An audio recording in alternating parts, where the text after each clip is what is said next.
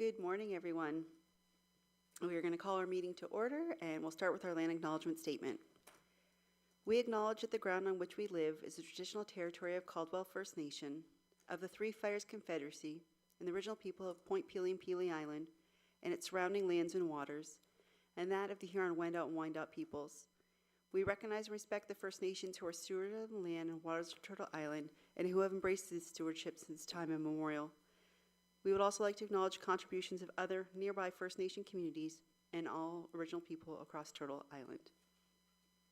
We will now have a moment of silent reflection, followed by the playing of our national anthem.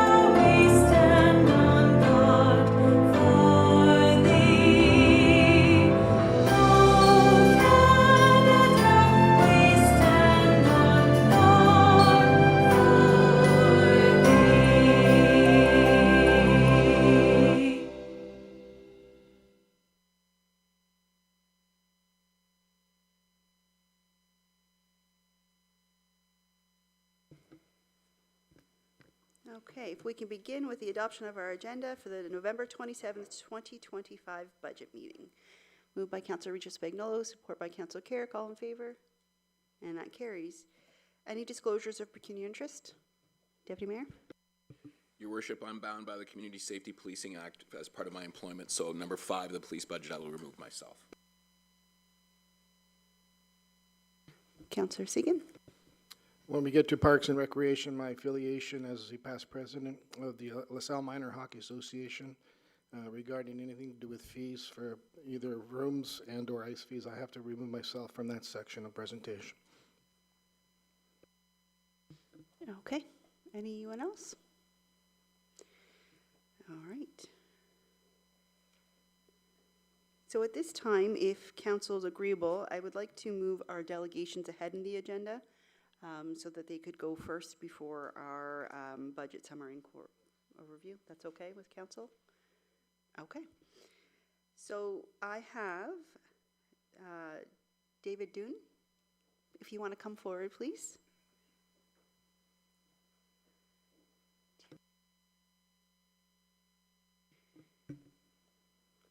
Thank you for joining us. All right, well, thank you, Mayor, and thank you, councillors, for having me. My name is David Dunn, and I live at 1310 Pope Street. I'd like to cover 3 things today, but I do want to preface it by saying, with the most sincere respect and, you know, trying to be helpful are the points I'm going to make today. Not confrontational at all. So I'd like to cover 3 things. I'd like to do a quick introduction of myself and then talk about 3 notable metrics that I've seen around taxation, and then 3 recommendations for your consideration. The metrics are just for your awareness, and the recommendations are for your consideration. So with that, I'll start with the first of my 3 agenda items, which is a quick introduction of myself. My wife and I came to LaSalle over 20 years ago to raise our family here. We love LaSalle. I have coached Stompers, Sabres, Turtle Club for many, many years. I also bring with me 32 years of strategy and finance background. So I hope I have something to offer. So that being said, I'll move on to the 3 metrics of interest. Metric number one is the average annual taxation increase. At least in my neighborhood, I could only survey 2 properties, mine and someone I know close enough to me. Our average annual increase has been about 4%, while inflation's been running at 2%. So that being said, if you live in that area for 20 years, your property taxes have gone up 80%. And that the 6% recommendation for 2026, there'll be a 100% increase within 5 years. So that's just one thing to think about. Second thing to think about, I did a comparison to Southwood Lakes. My property versus a comparable property in Southwood Lakes is $2,200 more expensive than the comparable property in Southwood Lakes. Point number 3, I looked at some surrounding proposed budgets for 2026. So starting with Windsor, I believe they're proposing a 0. Lakeshore's proposing a 4. I think the county, Essex County, is proposing 265, and the town of Essex is proposing 492. So those are 3 notable metrics as background as I move into recommendations. So I have 3 recommendations. Recommendation number 1, I had a little bit of a hard time understanding the 189 annual increase until Tano helped me out. Thank you very much, Tano. So just a thought, and this is the easiest one, just maybe a little bit of color around, hey, the 189 is only one part of a 3-part, 3-bucket assignment that you see on your tax bill. So the 189 is just one part of it. There's 2 other parts that are going to go on your tax bill as well. And it's based on a $270,000 assessment, which was translated into a selling price of about $710,000, which I think was a little bit confusing. So just maybe say, hey, if you're 270, you'll get 189 only as 1/3 of your increase, and you've got 2 other thirds that could potentially raise it much higher.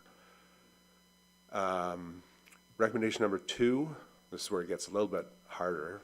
So as I said, I say this respectfully, potentially consider a good faith gesture to the taxpayers of coming down off the 6 to something lower.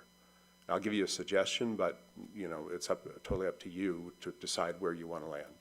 You could say, hey, I want to offset year-over-year economics, and your finance team can tell you what that is. It's probably around 3, and then maybe another point for growth, but that's just a suggestion. Obviously, you have to do what you have to do. But coming off 6 would be, I think, appreciated by the tax community.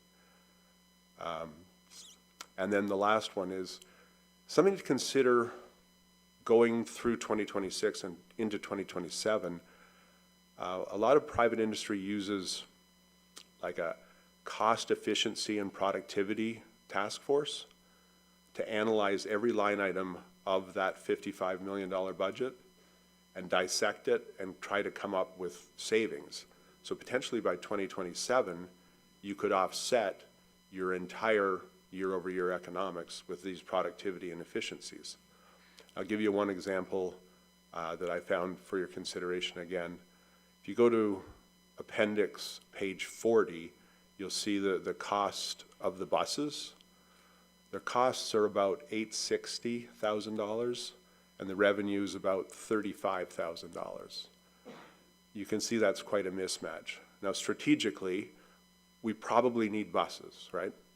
But do we need as many buses as we have that are empty running around LaSalle right now? I don't know. But that's something that a task force could scrub and look at. Maybe we need half the buses, save $400K. Don't know. But that's the type of approach that this task force would do. And they would go line item by line item, PO by PO. And then I'd like to volunteer free of charge to help part-time set up that task force, guide it any way I could possibly do to help. I wouldn't ask for a cent, and just something for your consideration. And I hope that's under my 5 minutes. All right, well, thanks for your time. Again, facts for your awareness only, recommendations for your consideration only. You have to do what you do a fantastic job of doing. So thank you for your, your commitment to LaSalle. Thank you for your time. Actually, we very much appreciate residents coming forward and sharing their thoughts and concerns. That's why we have the open house, and that's why we have these open budget sessions, is because it's important to hear directly from the residents. Number one that you mentioned, the 189 3-part, I understand what you're saying. I think for us, we look at it and we're like, oh, we're concentrating on the town of LaSalle's portion. And I do know in the budget book it talks about the 3 sections, but I understand what you're saying, and maybe we need to be more clear in how that gets portrayed to the residents so that they understand that is just the LaSalle portion of it. So we can definitely focus on that. As well as we've struggled the last few years to try to help residents understand whenever we say the average home in LaSalle, and that is what people are taxed on, when you say 270, everyone gets very upset because they say there's no way there's a house in LaSalle for 270, but in the actual appraisals, and I don't know if anyone has the percent of houses. I know we had that in our graph at one point, how many houses in LaSalle are actually assessed at 270 or under that mark. Does anyone have that offhand? No? No. I know I had it last year. I can't remember it now, but it actually does represent a good portion of our homes in LaSalle. But we realized that last year when we mentioned 270, people got really upset. So that's why we changed it to say the 270 or a market value of 710, because I think people related to, okay, that makes more sense for what my house might be worth. But we'll continue to work on that. Your item number 2, your good faith gesture, that's the point of today. We hope to reduce it from that 6%. And I know all of council has spent weeks going through this budget book to find areas where we think we can save and hopefully bring that number down. And I know you've mentioned a few other municipalities. There's one that's almost 7% coming in the door. And I think it's hard to compare us to our neighbors because they're going about the budget process a little bit different than we are. And if you were to dive into some of those, you might realize that it's not quite 4% that they're doing, but they're, next year might be a lot harder for them. So we will definitely work on getting it down from the 6, though I can assure you that is the goal of today. And then your last item, it is a great suggestion. It's something I can speak to with administration. Speaking directly about the buses, though, that is definitely something we are looking at. Our contract is up in 2 years. So we will, when that comes due, we are already starting the process of deciding if it makes sense, what changes we need to make. And we also have to realize that there's a certain schedule we have to have because it joins into the city of Windsor. And so there's a lot that goes into that. But I absolutely understand what you're saying. When you look at those 2 numbers, there's quite a difference. It is a service to the residents, and there's always, you're going to be a loss when there's a kind of a service. You're not going to recoup the full funds, but those are definitely things we're going to look at, and I appreciate you bringing them forward and taking the time to be with us today. Thank you. Thank you. Okay, next up, we have Fred Harris.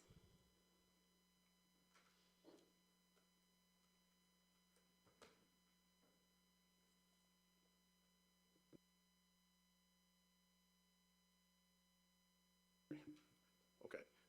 My name's Fred Harris, and I live at 918 Kenwood Boulevard. I've been there 20 years, about 20 years, and I might talk a little fast because I'm trying to squeeze this into 5 minutes. So, and this is my opinion as a resident, but, oh, sorry, I gotta get my glasses. I'm very upset over the constant increases in our taxes. While little effort appears to be made to identify and reduce misspending, and no detailed effort to justify new hiring positions. Misspending. What investigations analysis has been done to reduce misspending cost overruns?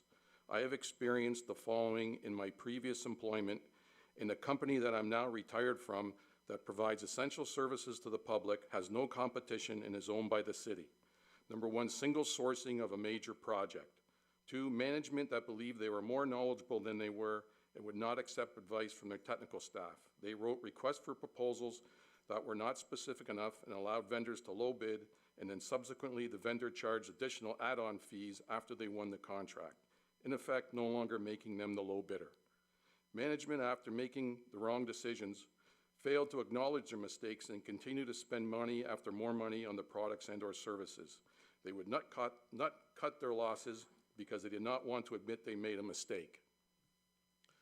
Also, I say stop with the special projects that add bling bling and need year after year of ongoing operational costs that generate no income and therefore cannot contribute to sustaining their ongoing operational costs. Example, the winter ice loop. I'm happy with the waterfront property and the building there. I don't think we needed the winter ice loop. Job positions. In regards to the proposed hiring positions, I am shocked that there is no cost-benefit analysis to support any of the positions. No effort was made to provide some monetary values in regards to cost savings these requested new positions would provide, or the cost of alternative solutions. Without this important information, this amounts to nothing more than a bunch of wish lists that have no business being presented to the citizens of LaSalle, considering the current hardship we as citizens are facing. If the town's hiring process does not require a cost-benefit analysis, then what about when buying equipment, software, services, etc.? Is there any cost-benefit analysis, business case for that, or is everything, again, just a wish list? And some examples, I didn't bring them all. The new positions proposed, like park seasonal. It says more staff hours required, but it never said how many staff hours required. That should have been provided by time and labor hours that have been recorded to justify the cost of $86,800. And it said may need to be contracted out, some of it. Well, what about overtime instead of paying $86,800? And also, in a week, this position has gone from $78,300 to $86,800. It's jumped $8,500 in an increase. Supervisor of Economic Development. It said by having so many people involved, it is often difficult to coordinate the inquiries and develop action plans to ensure the best possible outcomes. I would say, so what efforts have been made to coordinate better, other than immediately hiring another person? Director of Legal Services. It says what happens if not approved, it may lead to delays. May means may or may not. So you want to hire a person starting at $221,400, and therefore there may be no delays. Again, no justification. There's no costs or no savings as to what the taxpayer will receive. None of these have them. Communications position. And not to be confrontational, but I just said this is nothing more than a wish list for Christmas. Human Resources Administrator. I basically said in this, looking at it, so you want to hire a Human Resources Administrator at a beginning cost of $120,000 to help making it more pleasurable experience for new hires seeking employment, paid for by the citizens of LaSalle, when the federal government is scrambling to prevent a recession in Canada. I just don't see that's basically what the Human Resources, a lot that I've seen was making it comfortable for people seeking new employment. And Director of Public Works Operations. It basically said that by not proceeding, the town runs a risk of disproportionately overburdening, hindering the director. Well, how much of a risk? What's the percentage of the risk? What's the cost of this risk? Again, there's no analysis being done. It just appears to be a bunch of wish lists with no savings that have been presented to the taxpayer. How much are you savings by these positions? You can justify that. You might not be able to justify it all by its certain, hours or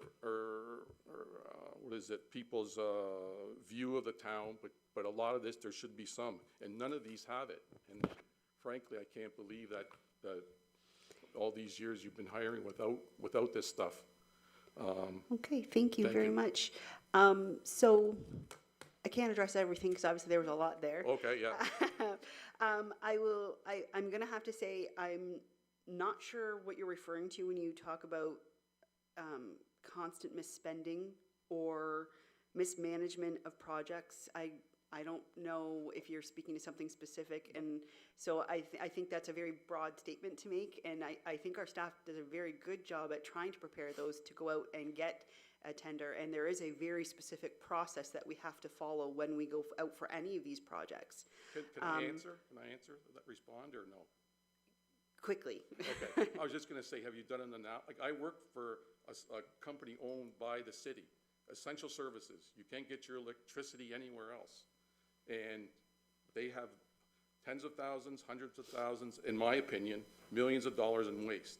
Now, they're all probably good people, but, and I'm not saying the town of LaSalle has that, but you're looking to cut costs. Right. Have you done an analysis, and my understanding is you have not, from town people, of any misspending? Have you focused on that, misspending? That's what I'm, sorry, that's what I'm, Okay. not confrontational, just saying. No worries, no That's- worries. yeah. I appreciate it. I know we've had a good talk at the budget session, Yep. so I appreciate everything you're bringing forward. And I know you're not in love with the special projects at the waterfront, and that's okay. There's some people who don't love it and some people who do, but we did go to the public and we asked for their opinion before we actually moved forward with that project. And it was their support that actually got us to move forward with it. And we have a lot of things in the community that we do that aren't necessarily going to bring us income, but they're there as a service to the community, and it's something that people have asked for. But we try to make sure we balance that so that it's a happy medium. I mean, I know there's a ton of people who've never stepped foot into the Walmart, but it's done so many amazing things for our community. The job positions, I think we could probably debate that back and forth. All members of council have a different opinion on them as well. I think, just to correct on a few things, there have been hours provided. I know you went specifically to the public works position. Just so you're aware, there has been an hour analysis provided, and it's 24,000 hours of staff time required. We currently only have 21,400 hours available with the members who are currently working for us. So we're actually short by 2,400 hours. So they have done that analysis. Okay. There are those things that are done. I know they're not always in the budget report. There's a lot of information to try to include all the time. But I understand maybe in the future, in proposals for these positions, we can include some more of that information so that the residents understand more. We can absolutely look at doing that. And it's same with our HR position, just so you're aware. Currently, we've contracted that position out. We tried a contract position to see, and we feel that it's still needed to put a person in that position because there's just so much going on. Our municipality is growing so quickly. We have a lot of staff, and so we tried that route first to make sure before we went into hiring. That's why that recommendation did come forward. So thank you very much. That does give council a lot to consider today. I appreciate you coming forward and presenting. Both you and Mr. Dunn for being here today. Thank you so much. And you're more than welcome to stay. Or if you have to go, I understand. You probably have busy days yourselves. But thank you again. Okay, thank you. Members of council, you also had one written submission, just to be sure that you did all receive it? Yes? Okay, so with that, we are going to move into item D of the budget, which is our CAO introduction. Mr. Militia. You go wherever you want to go, it's okay.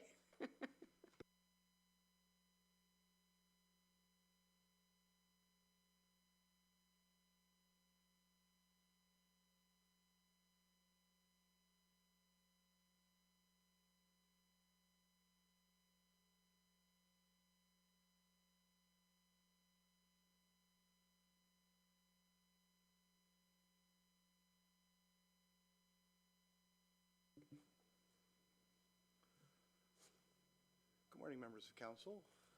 Thank you again and welcome to the 2026 proposed budget session.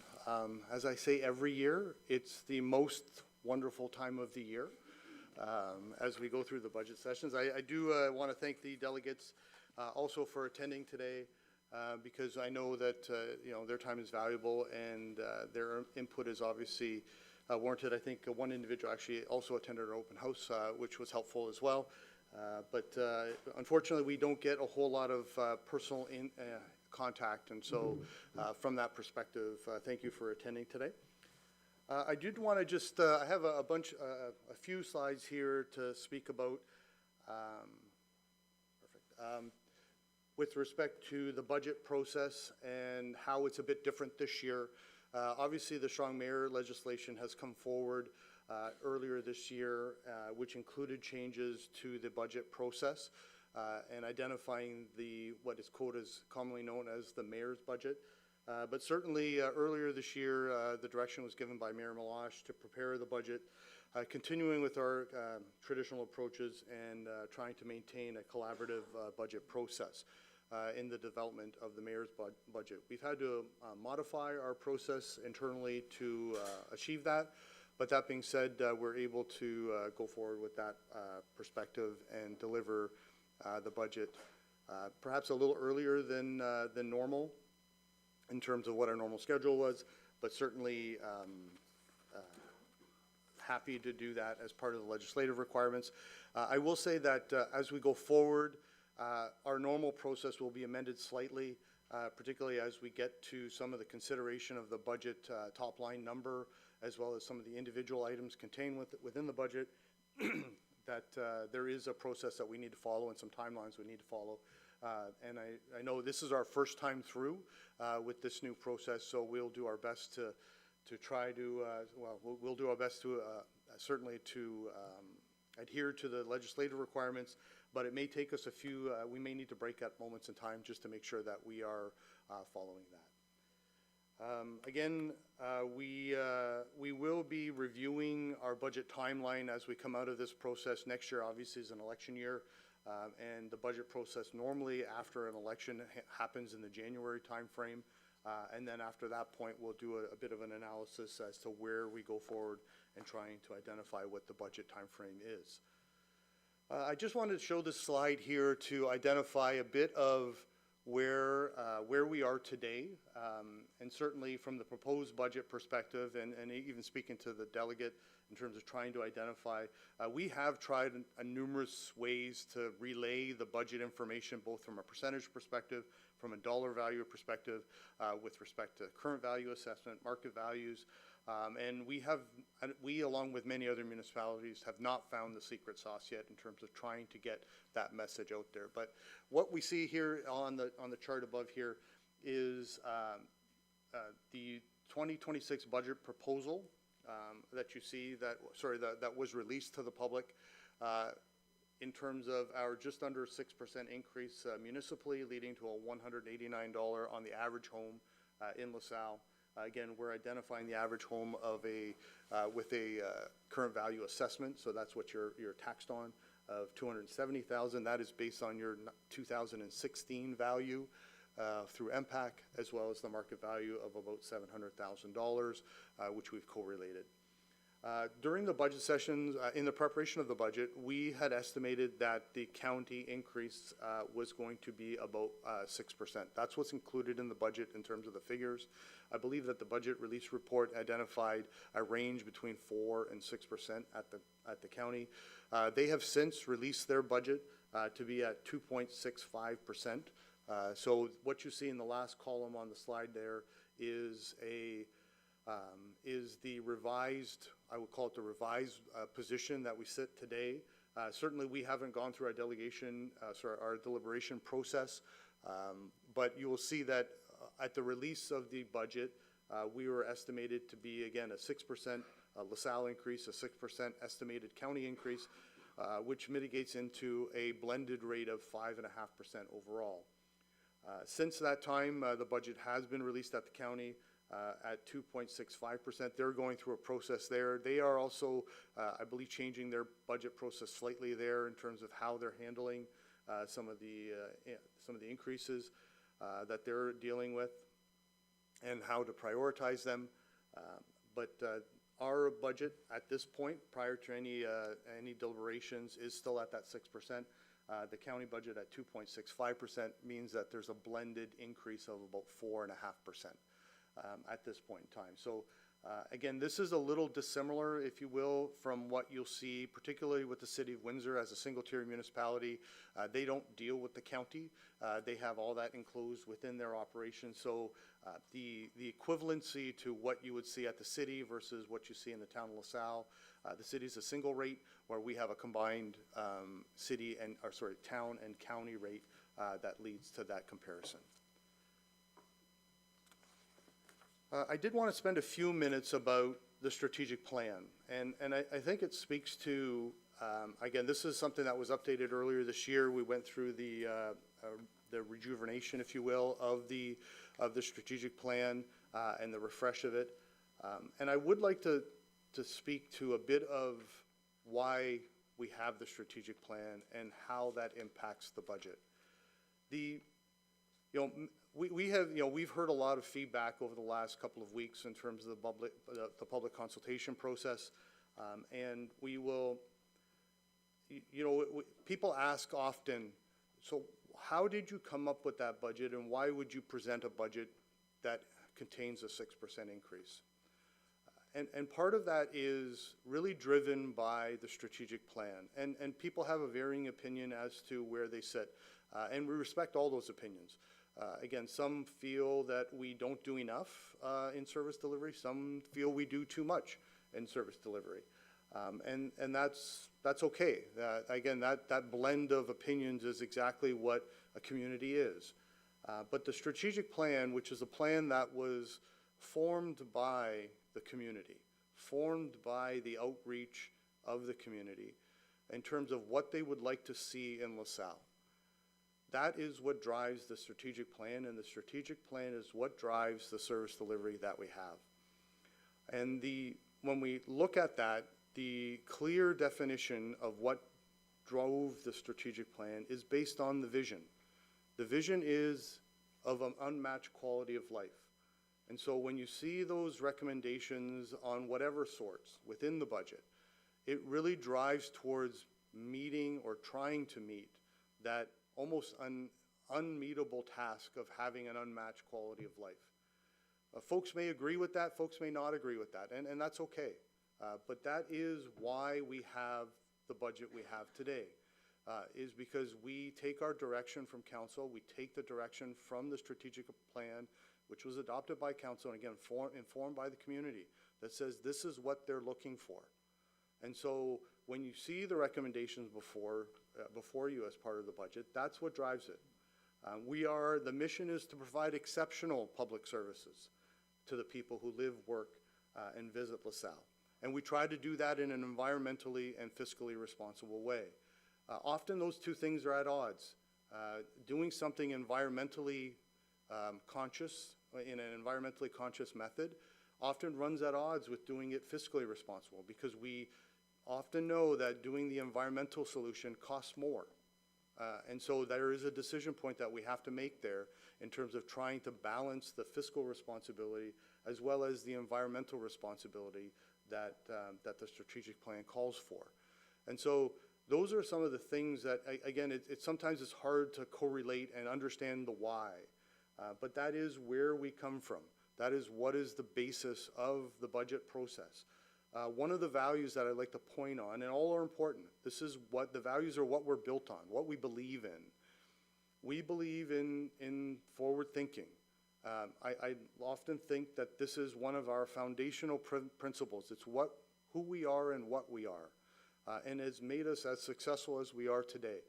That forward thinking, demonstrating that leadership and trying to make decisions based on evidence that sometimes are unpopular, but are for the good of the community and are for the good of the long term. We can easily, and I say this, we can easily come to a budget number that might make everyone happy. But what I will tell you is that as we continue to reduce that budget increase, for whatever those reasons might be, we start to think about contravening, if you will, that idea of investing for tomorrow. We can easily push the can down the road. And quite frankly, I challenge the administration not to do that. We challenge the administration to say, what are we doing today? Because we don't want to burden the generations of tomorrow. And that's one of the reasons why you see the recommendations in the budget, is that we're trying to get to that point. We understand that there's a balance that needs to be achieved, and that's what we're here to do today. But certainly that is part of that process.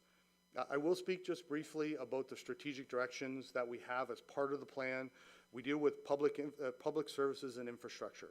and we want to deliver high-quality services for evolving community needs. That deals with, again, that deals with an approach that says we are going to think of services to the community first. That's what it details. Now, I understand that, again, we're not oblivious to the economic conditions that we currently are in. However, I will say that planning for the future and delivering those things are what we start at. And then we apply the fiscal responsibility side. I know other municipalities do the opposite. And everyone will do what's best for their community, but they will put the fiscal responsibility first. And that's what they will drive before they talk about any service level enhancements. We talk about community connections and connecting with residents and developing relationships with key partners and engaging with the community. That's through communication, that's through transparency, that's through inclusive and accessibility. We talk about economic community vibrancy, creating local investment and encouraging an environment which does that in a safe and dynamic neighborhood. And we talk about the organization and culture and looking at the people that we have and how we deliver services. And those concepts sometimes are hard to understand when applying through the lens of the municipal operation. They're not easy, and I understand some of the challenges that come with that in understanding how the strategic plan aligns with the budget and aligns with what we do. But when we start to think about public services and infrastructure, we're talking about services that we deliver every day. We're talking about how our parks are, what services we deliver at the Volmer, how are the conditions of our roads. We're talking about the services that people come in when they come into this building.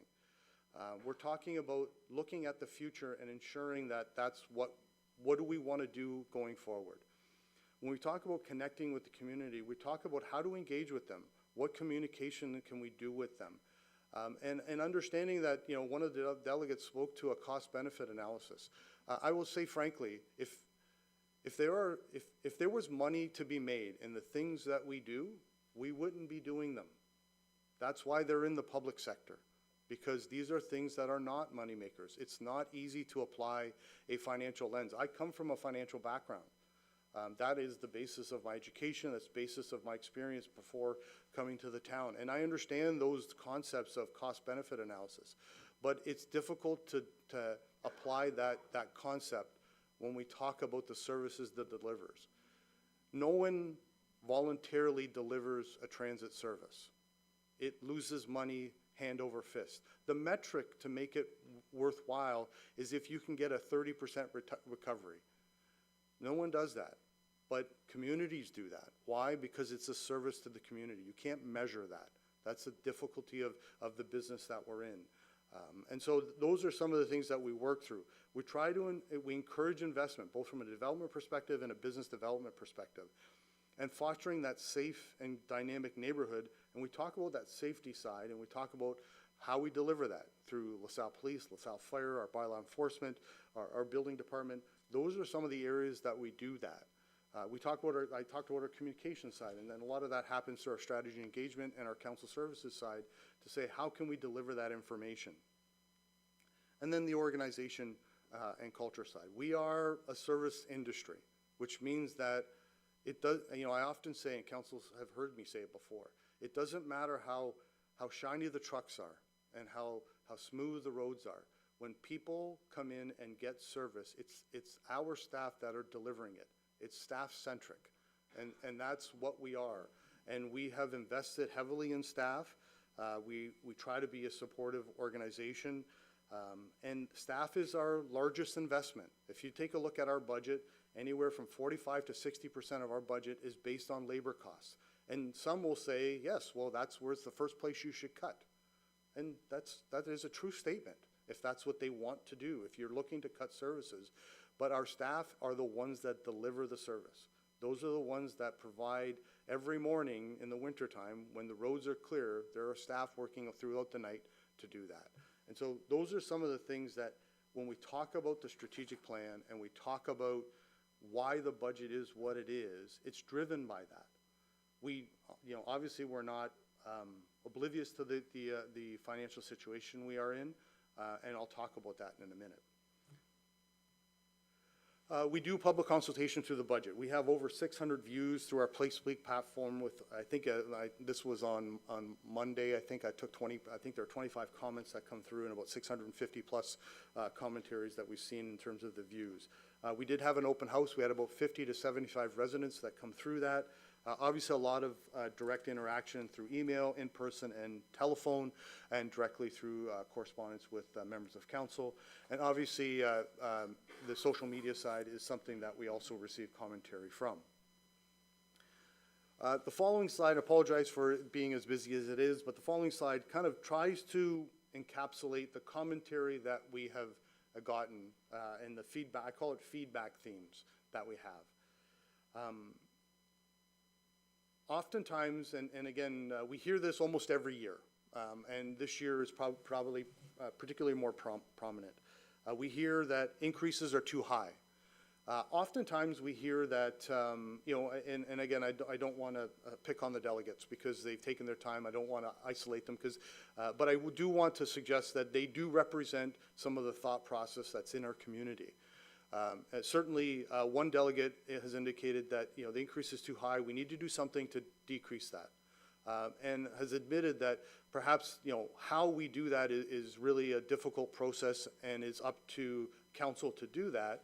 And another delegate, rightfully so, has identified more particular items within the budget that they would like to see reduced. And that's part of the commentary we hear back. We sometimes hear back it's too high, but with no follow-up and saying, look, it's just too high. And we understand why. And is sometimes our immediate reaction is, well, what would you like to cut? And honestly, that sometimes is an unfair question to residents because they don't understand our operation. They don't understand the interrelatedness of what we do. And so it's sometimes we fire back because we're very proud of what we're doing and very conscious of that, but we fire back and say, well, what would you like to cut? And they may not have an answer for us because it is an unfair question. Other times they do have some suggestions, which sometimes are very valuable and very implementable, I'll call it, and sometimes really cause other issues that perhaps do more harm than good. And so, but that's through no fault of their own. I mean, they have an opinion, they're rightfully entitled to it, and they will express that and have done so this year. We have heard this year, eliminate capital projects to reduce the tax increase. We'll talk about that a little bit later, but we will start to try to address some of these themes throughout the presentation today to try to provide some answers to people as they go through this. Reduce the money we put aside for future projects. That's something that we've heard often. Reduce staff levels. Focus on core basic services. That's what we should be providing. And we've heard commentary that says, I don't care about the future, I care about now. And those are some of the commentaries that, you know, as on a very broad brush basis, the themes that we have, we've heard. The other side of the coin is we've also heard some positive comments as well. We've heard, I don't think there's one comment we've heard that didn't come with a preface that says, I'm concerned fiscally. I'm concerned about the increase. And that's like I said, a valid comment. But in the same breath, those folks will come back and say, I moved to LaSalle to get a certain service level. If I wanted services cut, I would have stayed where I was at, wherever that might have been. And so they moved here for the services that we provide. We've heard that they love the event center. They love the LaSalle Landings project. We've also heard the opposite, but we have heard that as well. We've heard people specifically come forward and say, we need to do more at the recreation complex. We need to do more at the Volmer complex. We need to provide more programming because I can't get what I want there or I can't get on the list. Because we are somewhere between 85 to 95% at capacity there. We've heard we'd like more trail opportunities. I like recreation, I like passive recreation. We've heard we love LaSalle Police and LaSalle Fire, the services that they provide. We've also heard, don't kick the can down the road. We've also heard that commentary as well. We've also heard some specific or neighborhood, I call them neighborhood or specific improvements. I want more transit. I want more sidewalks and trails. I want a certain infrastructure in my neighborhood to be revitalized and renovated. And so we've heard those things as well. So I've highlighted a few comments that we heard through the public consultation process, just to perhaps answer some questions. And the first one is, do you understand what's happening in the economy? Because that's the first question we get.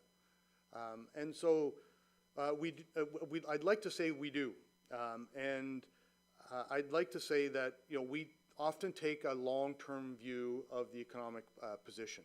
I'm going to run through just rapid fire some dates, because this downturn, particularly if you're from Windsor, Essex, the term feast or famine should be familiar to you, because we do get the high and low periods, and generally they're tied to the automotive industry. But we look at 1987, Black Monday, the crash of the stock exchange. We look at the 2000 to 2002 period, where we had the dot-com collapse and 9/11. We look at the 2007 to 2009 period, where we had the mortgage crisis, the Great Recession, and the auto industry crisis. We look at 2011, another Black Monday. I don't know why they keep calling it Black Monday, but they call it Black Monday as part of the commentary. And we look at the 2020 period, where we had COVID come forward, and we had the fall. Within that period, we've also had the Bitcoin crisis, and we had the war in Ukraine. And now we look at 2024 and 2025, where we have a tariff trade war. And so these are things that we go through it's almost like clockwork every 10 years that we go through. And for us, there's never a good time. There's never a good time to increase taxes. There's never a good time to ask for more staff. And we look more, we're a bit like the oil tanker in the ocean, where it's slow and steady as she goes. We look at those peak periods, and in those peak periods where development is humming and we're producing 350 homes a year, and the planning and development folks are busy processing development applications, we often get the commentary, why would you raise taxes during this? We have all this new growth. Why would you raise taxes? During that same period, sometimes we have high inflationary periods, and we hear the commentary, well, you can't match inflation now, and we just had this a few years ago, inflation was running at 8 and 10%. We can't do that now. People are hurting. And those are all true statements. On the downturn, we're saying, well, you can't increase it now because we're in the downtrodden area. And so we tend to look at economic conditions more as peaks and valleys, but try to be steady throughout that, because we don't want to be as reactionary with our tax rate. We try to have a smoother increase. And that's why we tend to have that growth trend that we have throughout the process. One of the questions we have is, if my assessment doubles, my taxes will double, and I can't afford that. And this is one I know later on the finance folks will have a bit more detail in this particular one, but I want to reassure folks just on a very blanket statement. Because people, again, everyone's human. They look at what if I use the average home and I say, well, your home is assessed at $270, but the home next door, which is roughly equivalent to your home, just sold for $750,000. And automatically folks will come back and say, well, if my home is assessed at $270,000 and the one next door, which is about the same, sold for 2 or 3 times as much, my taxes are going to go up 2 or 3 times when it gets reassessed, and I can't afford that. And I want to reassure people that if the assessment doubles, the automatic reaction for us as municipalities across the province is to decrease the rate so that we generate the same amount. And there'll be some slides later on as we do that. That if we want to do more, we will increase the rate, but there is a one-time adjustment downwards.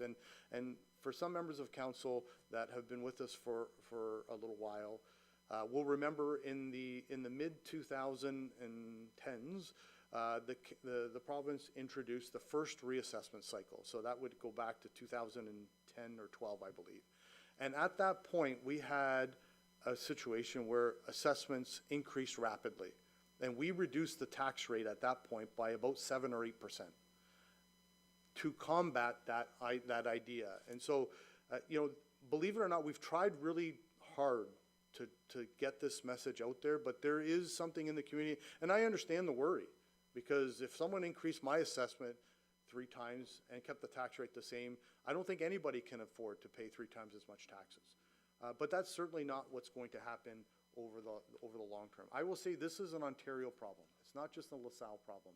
And I think part of the issue that why there's been the continuous delays in the reassessment process is because they're trying to figure out how to implement a new system that will help combat this in a fair and equitable way. With all the development, and big houses that are going up, why are taxes going up? And here's the reality, that some municipalities are low cost first.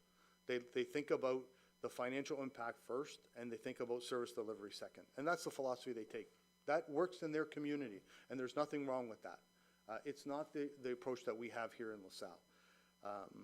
And so what we focus on is new development. The reason why, even with development, taxes go up, the cost of our operation goes up, is really a multi-pronged reason. The first is more people, more houses means more roads, more garbage collection, more snow plowing, and so naturally our operating costs are going to go up. That's just the reality.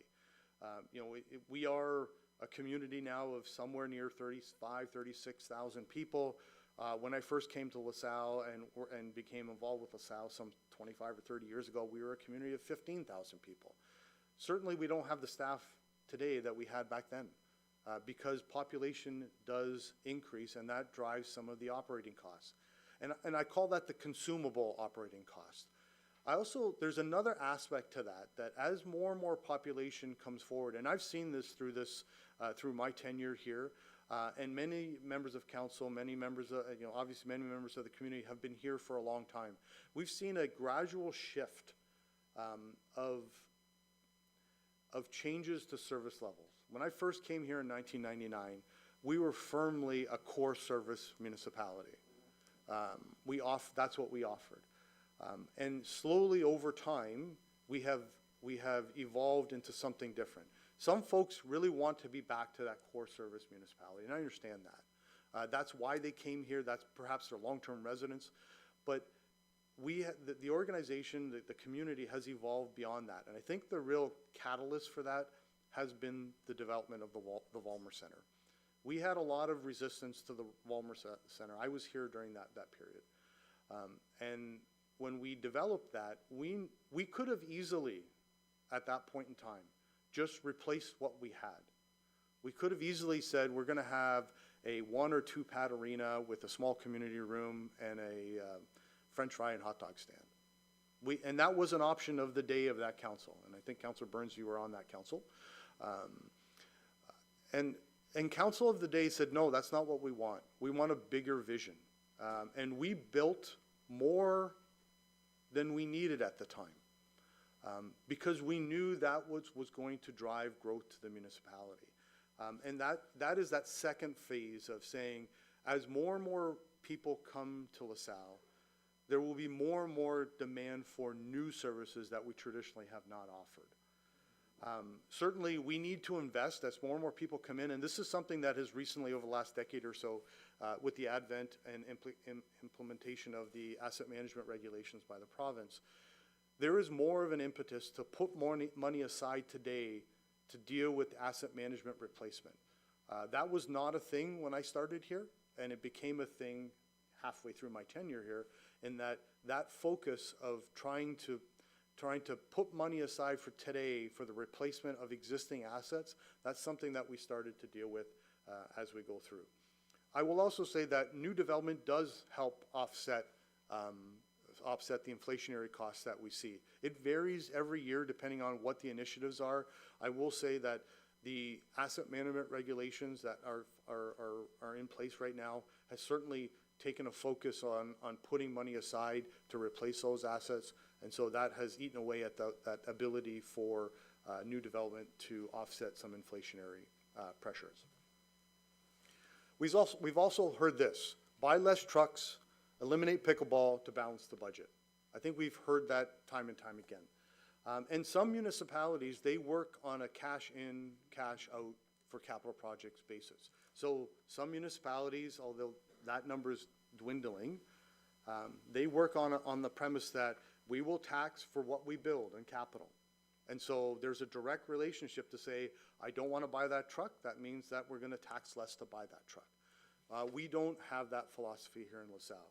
We use the planned capital budget approach where we fund capital works annually and try to expand that funding annually, because our list of replacements is far greater than our funding that we have.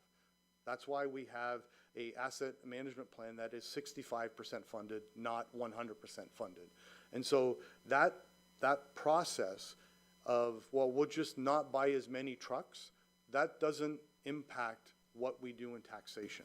I know folks, and I understand why there is some hesitation to believe that, but our process for capital planning is to basically put money aside because we know that we'll always have something to do. The issue is not about we don't have a project to fund. That will never be the case. We have many projects to fund. And so that is why we're coming through this. And those projects that we're doing affect the quality of life, which goes back to, again, that tie-in back to the unmatched quality of life when it comes to the strategic plan. We often hear this we have too much staff. We have too many staff. That's one of the things we hear. But statistically, that is not true. When we look at the numbers on what you see on the chart here, and the chart here, I will say, does exclude our fire and police, where we have a noted different service level than our comparators. But when you look at that chart, we have the lowest staff per capita than any municipality in the region and in our comparator group beyond the region. And so folks like to say, you have too many staff. But the reality is that on a per capita basis, we don't. And if you take a look at the raw number, we're one of the lowest when it comes to staffing across the region. And so it is an interesting phenomenon that we hear often, but this is public information. This is not our opinion. This is just math. That this is how many people are staffed in each municipality and what their population is. And so this goes back to, one of the unfortunate perceptions that are out there that we're trying to break through, but people just seem to go through and want to pick on that because we have it. But the reality is that we are at the low end of those scales on every category. Why do we need more staff? This is one we hear often. And part of it is when we talk about growth. The more population we have, the more people we need to deliver services. That is a direct correlation. Again, it tends to go in steps as opposed to a smooth line, but that's certainly there. The growth also causes new services to be added. And as a result of that, we need more staff to go through that. We have legislative changes that have been imposed on us. Some of it are new and more rules. And we certainly have that as we go through the process in terms of what we do. Many of the people that work for us today didn't work for us when I started here because those rules weren't in place. It also speaks to the legislative side of things, speaks to the more complexity of it. We have a lot more specialists that we used to have. And that's just a cause and effect relationship with the legislation that we have. Certainly the things that we can control is the service level. What we offer to residents in terms of we can choose not to offer services. We can choose to reduce those service levels or choose not to go into new services. And I think some of that is what you're hearing on the commentary from the public saying, well, maybe we shouldn't be doing that new thing or expanding that service. And certainly we can kind of address that, but that is one of the reasons. The more we do, the more services we offer, the new services we offer causes a change in staffing levels. And certainly on the operational side, there's a risk element in terms of our changing environment, in terms of what we have to do, and certainly a workload for staff that we're trying to work through. So those are some of the reasons specifically. Some of these relate to growth-related issues. Some of them do not. why do municipalities have lower increases? And that's one we've heard more prominently lately, and we've heard some of that today from some of the delegates. Certainly, again, the biggest thing is, and I always point to this, every community must decide what's best for their respective community. Some communities choose to be more core service-based, some have expansive services, but certainly that is the driver for most of the reasons why there's a difference in tax rates. I will say that in our particular case, and I'll talk about more specifically some of these items as I go through the presentation, but government support, senior and other level government support. We are not the beneficiary of that, and so as a result, others are able to offset increases with government funding where we don't have that. And that will be the case regardless of the service level we have. It doesn't matter what service level we have, we're not getting OMPF funding. We're getting less than what we deserve on OCIF funding. And so those things are going to be in existence regardless of what service level we offer. The asset management side, some municipalities choose to say, when it breaks, we'll tax then. We choose a different approach where we try to plan for that into the future and fund accordingly. Some municipalities have a higher asset mix, an assessment mix. So we are 90 to 93%, 95% residentially based, which means that when we raise taxes, it affects homeowners. In other municipalities, their ratios are 80-20, and that may not seem like a large difference, but it's a twofold one. One is that, generally speaking, industrial, commercial, retail environments, they don't draw as many services as we do. They don't use things like recreation or garbage collection because they have their own systems in place for that. And so, but they are still taxed for it. So they are contributing towards that side of it, where in our municipality, it is based solely on households. And that is one of the things, again, that's not changing. That is a fact of our operations, and comparing us against another municipality that has a different assessment mix, we will never be competitive in that range. And the last one is financial planning. I spoke about the asset management, but we have recently seen some financial practices that basically, quite frankly, take money and dump it into the operating budget on a one-time basis, artificially reduce tax rates this year, only to end up starting in the hole next year. And you will not hear that recommendation from this administration. If council wishes to do that, which I don't, in speaking with members of council, we're very proud of our financial planning principles. And I'm not suggesting that our council, this council, will ever endorse that type of thing. You may, but history has shown that you have not endorsed that. But other councils have. They have reduced, some councils have reduced their current increase by 2 to 4 or 5%, only to know that next year they're going to have to increase that. They're going to have to find that money somewhere. So that is a challenge that we really wish them well on, but not one that we are willing to recommend at this point in time. We often hear that taxes are so much less in other municipalities. And this is one of those messaging sides that we try so hard to break, but we've been relatively unsuccessful with. The reality is that on our tax-only basis, we are in the mid-range part. We're on the higher end of the mid-range, mind you, but we are in the mid-range point on the tax-only. But we don't view it that way. We can easily reduce the tax rate and push more dollars onto the water and wastewater rates. And that's what some municipalities have done through perhaps some short-sightedness on some of the financial planning side of things. But we look at it from the perspective is, what are you paying to the town of LaSalle? You're paying a tax bill, you're paying a water bill, and a wastewater bill. And in some municipalities, you're now paying a stormwater bill. And so when you start to look at that analysis, what are you paying to live in your home to the municipality? We are at the mid, and I would suggest on the lower end of the mid-range when you compare a comparable property to another property. We often hear, well, I paid less than this other municipality, and as we dig in, we find that, well, they moved from a 15 or 1,800 square foot home to a 3,500 square foot home.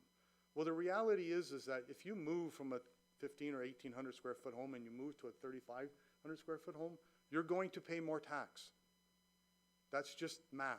Again, your assessment will be higher and you will pay more tax. But this analysis that we do every year and we publish every year is based on a consistent assessment value in every municipality in the region.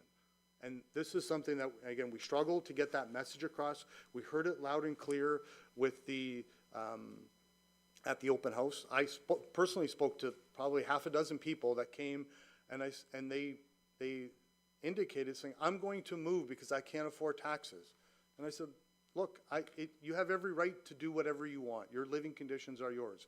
But I'd like to show you the chart as to what, if you want to move into a similar size house, please be aware of the water, wastewater, and tax bill that you will be paying. Because you may be thinking you're making a move to be financially more solvent, but that may not be the case. We hear this often, is that, you know, we're inefficient and out of touch, and we need to be more competitive. That's something that we hear quite often. And I will say that efficiency is always difficult to measure in the public sector. We don't measure on production. We don't produce widgets. We don't measure on profit because we don't make any money. So there's no profit element. We operate on probably more than a dozen, I call it product lines, that we have across because we offer a variety of services, more than perhaps more than other the profit-oriented environment does. We can solely measure on tax, water, and wastewater bill, and you saw the chart before that I just showed. That is possible, but that doesn't take into consideration, those financial figures don't take into consideration the level of service, what you're getting for it, or the future obligations that you're taking on. And so we tend to measure efficiency on a more holistic approach. Obviously, I talk about, the first go around and looking at that water, wastewater rates, and we look at it and say, look at the affordability index. And this is basically taxation over disposable income. We are at the lower end of the range on that. That doesn't mean that people aren't struggling. That just means on the average, this is where we are. And you want to go move in other municipalities, this is what the rates that you will get. I just showed, this is just a summary chart of the previous chart that I showed in terms of where our average water, wastewater, and average taxation, water, and wastewater charges are.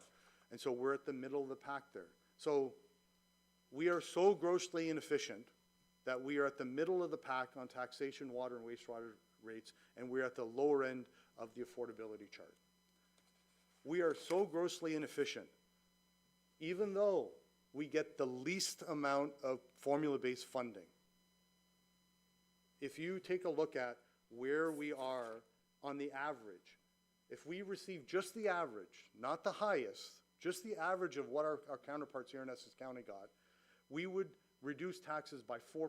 That would be about $2 million to our budget if we just got the average, but we don't. And so that somehow we are so inefficient that we are middle of the road taxes and we get the least amount of money on formula-based funding. We get the least out of the county. We contribute $24 million to the county. Our residents, we collect on behalf of the county $24 million as contributions to the county. We have 6% of the roads. So I would invite and encourage every LaSalle resident to go drive on every county road as much as you can to get your money's worth, because we have only 6% of those reside within the town of LaSalle. We have the largest and busiest library. Because of our disposable income, we have the most limited amount of social services that come to LaSalle. That is the reality. And I know some folks at the county don't like to hear it, and some of our counterparts don't like to hear it. But that is the reality that we are dealing with in LaSalle. We are so grossly inefficient, and we still get the least amount from our government partners. We have the highest debt. That is a true statement, or one of the highest debts. That is per capita. That's a true statement. But we do that why? Our debt is tied up at the Vollmer Center with the sewage treatment plant, with the at the Vollmer. These are and the civic facilities. These are projects that were specifically funded by senior levels of government through taxation, project-specific taxation sources, or sorry, grant sources. So they don't have to tax for their recreation facility because it was a grant. They don't have to tax for their water and wastewater facilities because it was a grant. They don't have to tax for their civic facilities because it was a grant. We don't get those. And so, of course, our debt per capita is going to be at the highest because we just don't get those offsetting grants that others do. We have the highest reserves per capita. Part of it is our asset management and our financial planning initiatives, but we have to. We have to put money aside because we know we're not on the formula-based funding, and we have been more successful recently on the project-based funding, but we've had a long history of being on the shorter end of the stick when it comes to project-based funding. And so we have to put money aside.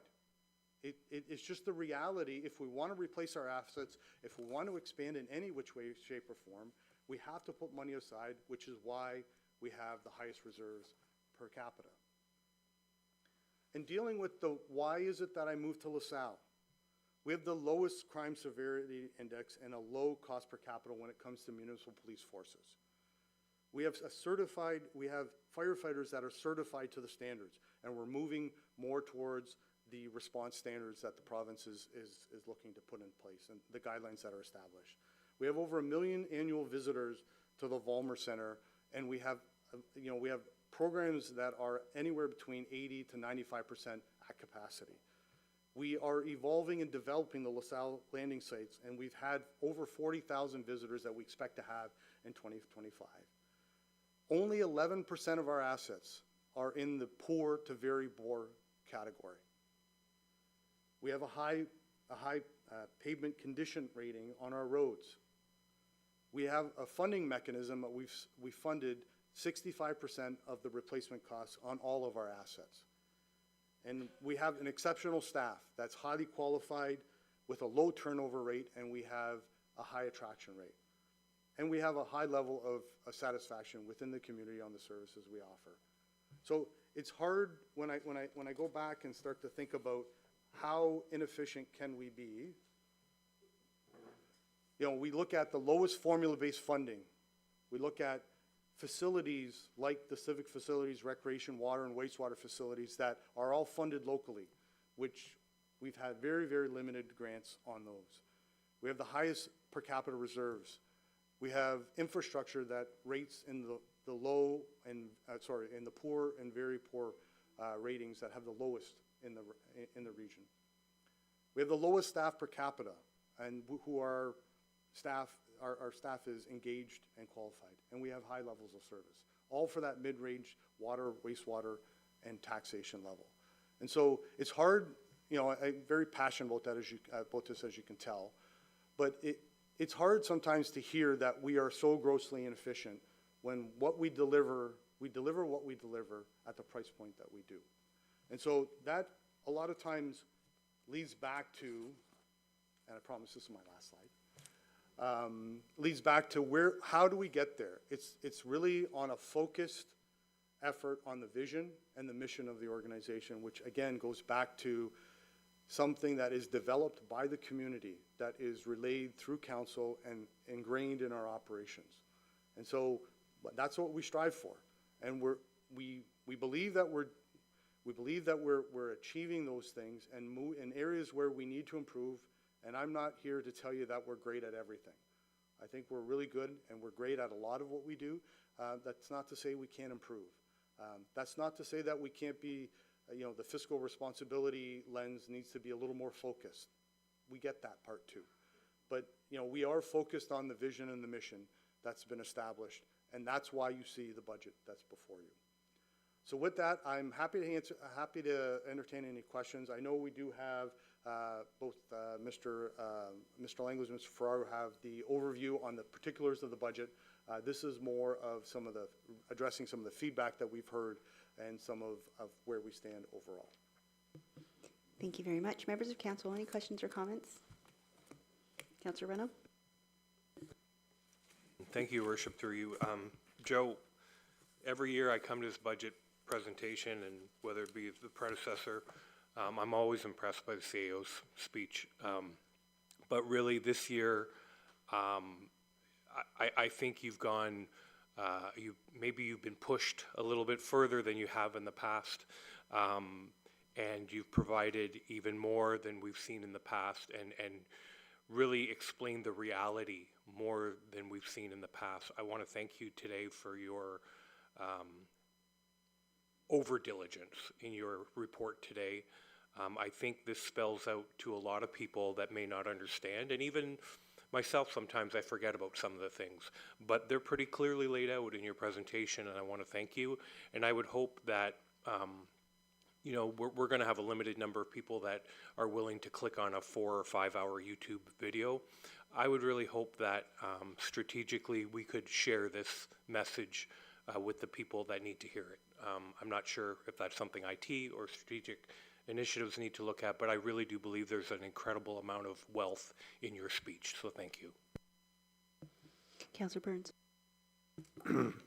I echo Councillor Reynolds' comments, but again, please send this to Mr. Ford, please, and Mr. Anthony Liardi, because I don't care if we have the highest mean average income in the town of LaSalle.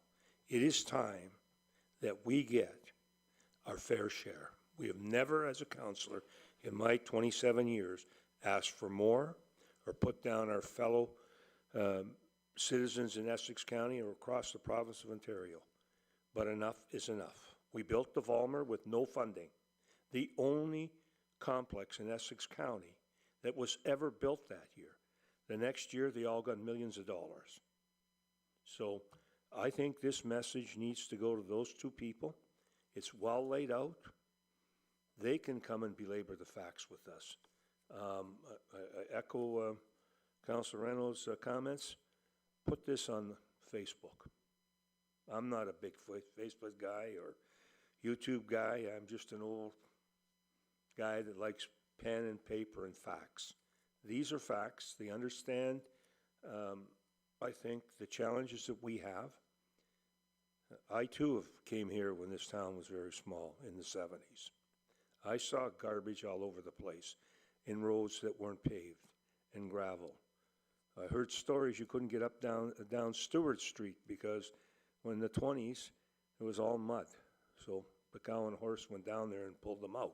They used to leave them on Malden Road. So we've come a long way, and I think this explains a heck of a lot more than I can explain to the average taxpayer, and I try, and I'll just leave it at that, and maybe at some point we can do something with this through a motion of council. Thank you. Thank you. Any other? Deputy Mayor? Thank you, Your Worship. Through you, Mr. Militia used a couple of acronyms, and I realize that your speech was very well done, and everyone slips into acronyms. And I just want to make sure you spoke about funds that we do not receive, and you used two sets of acronyms. For those who are in attendance and those who are watching, can you explain what those acronyms are, the impact, what those acronyms are, the impact it has to the other municipalities that you referenced, so that people can understand why those acronyms are important, sir?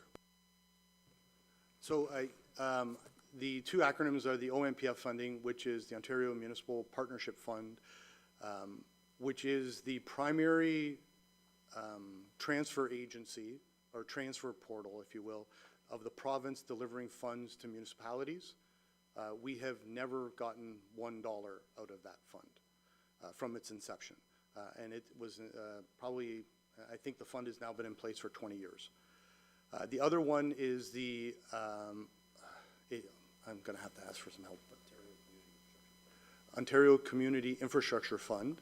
That is one that we do get funding for, but somehow our funding is less than what our peers is in terms of that particular fund, in terms of how that dynamic works.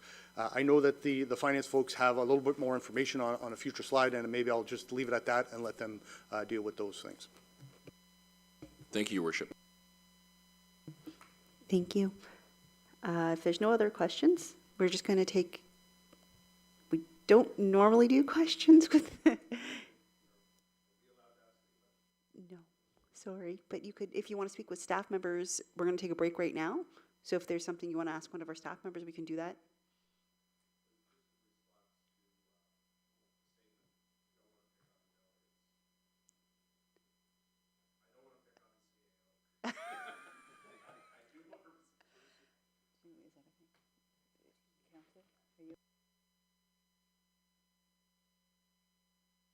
Okay, we'll have the council's agreed, so you can come up to the mic.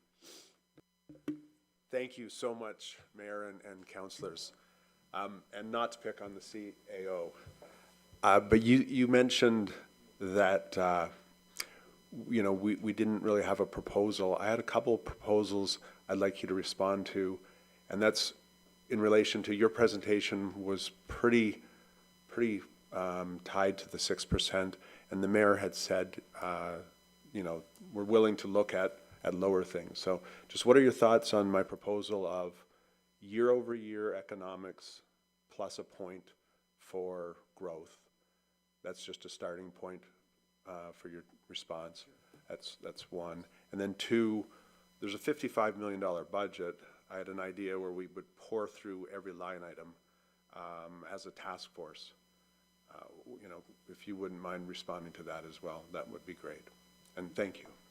Thank you. So on the first one's probably a little easier to respond to than the second. The first is, I will say that, you know, I've probably delivered way too many budgets in my lifetime. But I will say that in each, you know, probably 2/3 of the, I'm trying to think now, but I would say that perhaps 20% of the budgets have been accepted by council as proposed. Every year, council applies a different lens. Sometimes it is, most times it's a financial or fiscal responsibility lens. Other times we have had council ask for a different, a change, I guess, in the level of service or a program or an initiative. And so I suspect, and I don't want to speak for council or commit council, but this process is set up to actually deliver perhaps what you're asking for under point number, I think it was, well, your first point here. The proposed budget at 6% will be deliberated today and likely and tomorrow. And I believe every year, particularly over the last decade, I will say, council has looked at the numbers, asked administration for suggestions as to where efficiencies or cuts can be made, on the hopes of making those changes without significantly affecting service levels. So I would suspect that we'll do that again this year.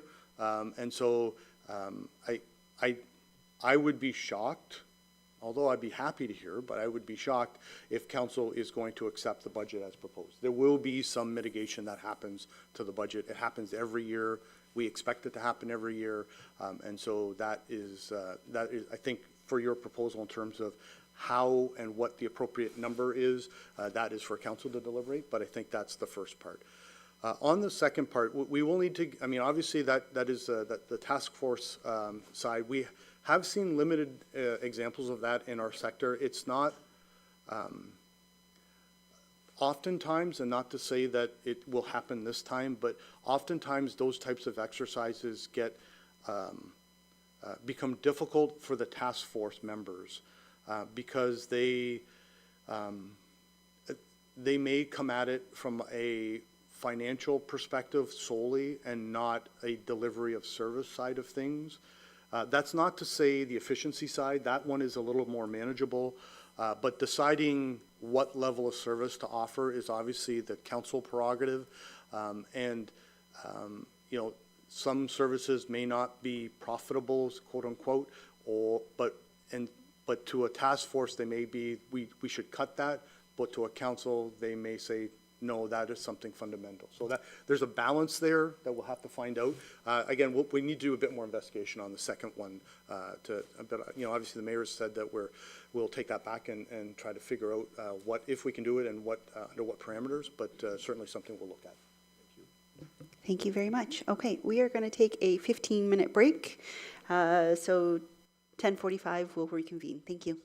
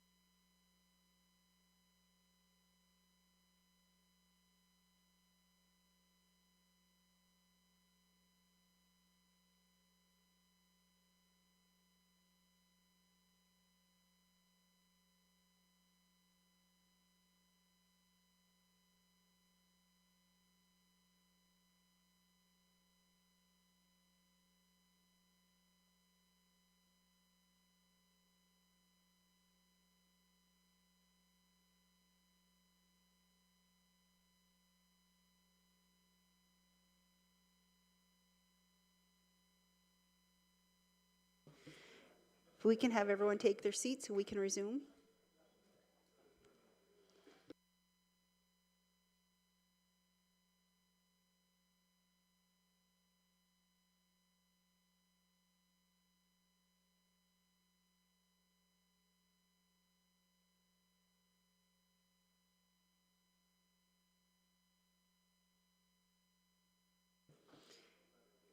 Okay. Trying to keep ourselves on schedule here, so we're going to turn it over now to our Director of Finance, Mr. Langlois. Thank you, Your Worship, members of council. First of all, before I get into it, I just want to thank everyone here, all the managers and supervisors. This budget was definitely a challenging one. It's been my 16th budget working through, and I would definitely have to say this is probably the most challenging one that we've been through. There's lots happening right now, but you know, everyone understands that and has done a fantastic job of you know, not being too aggressive within their departmental budgets. So I just want to thank everyone for that. Next, you know, I just want to address, you know, one of the comments from the delegates. Nothing against the delegates, but there's one comment that I actually do have something against that. You know, when you're saying that management is doing things incorrectly and not admitting it and covering it up, that's the farthest from the truth. I've worked here for 16 years. I know most of the people that work in the town, both managers and supervisors and union staff and non-managers, and I can wholeheartedly tell you that there's not one person that I've met that's not passionate about their job and wants to do the best job that they can do. So I just want to set that out there for council knows that, I'm sure, but also for the public. With that being said, you know, this budget is all about balance, which most are. There's a lot of needs in the municipality and wants, and there's a lot of different things we're dealing with. We'll get into the nitty-gritty throughout the presentation. But, you know, balancing inflation, you know, it's getting back to normal levels, but as Mr. Militia mentioned, there was a couple years with 6-7% increases where we did keep the budget well below that, so we're still playing catch up for that, while trying to maintain the same levels of service. Also, the various master plans that we have going, you know, there's the fire master plan, we're working on a police master plan, there's a labor master plan, a LaSalle Landing master plan, there's a parks master plan. So finding the balance to tackle everything within those master plans while keeping the budget increase at a reasonable rate is extremely challenging. When you put them all together, when you look at them individually, oh, no problem, but when you stack them all on top of each other, it's very challenging, and we have to look at them as a whole instead of separately. And that's the same with the various departments throughout the organization. I call them silos. If you just look at your own department, it looks great, but when you put them all together, there's a lot of needs and wants, and we have to find that balance. Next, addressing uncertain economic conditions. I call it uncertain economic conditions because the sky's not falling right now. You know, look at the battery plant. There's a big scare, uh-oh, we're moving away from electric vehicles. They've pivoted, and they're on full force right now making batteries for other industries. They've pivoted. That's what we need to do, and we always do. As Mr. Militia mentioned, every 10 years, almost like clockwork, there's a small recession or sometimes a larger recession, but we always bounce back. And then also continuing to work towards the town strategic plan, which was finalized earlier in 2025. That's our goal. Everything we do, every new service level, every financial plan, every plan that we have in the town works towards achieving the goals, vision, and mission included in that strategic plan. So when you pull all those together, you know, it can cost a lot of money, but we have to find balance and a path to get there. You know, right now, for the longest time, LaSalle is a high destination place for people to move and live, and I call it an upward spiral. All the great services that we provide and continue to provide and enhance, I call it an upward spiral. It just keeps getting better and better. More people want to live in LaSalle. the spiral is moving upwards. We have a high demand area, we are having high growth because of that. If we start getting to the point where we're reducing services, we can slow them down. But if we start cutting them, that starts to eventually could fall into a downward spiral where people who moved here for the service, now this would be drastic measures and they might, you know, oh, okay, this isn't what I thought it was. You know, we're not cutting the grass in the parks anymore. We're not salting the roads. It's more dangerous. So police take an hour to get here if I make a call. That's a downward spiral, which we want to avoid and not get to. So I always keep that in mind in everything that we do. Next, I just want to talk about, you know, municipalities are very interesting. There's lots of different opinions. And when it comes to budgets, when it comes to grants, everything's on the average resident. We can't please everyone. Every decision that is made at the municipality, there's going to be some happy people and some people that are not happy. Every tax rate we set, there'll be people satisfied, there'll be people not satisfied. Every new service that we provide, as part of the LaSalle Landing, there's going to be people that are happy with the loop and people who are upset about the loop. And I know council understands that, but it's an average that we're looking at every citizen, and we want to please as many people as possible and make that decision that's going to benefit the town as a whole. So we understand that as well.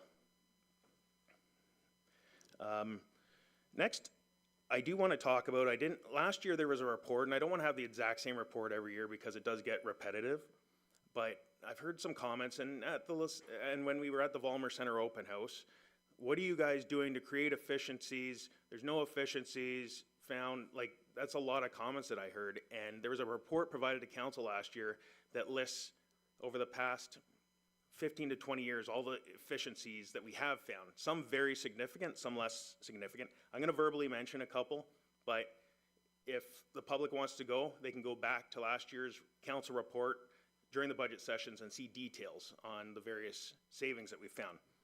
2016, LED streetlights. Saves us hundreds of thousands of dollars a year. It's more than paid for itself now. So we are just enjoying those benefits of, I think, about 20% of the hydro cost as the previous light bulbs that we had in our street lights. Taking over our utility billing from Essex Power Corporation. There's two parts to that.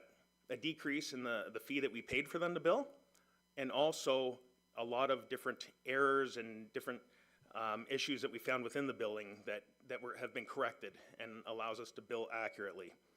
Then there's some less significant ones, but just an example where we do look line by line.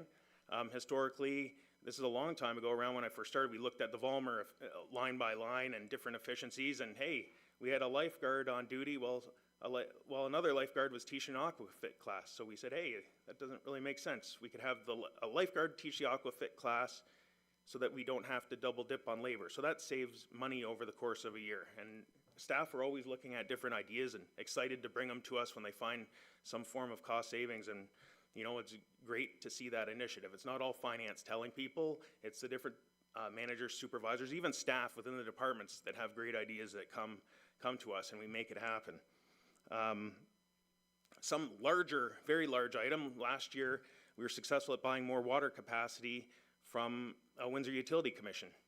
If we got to the point where we didn't have enough water supply and we'd had to build our own plant, that chart that Joe showed with the taxes, water and wastewater, we would jump quite a bit, because to operate your own water plant is very significant. But with the forward thinking, we've secured enough water for our residents to build out, so we'll never have to build a plant if we don't want to. And we're looking at the same with wastewater. So we're constantly looking at ways, whether it's big dollars, long-term dollars, or even everyday smaller things. We're constantly looking at ways to maintain the same levels of service that we have while creating efficiencies and saving town the most money that we can.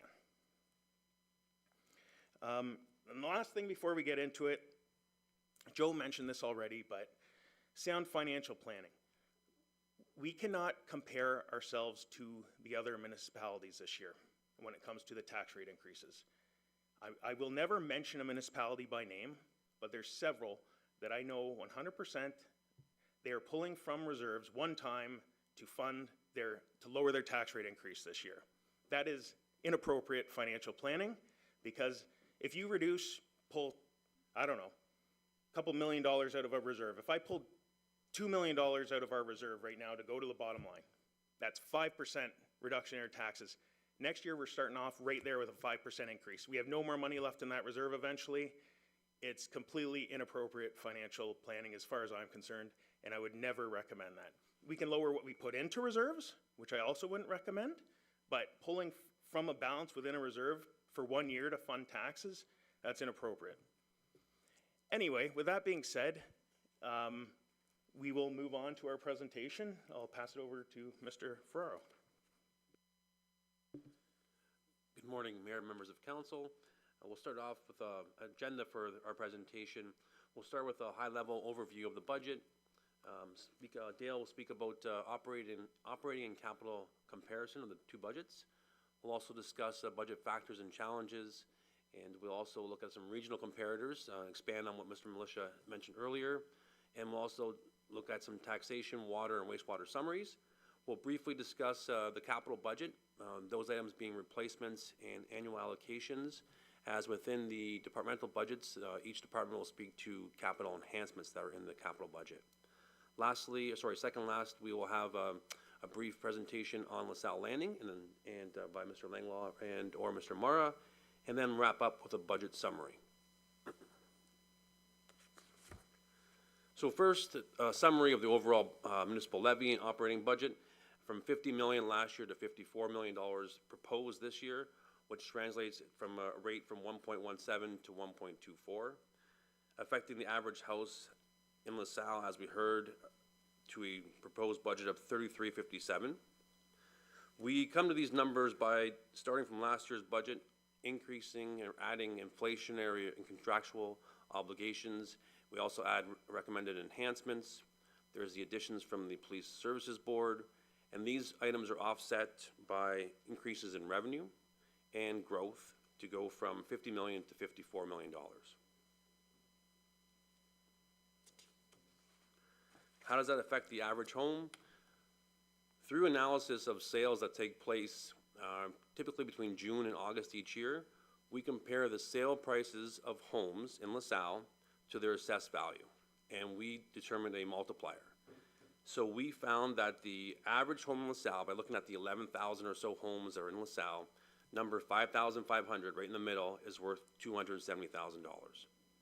We then go through data and we determine that that home or homes in that area or that range typically have 3 bedrooms, 2 bathrooms, and a 2-car garage. We use the multiplier I mentioned earlier and say those homes are selling for 2.6 times their assessed value, so we come up with a market value of $710,000. And that's how we arrive at the assessed home from MPAC in 2016 values to a sales or market value today. Now, that home, as I mentioned, would pay $3,357 based on the proposed budget. And to be specific, our proposed rate is 1.24. If tomorrow every home was changed to the market value, we would simply decrease their rate to 0.4729 to still arrive at $3,357.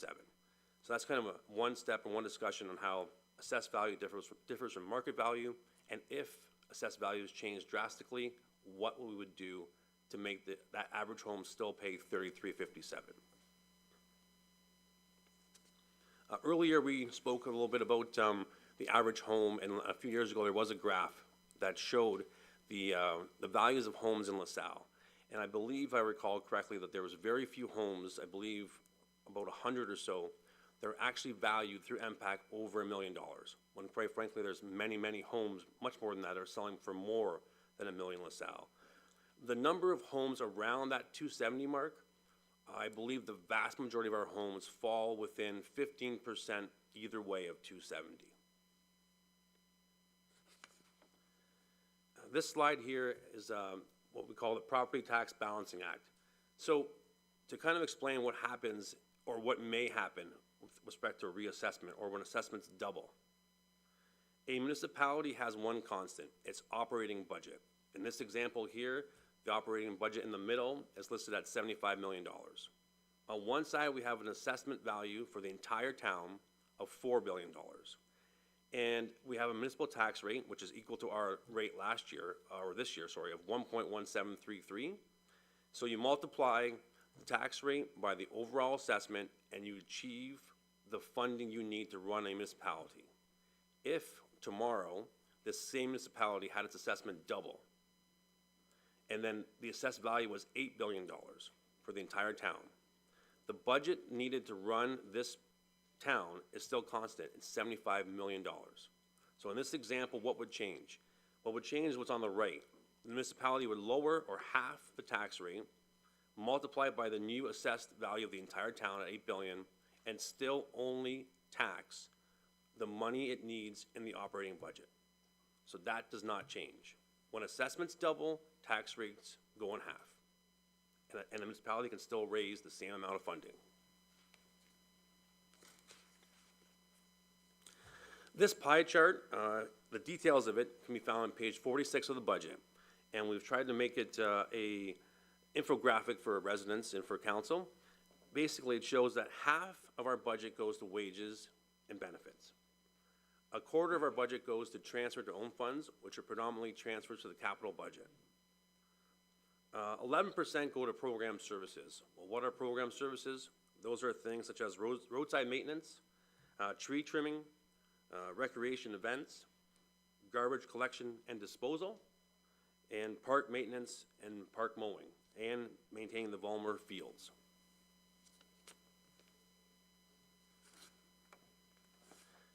Continuing on, this takes the same overall budget and divides it by service or category. Again, transfers to capital reserves is a quarter of our budget. The police services makes up 16% of our overall budget. Fire services, 8%. Our debt payments, 5%, that are at very low interest rates. And garbage and collection and disposal is at 4%. Fleet facilities, another 8%. And overall, all the other services that the town delivers make up 35%. That would contain public works, roads, parks, street lighting, traffic, culture, programming activities, and administrative departments. So all those other departments and activities make up only 35% of the budget.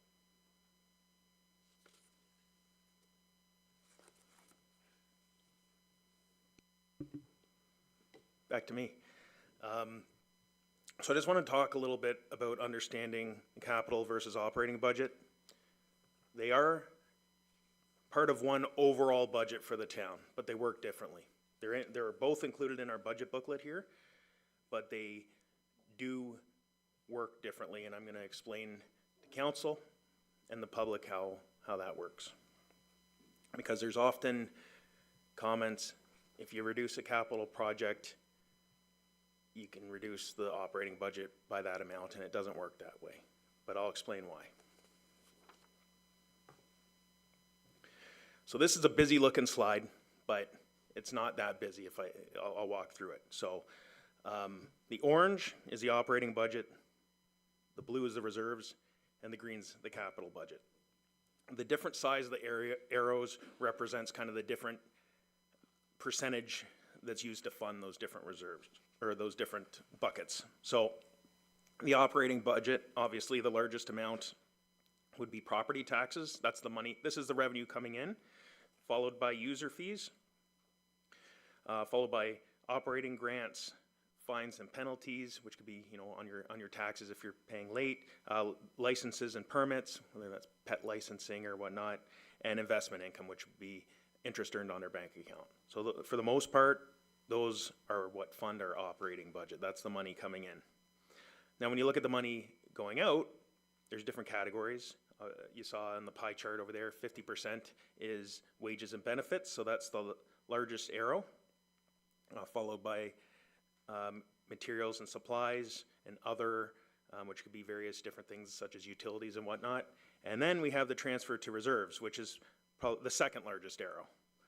That's the tax money going into the reserves, which acts as the town's savings account.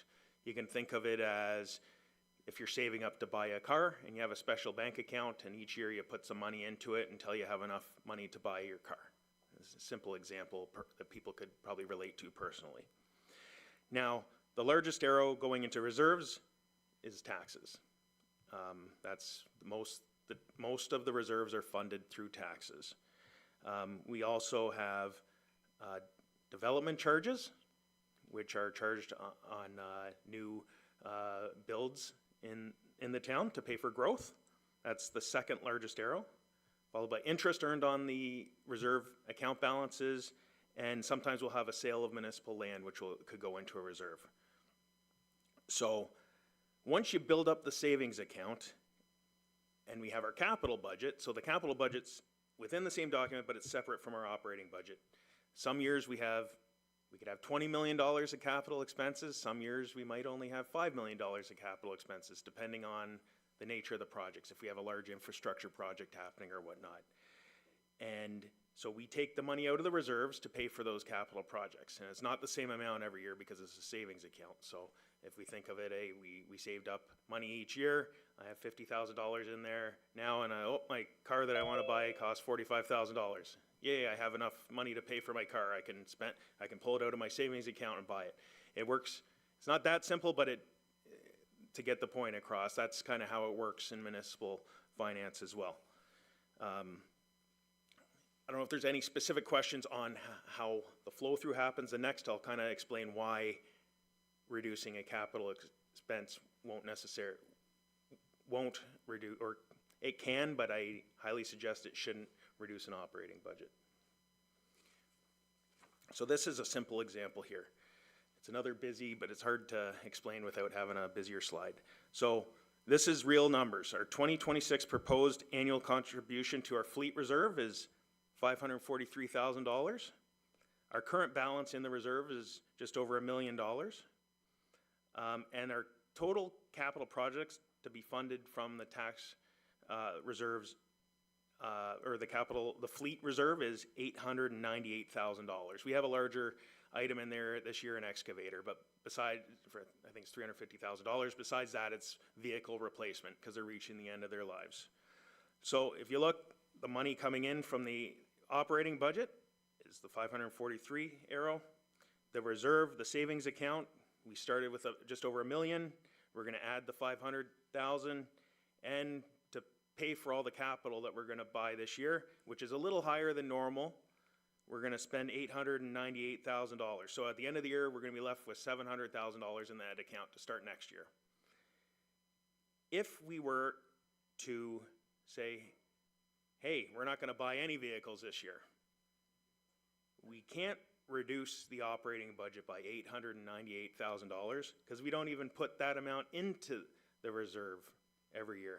Even if we were to take, let's say, the excavator for $350,000 out, I wouldn't suggest reducing the operating budget because then we'd only be putting $200,000 a year away, which isn't enough.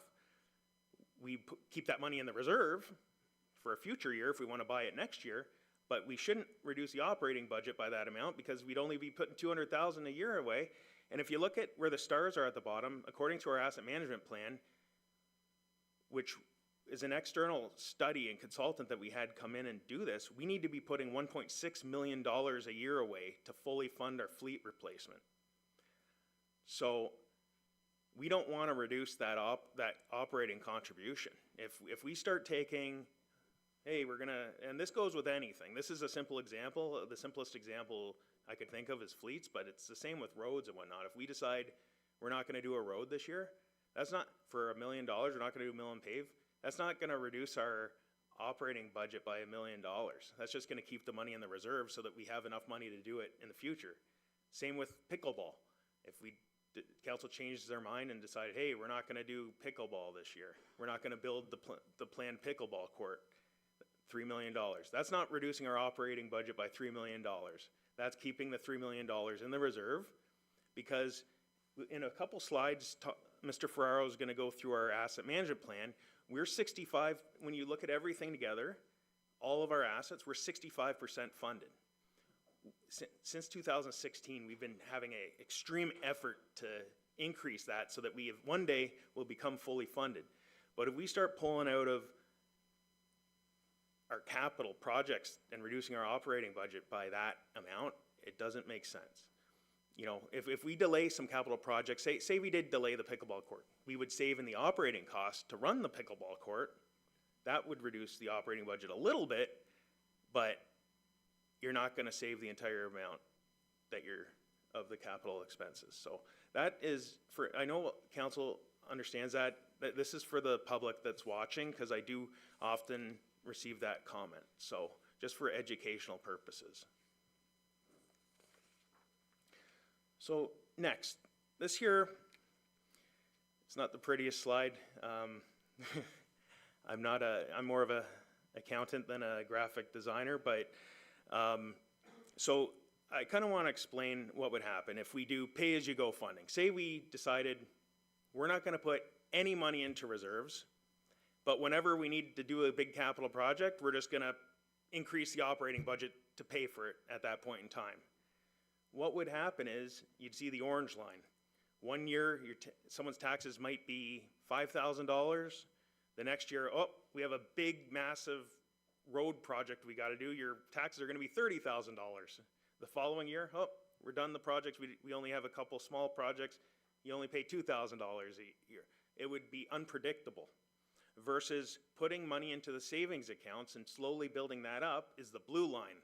So every resident knows, give or take a couple percent, what their taxes are going to be each year so that you can plan. Versus pay as you go, it's a wave, it's going up and down. In the long term, you end up at the same spot, but there'd be a heck of a lot more calls, I'd assume, if you're going from $1,000 one year to $30,000 the next to pay for a massive project that we need to do, rather than keeping it in the middle and saving up appropriately so that when we need the projects, we have the money in the savings account.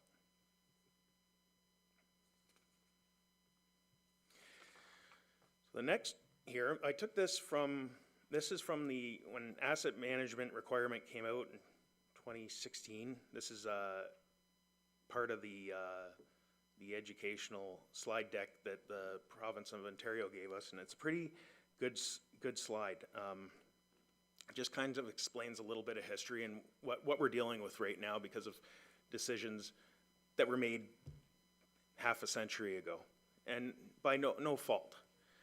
So the era of visionary investment, which is basically, for the most part, from the 1950s until the mid-70s, that was when in Ontario there was major construction happening. A lot of farm fields were turning into subdivisions. Towns were being established and built. The baby boom area, families were getting bigger. Lots of immigration was happening. People needed a place to live.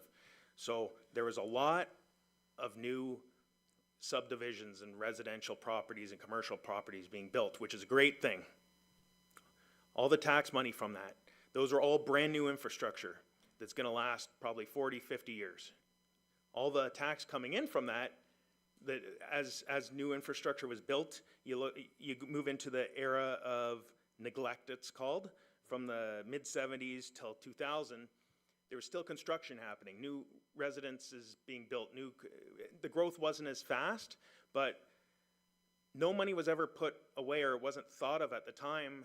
The houses that were built in the visionary investment area to replace those one day that infrastructure is going to need to be replaced. No money was put away. Even in the 70s to 2000s, for infrastructure-wise, it's not that old, so there was a little bit, but not enough savings occurring, and as subdivisions continued to be built, the money was going to the bottom line and taxes were staying low. That's what was happening. Now, we're calling it the era of renewal since the 2000s, so you get into the current era, and all the stuff that was being built during the visionary investment area is reaching the end of its life, and we need to replace it. Uh-oh, there's not enough money in reserves. Provincial government realizes this, hey, guess what? We now require all municipalities to do an asset management plan. Now, a lot were to begin with, including LaSalle, but now, hey, it's mandatory. Everyone needs to realize how funded they are because it's becoming a huge issue. By that growth-related money going to the bottom line, which is a question I get often. We have so much growth happening in the town, why are taxes going up? And I'll explain that a little bit later, but we need to put money away So right now, we're getting hit twice as hard. We didn't have enough money put away to replace the old infrastructure, so we're building that up so that we can have enough money to replace it. We're actually in probably the top 10% in municipalities in Ontario of funding at 65%. There's a lot in a lot worse shape than we are. Plus, all the new stuff being built now, we realize, hey, in 40 years, we're gonna need to replace that. So we're also gonna have to put money away now to replace that so we don't push the problem on to future generations. So right now is a challenge. Taxes have been going up more significant than decades ago, and this is one of the main reasons. We're playing catch up. And that is no fault of anyone in this room. It's decisions that were made 50, 60, 70 years ago, and that's okay, because it wasn't really realized at that point in time. But now we do. If we want to have good, strong infrastructure, safe infrastructure, we need to pay for it somehow. And we don't get as much grants, as Mr. Militia mentioned, as the other municipalities, so we're getting hit even harder. You know, this happens all over the place, thinking now and not thinking into the future. A simple example that has nothing to do with the municipality is the automotive industry in the 50s and 60s during negotiations. They're like, hey, guess what?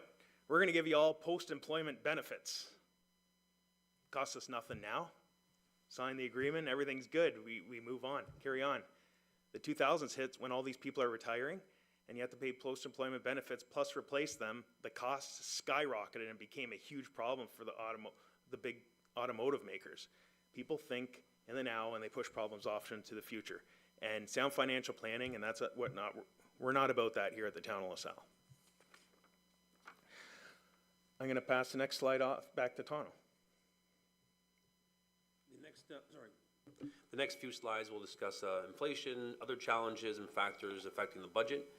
And this first slide compares the cumulative effect from 2019 to 2025 of the CPI, minimum wage, and our municipal tax rate. The CPI consists of 8 major groups: the Consumer Price Index, housing, apparel, transportation, communication, education, medical items, things of that nature. So many of those things don't directly relate to the municipality. Perhaps over the long term, wages follow CPI, but that not in the short term, more so in the longer term. So as you can see from the graph, the municipal tax rate started well below, but gradually has narrowed the gap, and we are closer overall in terms of a 6-year increase from the municipal tax rate to the CPI. Having said that though, a very limited portion of our budget is actually directly affected from Consumer Price Index. Think of things like office supplies, program supplies, but again, that's limited in the overall scope of our budget and capital budget. The next slide perhaps is more directly related to our budget, and it is the cumulative comparison of industrial price index and the non-res CPI in comparison to our tax rate. Over the last 6 years, the industrial price index has risen double what our municipal tax rate has done. What's in the industrial price index? It is chemical products, plastic and rubber products, energy products, petroleum, machinery and equipment. Those are things that directly affect not only us when we're buying them, but also our suppliers are usually buying these items to provide services to us. So this more closely correlates to our municipal spending. And the industrial price index, as I mentioned, has increased over 40%, approximately 40% in the last 6 years. One of those examples, and we update this for the last, probably since I've been here, and it goes back to the year 2000. In 2000, a price of hot asphalt mix, a ton of it, was $63. If you were to add, sorry, it was less than that. It was under $50. If you were to add CPI and compound it, as of 2025, that would cost $63 a ton. The actual cost that we're experiencing this year is $210 a ton. So you can see the vast difference between the cumulative effect of CPI versus what we're actually experiencing when we're trying to purchase or use hot asphalt mix in the construction and repair of roads. So certainly a significant difference between $63 and what we're actually paying, $210 a ton. Some more examples on inflation and what the town is experiencing directly in some of our costs. In 2011, the light blue shows the cost of insurance to the town, the cost of garbage collection, and the cost of garbage disposal. The blue, the dark blue, is adding CPI every year to that cost. And what would it have been in this year's budget? The red is what we're actually facing. We're facing significantly higher costs or increases in CPI with respect to insurance, garbage collection, and garbage disposal. Those are just 3 examples of how we're experiencing higher inflationary costs than actual inflation or CPI here at the town. Asset management. As we've heard earlier, asset management is funded at 65%. We're putting away 65% of our annual needs into reserves for capital replacements. This slide is broken down between the dark blue being the requirement and the red being what we're actually putting away each year. We've broken them down into 4 components. Infrastructure would be road network, and then non-core assets would be machinery and equipment, building, things of that nature, IT. And then we have water and wastewater, which are close to being more fully funded than our tax-supported assets. Historically, we have increased the budget by $800,000 or tried to each year. Council has approved that. And if that were to continue, our overall deficit is $10 million. It would take us 12 years to actually match our requirements when it comes to funding. This year's proposed budget, given the circumstances, we have lowered that, and the request, the proposed budget is to increase it by only $250,000. If that was to maintain or stay at that level, it would take us 40 years to reach full funding with respect to asset management, as opposed to 12 years with putting away an extra $800,000 a year. And Mr. Langwell has a few points to add on this one. Yeah, just a couple points. You know, we completed our first asset management plan in 2016, and part of that presentation, we created an aggressive plan to fully fund ourselves. At that point in time, we were probably around 60% funded. I don't have the exact number. And we were putting $800,000 a year away. And sometimes we're making cuts, usually down to $400,000, not the extent that we are this year. So it was usually between $400,000 and $800,000 per year that we were putting away. And there was also some our OCIF funding increased the formula, increased our funding a little bit, and a little bit with our CCBF, which is formerly the gas tax. So we have made in 10 years, we've closed that gap by 5%. And the reason we only close it by 5% is because the rapid inflation, not CPI, the other non-construction price index and the industrial index that Mr. Ferraro mentioned on the past 2 slides. So even though we've been very aggressive, if we don't keep our foot on the gas and this inflation continues this way, even if we continue to build up funding, we're going to be going backwards, which is unfortunate.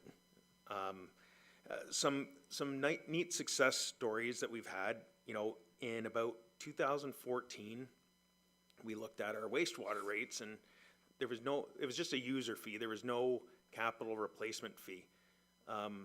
So Mr. Militia and I met, and we kind of talked about that, said, you know, the wastewater infrastructure was put in 1980. And eventually one day that's going to reach the end of its life. The pipes last a little bit longer. The pump stations need a little bit of work. We've been doing work on them recently. So we came up with a plan to increase $1.50 per month. Every year we'd include that in our budgets, and we've done that ever since. So we went from having no funding at all, basically, in the wastewater reserve to we've made huge strides. And, you know, there's been some pump station repairs and upgrades and whatnot that we've needed to do recently. And without that, we'd still be able to, we would have used gas tax or something, but we've been able to, we have sufficient funds in our reserve to be able to pay for that. So that's kind of a success story where we've went really from not having much savings in that account. And same goes with water. We were putting away for water, but now we're fully funded pretty much in water, which is great, or close to it. So that's kind of a success story, but we without government funding, we need to keep our foot on the gas, or we're gonna be going backwards, even if we're increasing by CPI. Another interesting story, I was talking to a friend of mine this summer who lives in a municipality up closer to Guelph. It's not in Guelph. And he was telling me, he's like, hey, I have a farm, like a nice big yard. I live on a county road, and it's great. It was so busy, the traffic, but they just closed a bridge down. And now it's like there's no one on my road. It's fantastic. And I'm like, why'd they close the bridge down? He's like, well, they didn't have enough money to replace it, so they just put a big blockade there and no one can use the bridge. He's like, I'm pretty happy, but all the other people that used to use this route are really upset because they have probably another 10 to 20 kilometers to get to where they want to go. So that's an example of if you don't put money away, eventually it catches up with you, and decisions like that have to be made, which we aren't anywhere close to that. But I just want to give, that's a real life true example that's happening in places in Ontario. And I heard that that's not the only time that that's happened. That's happened in several other municipalities as well. So next, this is just a graphic design, but I'm going to explain it. Like I get asked again all the time, why there's so many things being built in the town, so many condos and houses, why are taxes going up? But I say, you know, those new subdivisions, their garbage needs to be picked up and disposed of. So that's a portion of the money that we get. We have to put it towards that budget increase. Their roads need to be plowed. So, you know, right now we have enough trucks to do that route, but there's a little more in salt. But eventually, as we build enough subdivisions, you're gonna have to get another route and another truck. So we gotta save up for that. You know, there's a neighborhood park. Okay, great, that was built, but we eventually need to replace that equipment and maintain it and cut the grass and whatnot. So we can do that with the staff that we have right now, but, oh, there's 10 new subdivisions. Oh, we're at capacity. We need to hire another person or a bigger contract to cut that grass. It costs more money. The other slide, the picture I have up there is some infrastructure. You know, every 20 years, we need to mill and pave that road so that it lasts longer. And then in 40 years, it's gonna be at the end of its life. We're gonna have to completely replace that. So to make sure we have enough money for that, we don't wanna do what they did in the visionary era a couple slides ago. We wanna make sure we're putting enough money away right now so that we have enough money to replace that infrastructure when it comes due. And there's a little sliver that's left. Hey, we can put that to the bottom line, but it's not all going to the bottom line. It's just simple math. If we do that, we're pushing problems down the road, which leads me to my next slide. This is some AI generated. I went through it a couple different times and asked, you know, to have some adults pushing a snowball downhill towards some young kids. This is what it came up with. But, so this is, the top is past generations, the area of the visionary area where they were building a lot and not putting any money away. The snowball's fairly small. That I call the snowball unfunded asset management.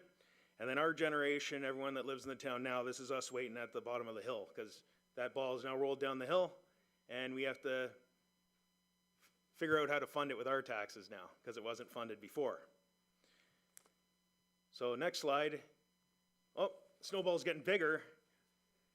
We're at the top of the hill. We're the current generation. We're dealing with all these issues. I have kids. Hopefully one day I'll have grandkids. I don't want them to have to deal with the decisions that are being made today.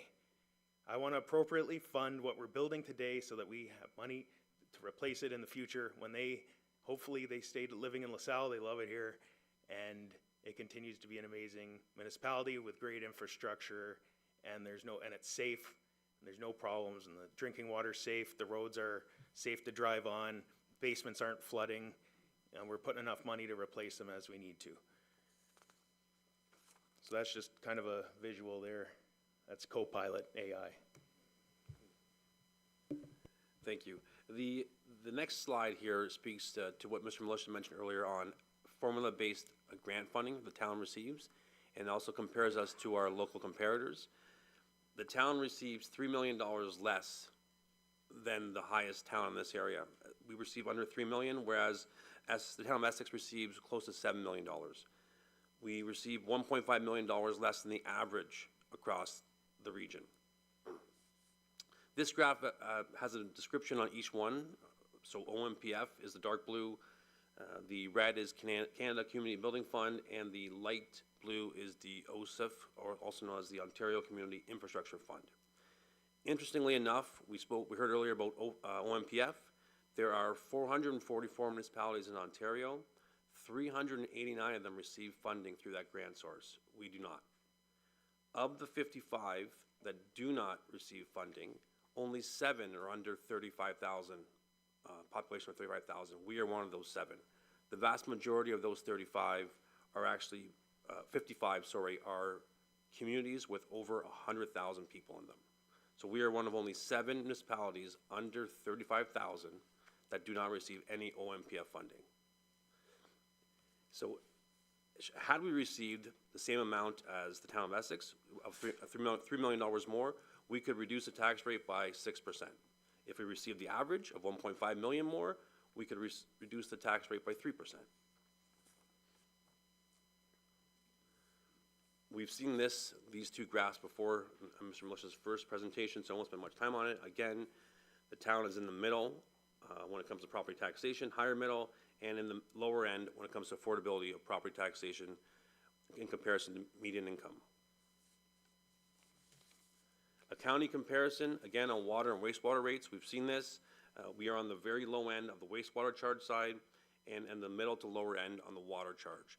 And when comparing the average user in 2025, who uses 324 cubic meters annually.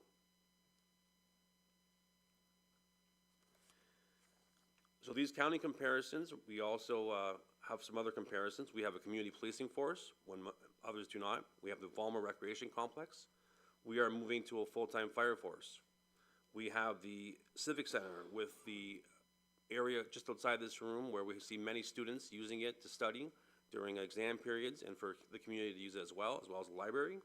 We have high reserve balances, and we're also funding a well-funded asset management plan, and we are expanding in the waterfront, as you can see by the LaSalle Loop picture in this photo. So when comparing all these things, the lower funding from upper levels of government, our services that we provide, this graph shows the 2025 taxation, water, and wastewater, and how we compare it to our local neighbors.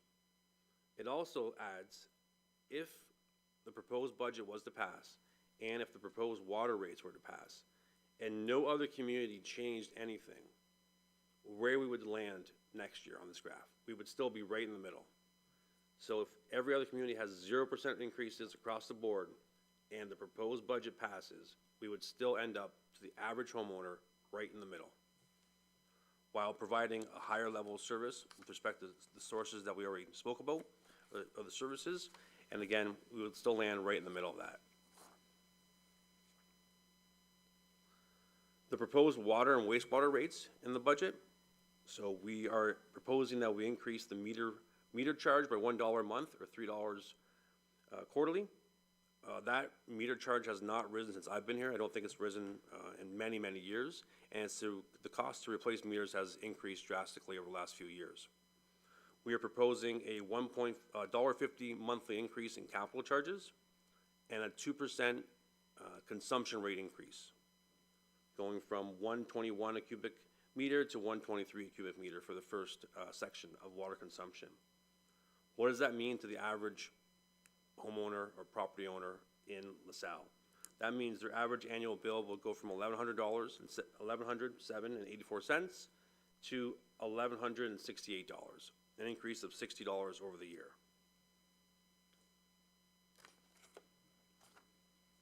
That brings us to capital.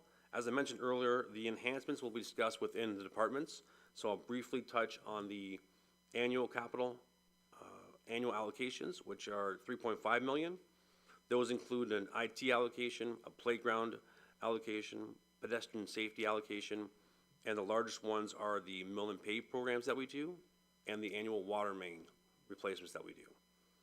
The replacement and repair component is $1.9 million, and that includes fitness equipment. The Vollmer ice rink refrigeration, the chiller, is about $400,000. replacing a portion of the fire parking slot at station number 1. It also includes 5 vehicles for Public Works, some light-duty trucks. There's also a comment there on the future committed of $49 million.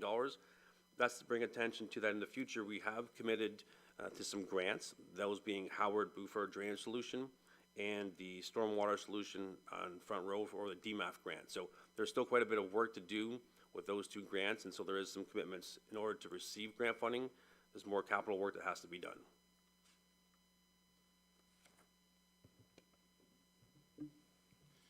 So I'm going to take the next couple of slides, which deal specifically with the LaSalle Landing.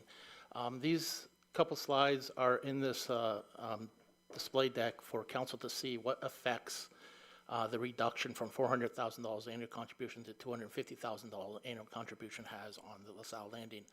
What we've done with this, I do want to say before I start is there will be a real detailed report that comes back to council pending on the decision that's made at budget, because depending on how council is going to fund this in the future, that detailed report is going to change. So we wanted to get this in front of council at high level to show you what we have as a proposed funding mechanism.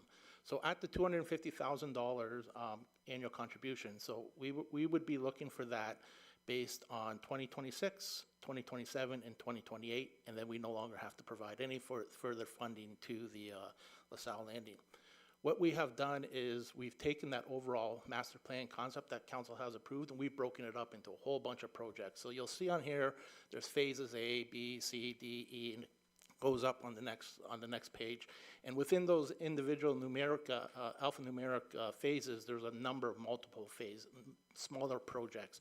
We've broke all of those down individually and assigned them years. And that's what you're going to see in this follow-up report, is what year each individual project is going to be. So, for example, Phase A may take 4 or 5 years to finish because of the fact of trying to find that balance of funding.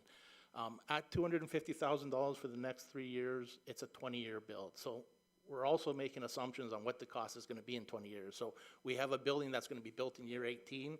We know today's cost. We've tried to project it to what that cost is going to be in 18 years. So that we're working with a whole bunch of unknowns and trying to work through that. But that will be all part of the future detailed report. So this is really meant to provide council a summary of what happens to the LaSalle Landing build-out plan with $250,000 contribution that we're asking for this year.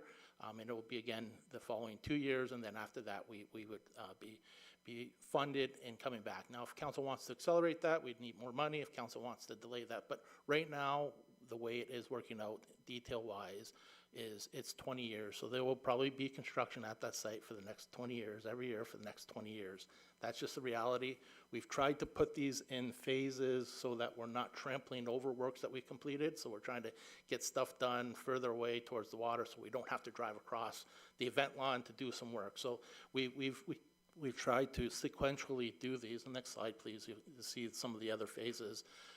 So that's what these 2 slides are really meant to do, is really provide an explanation to council what the effects of the 250 reduction has on the LaSalle Landing plan, and it really extends the timeline for completion.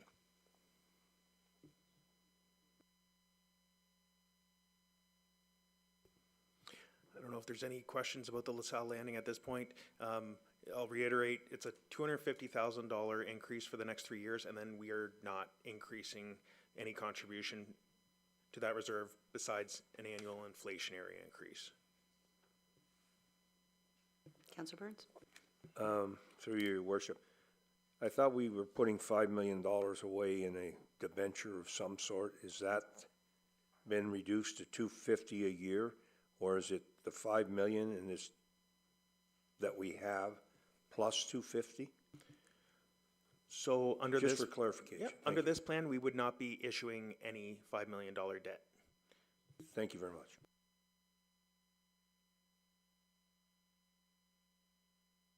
Councillor Carrick? Since we're on the specific report, page, what is it? 200 of the debt and capital planning, the actual budget itself.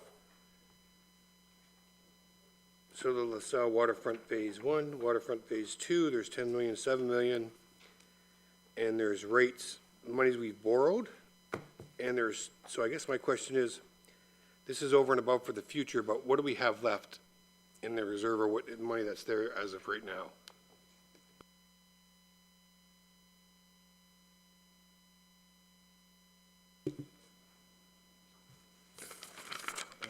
I can get back to you on that. It is a healthy reserve. There is still some unfunded balances from the existing projects that we're gonna use that money to fund. Right now, before we have any additional increase, we have just over 800,000 a year that we're currently contributing to the reserve annually. So if we, increase it by 250,000 a year for the next 3 years, that'll bring us to about 1.6 million per year, which will allow us to do all these capital expenditures are very expensive, some of them. And then there is it also takes into account some of the future operating costs. So some of the phases will require additional positions. So it takes into, and utilities and whatnot. So it takes into account all of that in today's costs. 20 years out, we use an inflationary rate of about 4%. It could be higher, it could be lower, but it's, our best educated guess right now.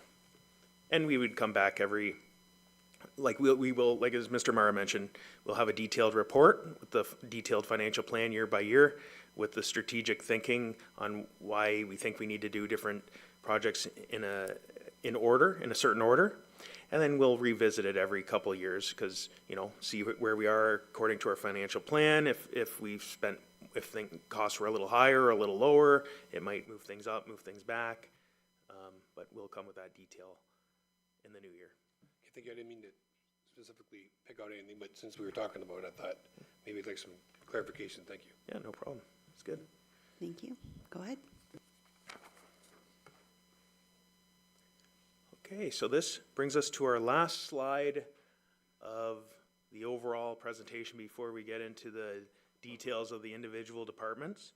So just reiterating that the 2026 proposed budget is $54.2 million. The municipal portion of the tax bill, that averages on an average property to $189 per year increase, which is $15.79 per month on a $260,000 or $270,000 assessed value house, which would be approximately $710,000 market value. The breakdown of the average tax bill based on that assessed value. So we're basically 2/3 of the bill, which would be $3,357 to the average resident. The Essex County, we still call it an estimate at this point, the 2.65%, because it hasn't officially been passed. That would be $1,550. And then we're assuming, because the past number of years, the education tax rate hasn't changed, so we're assuming that that's going to occur again this year. That portion of the bill, under 10% of the bill, $413 for a total of $5,320 on the average resident of the town of LaSalle. So at this point, be happy to answer any questions on the high-level summary before we get into the details. Okay. Councillor Seegan, did you have a question? Through you, Mayor Meloche. You mentioned the chiller and the Valmer. What kind is it, do you know? Is it air or water? Cooled? Is this too specific for right now? I'll look to Mr. Osborne. Okay. It's in the chiller plant is an ammonium and glyco, right? Okay, I'm looking at Mr. Psanovich, type chiller. Okay, how many years have we had that cooler? Since the Valmer opened, so it is currently functioning, but it's one of those objects one of those items that's getting closer to the end of its useful life.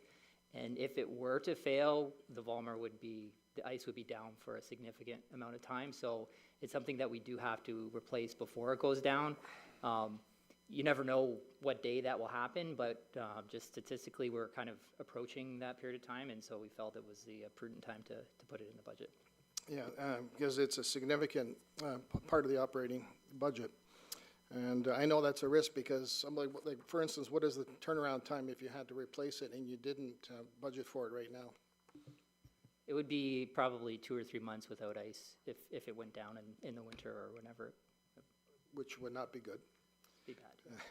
But I'm just looking at areas where we can make a significant impact on the taxation for our residents. So that's why I'm wondering how far along we are, because I know the length is somewhere between 15 and 20 years to the average chiller, maybe a little bit longer if you have a better product, up to 30 years in some cases. So that's why I'm wondering, where does it land right now as far as years? Is it 15, 20? Where are we? Yeah, it would be about 17, going into 18 years next year, I guess, old. So if it's not part of this year's budget, I would suggest that it will be part of next year's budget, but it's just one of those things that every year the risk kind of goes up a little bit as we kind of push it off. And we just feel it is probably the right time to do that work. Okay, something for council to consider, but I thank you for that information. Thank you. I'll get you to turn off your mic, and Councillor Richo Spagnola.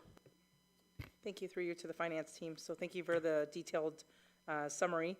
And I'm glad that you touched on the operating budget versus the capital budget, because I know we've had comments on if we cancel pickleball courts, if we don't purchase the fleets, that would reduce the taxes. So it's good that you've now provide more knowledge to residents out there that are viewing or are going to be watching, that they will be able to see that that doesn't affect the actual budget, only the operating budget, like if there were costs associated to it. And in terms of the grant funding, it's a shame that we don't get the OMPF funding, but I know that you and your team are working hard on getting that year after year. So I'm really hoping, fingers crossed, and as recommendations from Councillor Burns, that we lobby the government to help support us in any way that we can. But thank you again for everything. Thank you. And I think one thing to clarify too is OMPF and OSIF funding are yearly dollars to a municipality.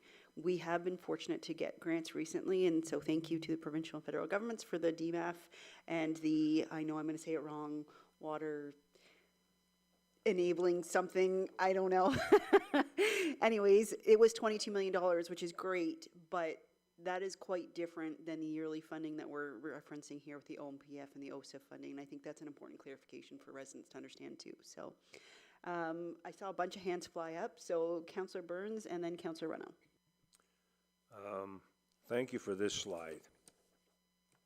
That's exactly what my taxes are, and I wish we didn't have to collect for the county or the school education. I wish we would have our separate amount. We would bill 62% of the tax bill. They can build their own, because many people don't realize, they say, I always like the 10,000, and I always explain it 50-50, but it's now looks like it's 60-40. They really feel they are giving us $10,000, which they are. But 40% of that tax money we collect is not ours to spend. It goes both to the county and education.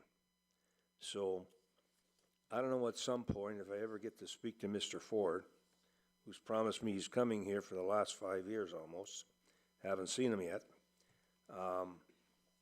I would introduce this idea to him, because it makes it, this is what we're responsible for, the 62%.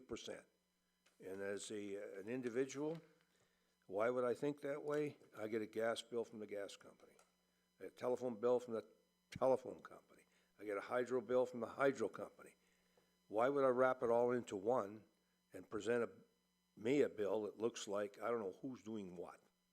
So I think if we can put that on the board with the actual $710,000 assessment, it would make a lot of sense to people. So thank you for that, Dale. Again, it's going to be tough no matter what we do, but thank you. Councillor Reno. Thank you, Your Worship. I have one question that relates to your presentation, and one that's a little bit off, but it's still the same thing.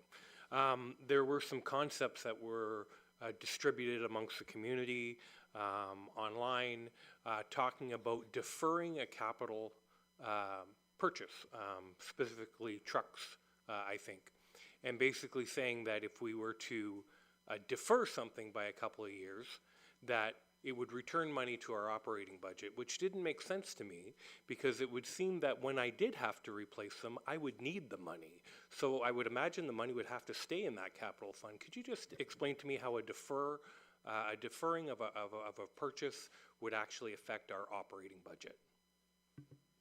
Absolutely. It really, because as I mentioned in the slide, where I kind of gave the example of why reducing capital won't reduce the operating budget, in our fleet reserve, or any other reserve for that matter, in our capital plan, we're not fully funded. We're 65% funded. So I wouldn't want to reduce the operating budget at all. If we're deferring a capital project, that money's just staying in the savings account.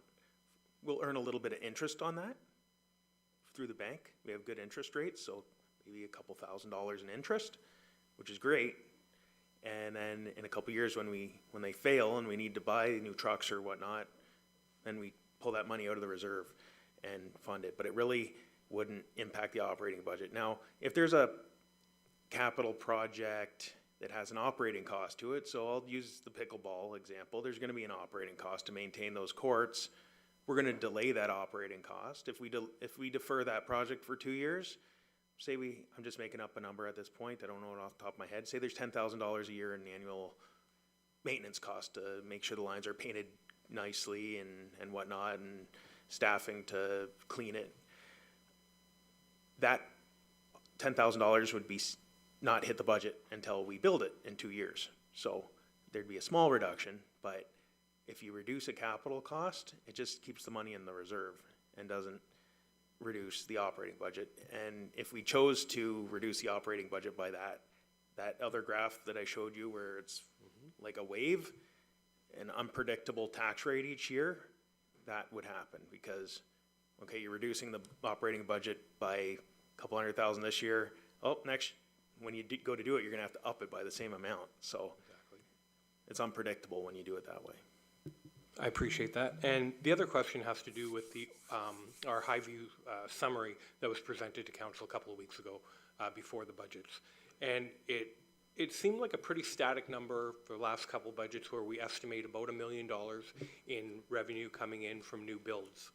And I'm just wondering if the commercial builds that are coming very quickly in the shops of heritage, if they made it into that $1 million, or if they are still to come.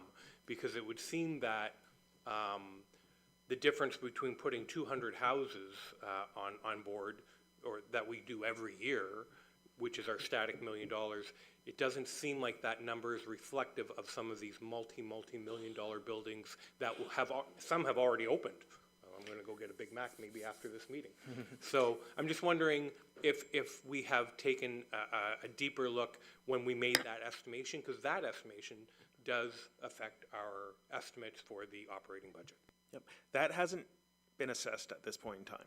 Even though it's operational, what will happen is they'll retroactively assess it, and then we'll get that revenue at that point in time. We do have a budget for supplemental assessments each year. I think it's about $700,000 that we budget, so assessments that occur throughout the year, but none of those properties have been assessed at this point in time.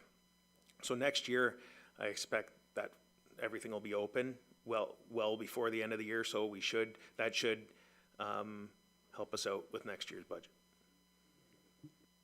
And is it fair in your assumption that next year that $1 million will probably be higher? It should be. Growth is slowing down across the region, across Ontario right now. The main reason for that is the extremely high cost to construct. Land's expensive, but the actual cost to build is very, very high. And then we also have to remember that even though it's a brand new plaza, it's going to be assessed at January 1st, 2016 values. So I'm making up a number. If it was worth $100 million in 2016, January 1st, that's what it'll be assessed at, even if it's worth $200 million now. I appreciate that 100%. Just on a side, the company that I work for is building a very large, expensive building, and up until COVID, the average cost of building that building and getting the land was around $90 to $100 million. Now we're budgeted well over $200 million 5 years later to build on a similar piece of land. So I can appreciate that everything is costing more and that nothing goes down. Do you have a question, Deputy Mayor? Yes, Your Worship, thank you to the financial team. Just a point of clarification. I think I understand, but you spoke about other municipalities doing things that you would not recommend for this one. Can you expand on that? And I think you spoke about what may happen next year. I just want to make sure that I understand. I think I do, but just want to make sure that I understand why you're not recommending that, sir, or you and the team. For sure. If I have a reserve that has $500,000 in it, and I want to and 1% tax rate increase for us is $500,000. If I say, okay, I'm going to reduce our tax rate by 1%, and I'm taking the $500,000 out of that reserve to reduce our tax rate, all that money from that reserve is gone. Next year, I need to reduce it by that $500,000 again, or we just start, that's automatically added to the budget because the operating costs are the same. I just took out of some random reserve one time to reduce it by $500,000. I have to do that every single year. So you have to put that money back in the budget. And if the reserve's drained, you're starting off, whatever you take out of a reserve, you're starting with that increase next year. So if I take out $1 million out of a reserve, that's 2% reduction. I start next year with a 2% increase before anything happens. And just a follow-up to, your point's very clear. What if we just say we're not going to refund that reserve? Is that allowable under the current process in the province of Ontario? Yeah, if we don't refund the reserve, we're still starting with that 2% because we used $1 million to reduce our operating costs. Next year, we still need to reduce it by $2 million, but there's no money left in the reserve to pull from. So we're literally starting off with a 2% increase because you have to build that money back. Thank you, Worship, quite clear. Mr. Militia is going to add to that. Again, particularly for, I think members of council have had the pleasure of understanding our budget a little more. I think some of the folks in the audience, in the viewing audience, I think what some folks are doing, and again, I just want to be clear, every municipality does what's best for their municipality. We don't subscribe to some of those theories, but they do, and that's okay. But we liken it to cashing in your RSP to pay the phone bill this year, wishing that next year the phone bill will go away. Next year the phone bill's coming, and now you have no more RSPs to fund that. That's really, in essence, for the viewing audience, what some of the practices are, and that's why we don't subscribe to them.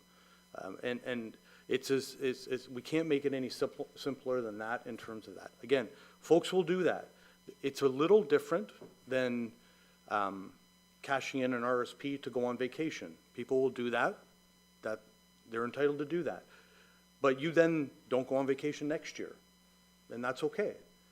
But the phone bill's coming next year, and that's what the difference is in this particular financial principle. The phone bill's coming next year, and you have to pay the phone bill somehow next year, but now you don't have your RSP to cash into. So that you don't have to refund, put money back into your RSP. That's an option you have to take.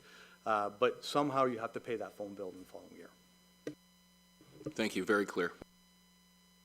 Thank you. I think just to add to that too, I think speaking to the public who are listening, it's operating costs are yearly, year over year, like the cell phone bill, it's always coming in, and our reserves are one time.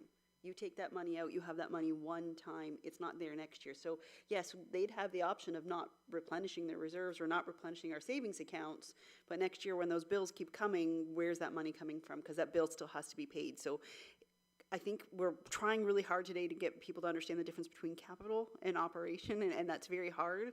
I know it took us up here a long time to understand the difference of it as well, and I think your analogy was really good, and I hope residents understand the difference, that, you know, a bill that's coming over and over again, you can't use one-time funding, and it just puts you in a really terrible position the next year. So, Councillor Burns? Yeah, well, appreciate the explanation, I understand the explanation. But if I don't have enough money to put food on the table, I don't have enough money to pay for my mortgage payment, and I'm not working, or I'm on a fixed income, then I'll tell you what's gonna go. The cell phone, computer, internet's gonna go, and I'm not replacing them. And that's the decision that people are making today. So when you look at your analyzation, I agree with you. But at the end of the day, what's wrong with not putting $1 million into a budget for 1 year? And nothing is going to change. Next year, you will put the $1 million back in if the economy's better. But to say I'm $1 million in debt, no. When I eliminate these bills, they're gone. So I guess we differ on that analogy, but I know in my early life, especially when I paid 21.5% interest on a loan, let me tell you, there was no socialization. I didn't have to pay for a computer and those kinds of things, but I stayed home. We ate cheaper meats, reduced all our costs as much as we could to survive. 21.5%. My payment went from 4 and change to 7 and change. I couldn't go to my employer and ask for the $350 net, which was probably $600 increase per month. Couldn't do that. So I think that's the question that the public is asking us, because some people are in that position. And I don't know how we answer that, but thank you. Response either. Any other questions or comments? Okay, we are going to break for lunch. We will resume in about 45 minutes. See you at 1:45.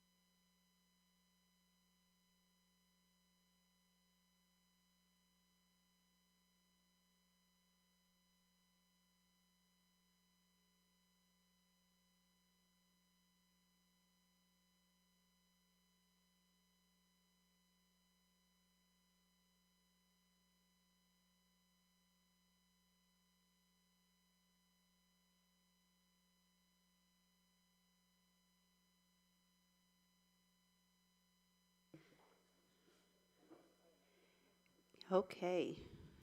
Hopefully everyone had some lunch and we're ready to get through the second half of the day. And we've changed the order of the agenda so that police could present, because I know you might not be here tomorrow, so we want to make sure we get your presentation.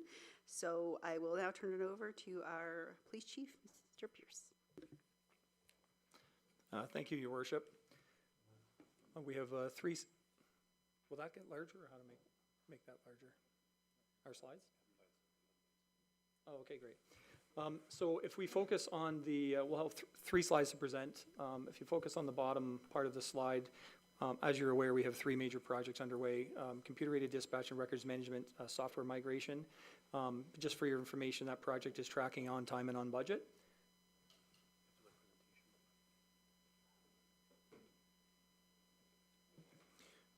Where is that, Chief? It's on the bottom of the slide. We're about to make that. Oh, bigger. Thank you very much for my eyes. Control. There we are. No. Still not. Oh, there it is. Great, thank you.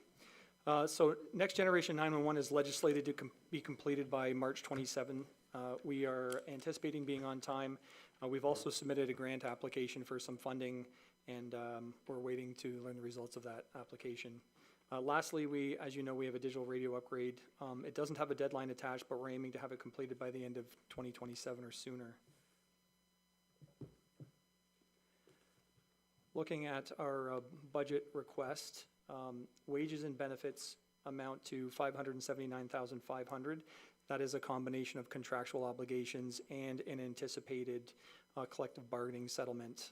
We are 11 months into not having an agreement, so our contract expired 11 months ago, and so this is an estimate. So the $579,500 takes into account an estimated 5% increase in wages and benefits and contractual obligations that we currently have. And then, as well as an enhancement that council approved in May of this year, is money for an IT systems administrator. Operations is an increase of $178,500. Some of that is software licensing related to our computer-aided dispatch and records management migration, and that was also part of the money that council approved in May of this year. You'll note that there's $100,000 in transfer to reserves. That is to begin repaying the $6 million capital that has been loaned internally by the town. And so while that is being transferred into our reserves to show on our budget, it will be transferred back to the town in order to repay the reserve.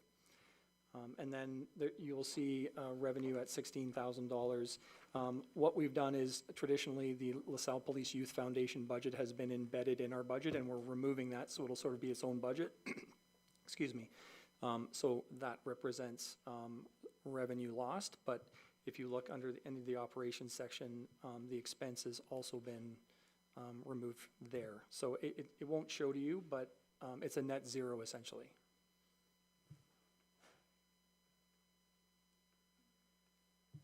We've added some key performance indicators just to show how we're trending so far this year compared to last year.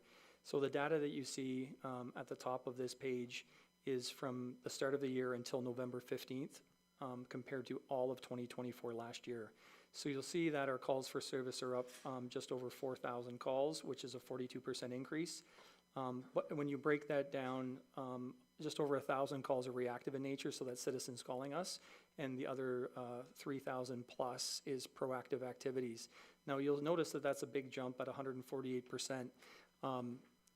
This is occurring for two reasons. One, our officers are getting more proactive, but also because we're getting much better at measuring what we're doing. And so year over year, from last year to this year, that number looks quite high, but in fact, we were already doing some of those things the year prior. We just weren't tracking them well, so we're getting better at that. We made traffic enforcement a priority this year as part of our 4-year strategic plan, and you'll see that our vehicle stops and our enforcement actions have increased substantially. I've listed a number of challenges, not just for the LaSalle Police, but in policing in general in the province. I won't speak to them unless council has specific questions about it, and that'll conclude my presentation. Councillor Carrick. Through you, I'm sorry, the next generation 911, the technology upgrades where we can actually get the help to the officers and the radios, et cetera, is that in here? Is that impacted? Do we know? Because I know we talked about it, but I was trying to figure out or find where it's actually impacting us. Thank you for the question. Through you, Madam Mayor. So in May, I came to council requesting $6 million for capital for those 3 projects. So 100,000 of this budget request is going to repay that 6 million.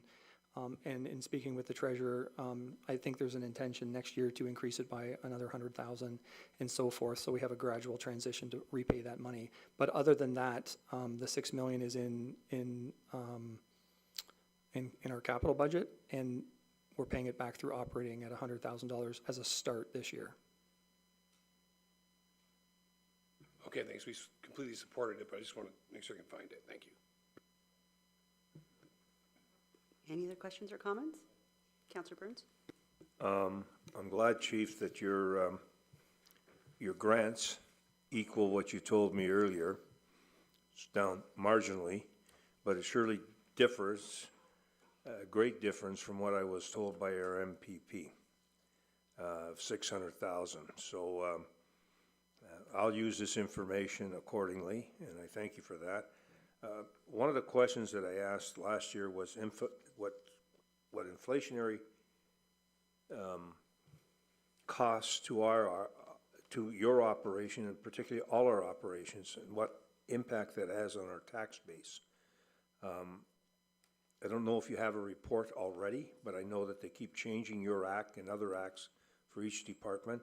But I would certainly like to track that so it becomes, I know it's not available for this year's budget, but if it's 1.5 points, when we're asking for 6%, I'm not sure we're going to end up there, but if there's 2% of that 6% is downloaded from the provincial and federal government to us, I think our taxpayers need to know that so that they understand a $2 million raise in your budget seems like outrageous, but what they're asking you to do and how they've changed the act, I think we need to explain that either on social media or something to our people. So I don't know if the treasurer would have anything on that, or have we tracked that? I can speak to the training piece. So this time last year, we doubled our training budget. And I believe there was a comment from one of the councillors thinking that might not be enough. At that time, there's 2 legislated pieces of training that we didn't have costs for because we didn't know what the curriculum would look like. We didn't know what the billing would look like. One of those is mental health crisis response. I've since done an analysis, and that will cost us about $26,000 per year. Now, the bulk of that, it would be a soft cost. So we need to spend 8 hours of training, which means we're having an officer come in on a day off to do that training, and then we owe them a day in lieu. So they'll get the day off in lieu, but we're not actually paying them the money. But they're still not present at work when they take that day off. So the cost is about $26,000 per year.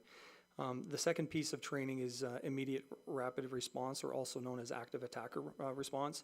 And to date, we don't have any idea on what that is going to cost and how long that training is. So as much as the government gave us a window to have this training, both of those pieces of training completed by April 1st of 26, the curriculum hasn't been rolled out for immediate rapid deployment. Thank you. Councillor Carrick?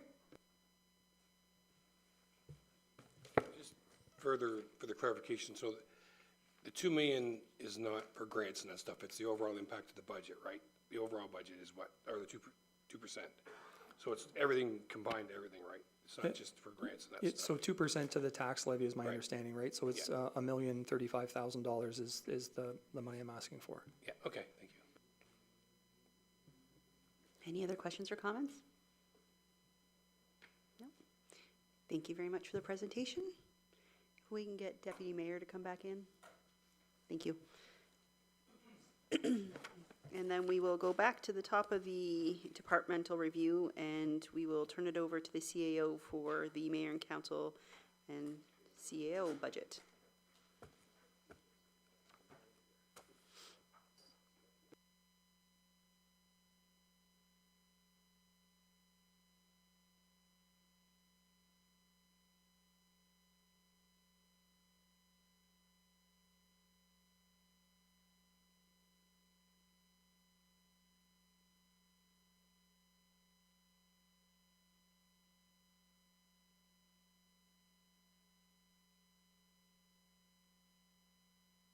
So on behalf of council, I'll just present the mayor and council budget. There's no significant changes to the budget as presented from 2025 to 2026. The only change is some inflationary and contractual changes when it comes to the wages and benefits associated with members of council. Everything else is pretty much status quo. There isn't much other change in that area. And so the budget is relatively consistent from 2025 to 2026. I don't know if there's any specific questions that council may have, but happy to try to answer those. But relatively speaking, again, a consistent budget from year to year that we see as part of the mayor and council budget. Okay. Questions, comments? Okay, thank you very much. Corporate revenue, our Director of Finance, Mr. Langlois.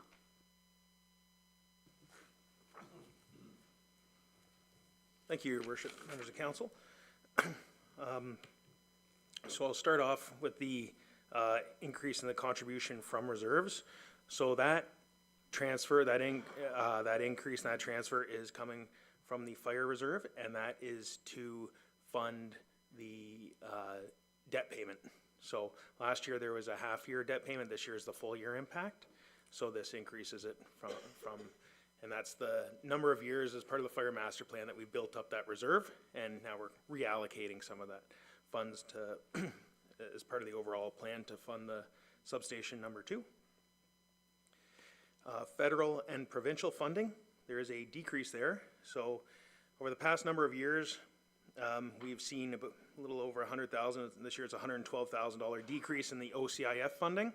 Kind of interesting, I think it was about 4 years ago, we had a $1 million increase, nearly doubled, and ever since then there's been a recalculation, and we've had about $100,000 to $120,000 decrease annually in that funding, formula-based funding that we're receiving from the provincial government. To slightly offset that decrease is a $32,000 increase in the CCBF funding, formerly the federal gas tax funding. So that's the Canada Community Building Fund. So those are revenue sources that we have no control over. Moving down to other revenue, there's various small increases, inflationary increases, but the main portion of that, we've increased interest revenue by $75,000. I don't want to go too aggressive on any interest rate or interest revenue increase right now because rates continue to fall. A couple years ago they were high. We've enjoyed the benefits of that, but as they are falling and continue to fall due to the economic conditions, we've increased it a little bit, but I wouldn't want to increase it any more than that. And then the second larger item is penalty and interest on taxes. We're just bringing that up to what it has been in the prior year. So every year as we grow, there's more, as there's more properties, that number continues to grow in accordance with that. So we're just bringing that up to actual.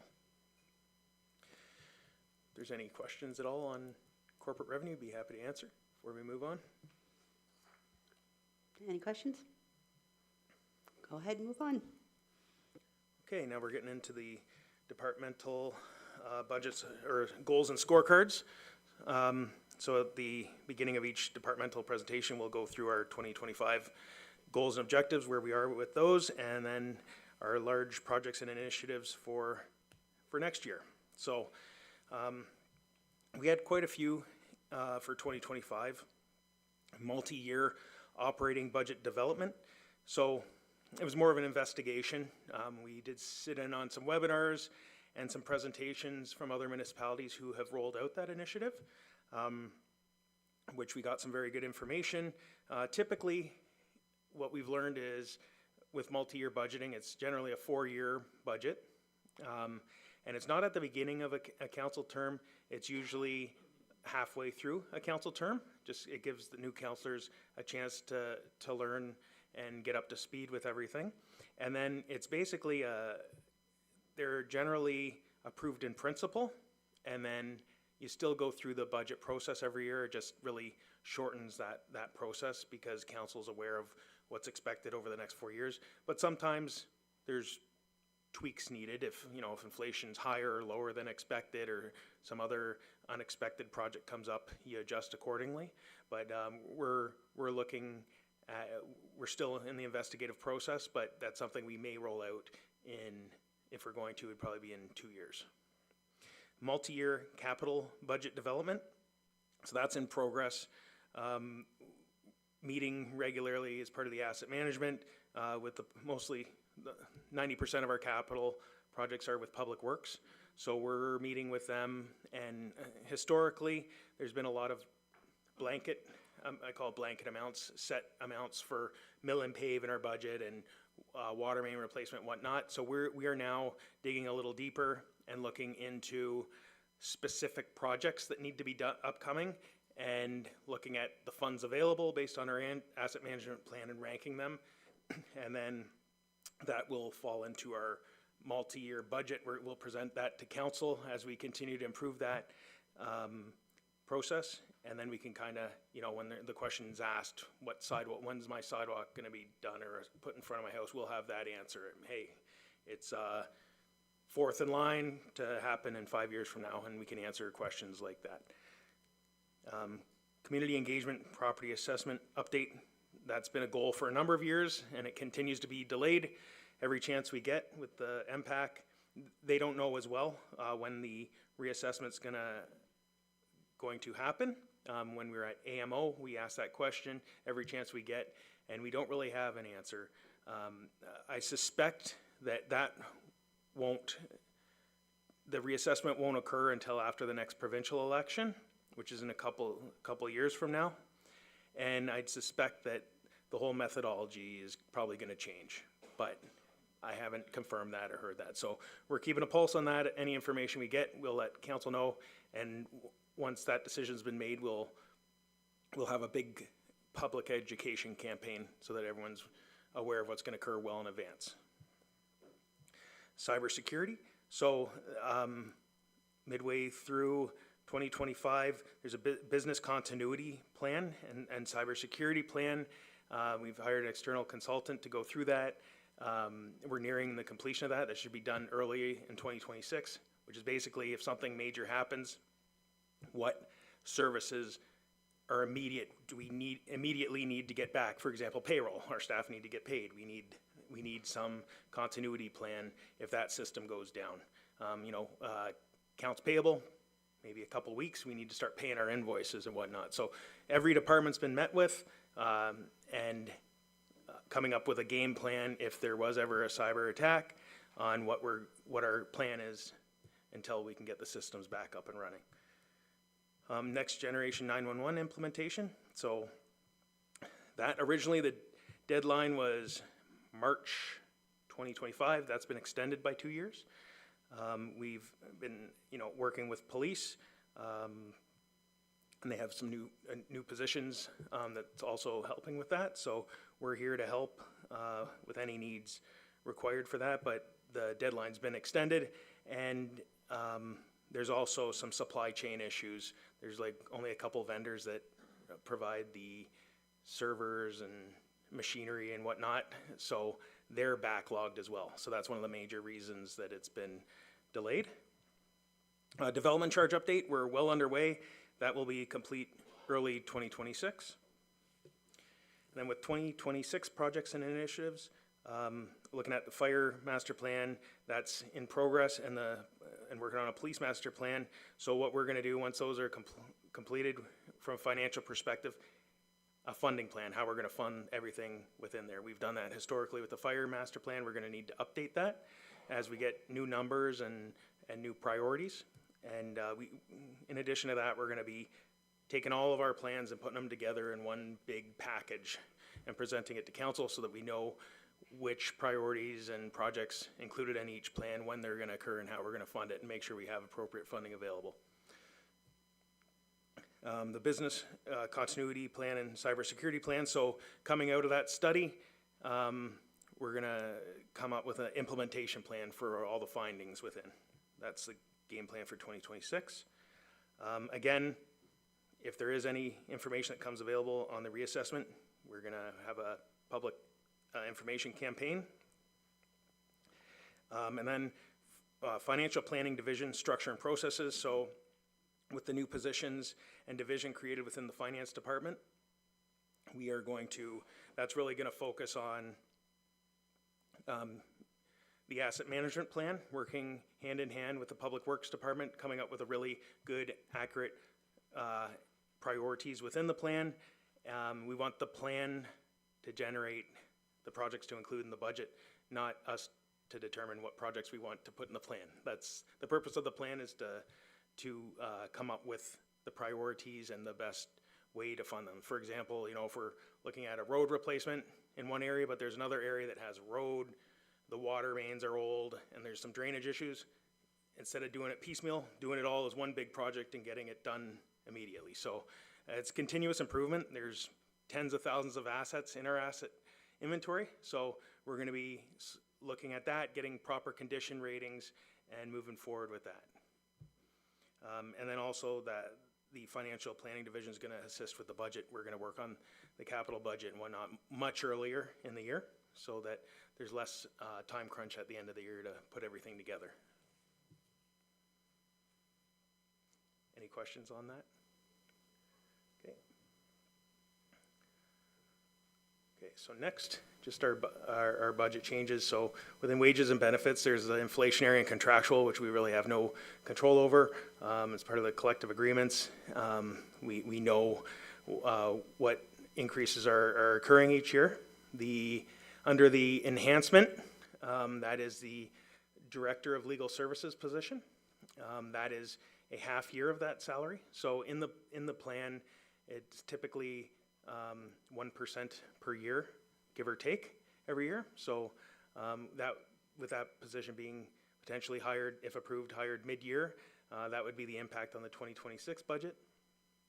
And the rest are more inflationary in nature. We have administrative expenses, which is more training expenses and whatnot, as bringing the prices up to what we've actually spent during the year. And then on the revenue side, we have some increases in some tax certificate revenue. It's been tracking higher than budget, as well as our annual overhead allocation. So annually, there is an overhead allocation where a portion of is allocated to the water, wastewater, and building divisions, because their rates fund themselves, but there is a portion of, for example, the Director of Engineering, a portion of his salary would be allocated to the water and wastewater function. So that's kind of the overhead increase year over year.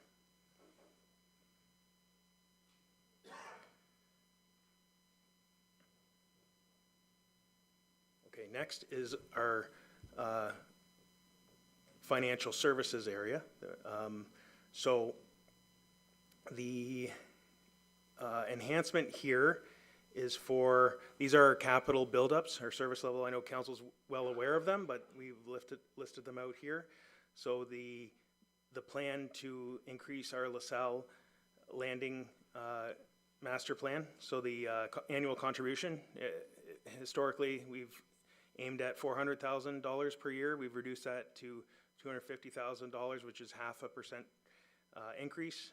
That's going to occur, if approved, over the next 3 years. So this is the first year of that plan.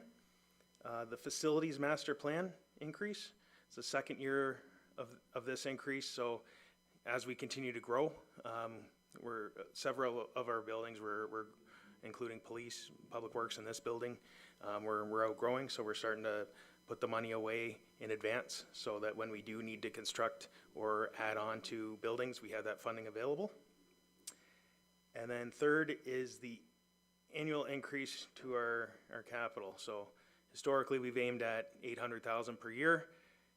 This is one where we've also waited for this meeting to reduce, but we've reduced that in advance so that we came to council with a lower rate than, I think the original rate was 8.5% or 9%.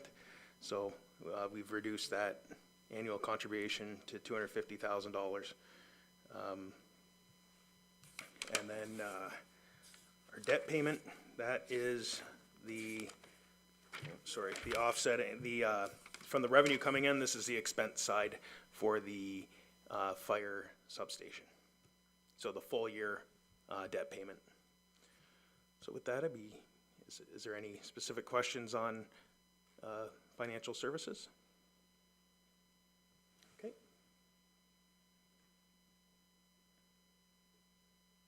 Okay, now we're getting into the IT budget.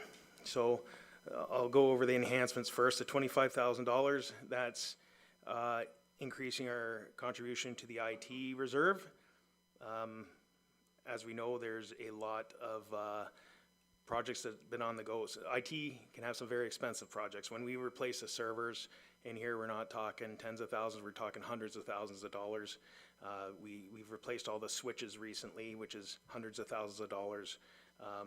You know, another example, a couple of years ago, the building at the bottom of the tower over there, that was in a C-can truck before, and I think there was mice and whatnot in there, so we have a proper building now that's hundreds of thousands of dollars to replace. So IT is not just replacing laptops and building this kind of stuff.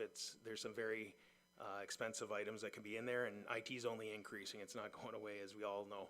So we're increasing that over a period of time, over a number of years. We're increasing that, and I think this is the third year of our increase. And other than that, like the wages and benefits, that's contractual. The communication software and a lot of that is licenses. So as we've moved to, for example, Office 360, the licenses, all of our staff have licenses. We're able to communicate through Teams rather than traveling for every meeting that we have to a building. We can hop on Teams very quickly. There's Laserfiche licenses. Laserfiche is our like storage software and document storage and whatnot, but through that software we can create processes as well. For example, a couple years ago, the invoice approval system, rather than having to travel back and forth between buildings, pick them up, sign them, review them, drop them back off, it's all done electronically now. So with that, there's more licenses required annually, and there's enhancements. So this is an area where there's been some cost increases in some of the licenses for the various softwares that we have, which make up the majority of that.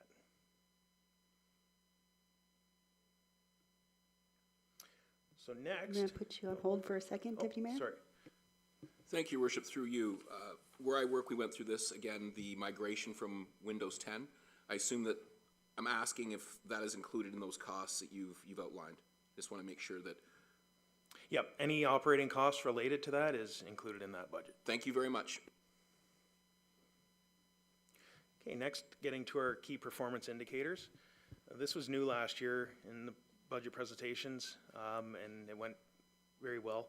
So we're continuing to do this, just to kind of give council an idea of you know, how we're doing on some of these indicators. So we'll start at the top. IT annual help desk tickets, 3,340 to date. I think we've already surpassed the total number of tickets that the IT department did it all of last year. That's continuing to grow as we have more software and more staff. We've also taken on a couple years ago taking over the IT function of the police services. So with that comes tickets as well. So that continually increases, but we're staying on top of them, which is great. The Distinguished Budget Award, I know it's always kind of a joke sometimes, but it's our 10th year that we've received it. I've seen some comments, you know, on PlaySpeak, you pay for that award. We do pay a fee, not for the award. It's because there's 3 different markers, professional markers that go through our budget, this document here, page by page, and there's different metrics. There's a bunch of different pages on different items that you have to be successful at in order to get the award. So every year, there's a small fee to pay the markers to go through the budget document and determine whether or not you receive the award. You know, we didn't get, the first year I applied for it, I didn't get the award. I think it was 2014. But with that, they gave you why you didn't, and then a goal to work towards. And then we put in a lot of work, and since then, we've received the award, and we continue to improve on our budget and what's included in there for transparency purposes. Vendor electronic payments, we're at 73%. That's a goal. We want to continuously increase that so we don't have to issue checks. When you issue checks, there's higher risk of fraud and whatnot. So the more electronic payments you have, the better. Every year that's growing, that number. So every new vendor we get, our accounts payable receivable clerk makes a big effort to get them on electronic payments. Taxes receivable as a percentage of taxes levied is 4%. That's pretty consistent with the prior year.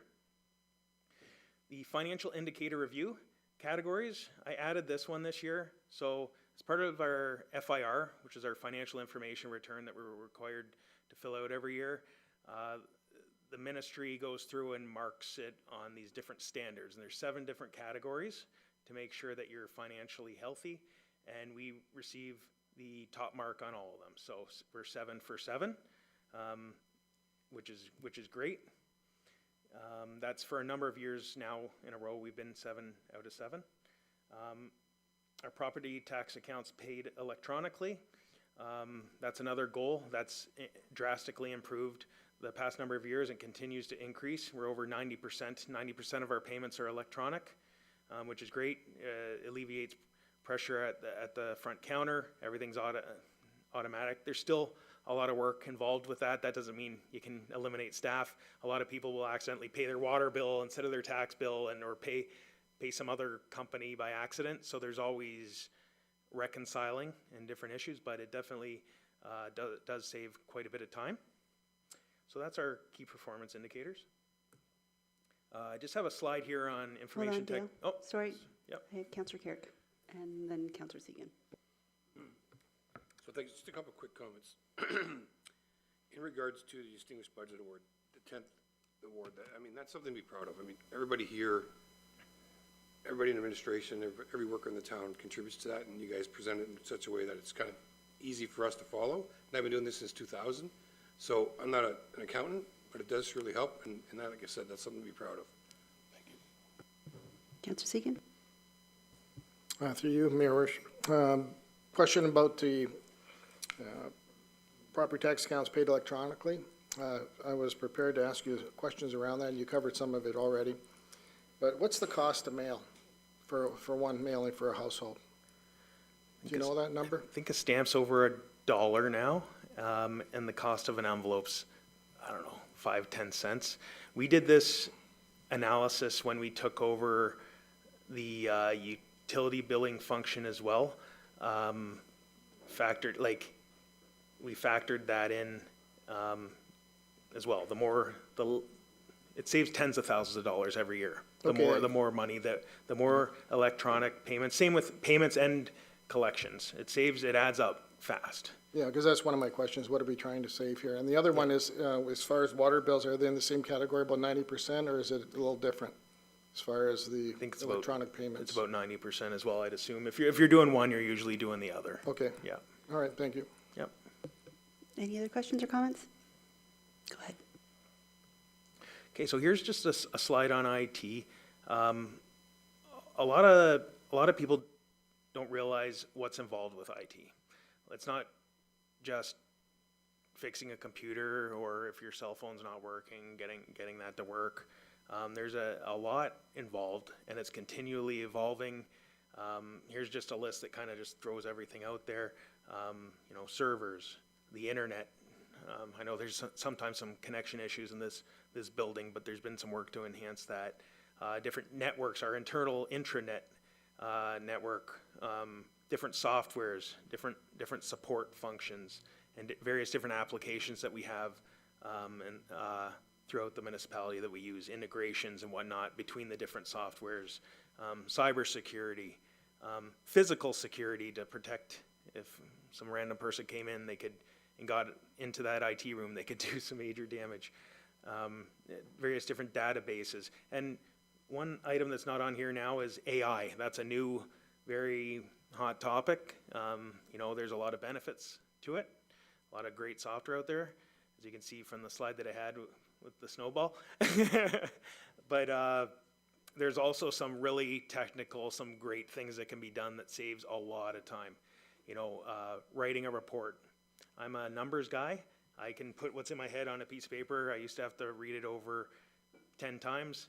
I can put my thoughts into a software and it writes it nicely. I read it to make sure everything's accurate and it saves a ton of time. That's a simple example, but there is a lot that can be done, and we're just scratching the surface. So that's a big focus moving forward.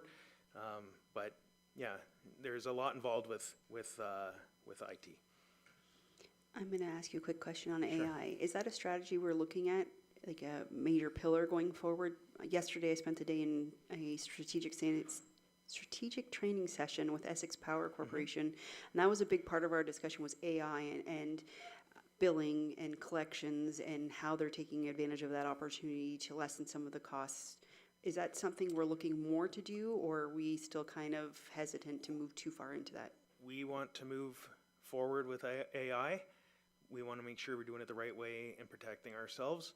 You can be too aggressive, you can be not aggressive enough, too risk averse, but we want to make sure that there's no risk on the different softwares that we're using that would allow access into our system or whatnot. We have attended some conferences during the year. There's some municipalities, a couple that are ahead of us, but most aren't.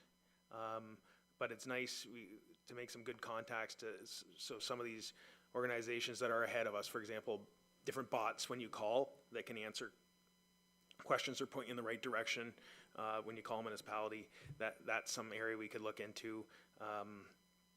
We use Microsoft Copilot, which is similar to ChatGPT, but there is definitely some softwares out there that are definitely better, I'd say, at certain things that Copilot can't do it all the best. So we have to investigate that. It does come with resources, right? Like just because there's an IT person doesn't mean they're automatically an expert in this, right? It's new to everybody, so we need to investigate it and spend some time and whatnot. But we do have our IT staff, some really bright individuals who've already done some research on some of this and shown some pretty amazing stuff that we can do with some of the software. But if we're spending a lot of time on AI, it's pulling from something else that we don't want to fall behind on some of the tickets and whatnot. So it's part of our plan moving forward. And as the IT division evolves and expands, we're definitely looking at enhancing our AI usage to our best. Okay, so some of the major finance and IT projects this year, the asset management plan and capital asset strategy, the final legislative required phase, which encompasses all of our capital assets, not just core infrastructure and our service level. Mr. Ferraro headed that, and that was completed on time. Our development charges background study, myself, Mr. Osborne and Mrs. Beggs have been working diligently on that. So we're getting close to the end. That should be completed early next year. Collective bargaining, we've been part of the negotiation teams, which has been great. Grant applications and reporting takes up a lot of time. We're lucky we've been successful on that big one this year, which is great news. Our IT business and continuity plan, and then the creation of the Division of Capital and Financial Planning, which is underway. So 2026 major finance and IT projects is I just call it master plan. That's where we're going to take all the master plans, put them together, look at our funding, and when we're going to be able to accomplish what within each plan. So that'll take some time, definitely. So one thing we plan on doing is creating some quarterly financial information videos and for various different topics and putting them on our website just to be for transparency and educational purposes for the public. So we're looking at doing that throughout 2026. So if there's ever any topics or residences that you hear from that are curious about something, let us know, and we could put those as one of our topics. Again, the business continuity and cybersecurity plan, the implementation plan for the findings. And then another one, risk management strategy. We manage our risk.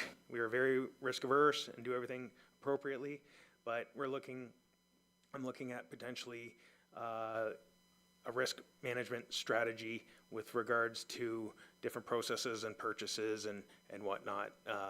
Making forward, we tick every box to protect ourselves in the best way possible, just standardizing it and putting it in paper. So I'd be happy to answer any questions on that before we move on to council services. Any questions, comments? There being none, thank you for the presentation. Council Services, Ms. Estralago will take over.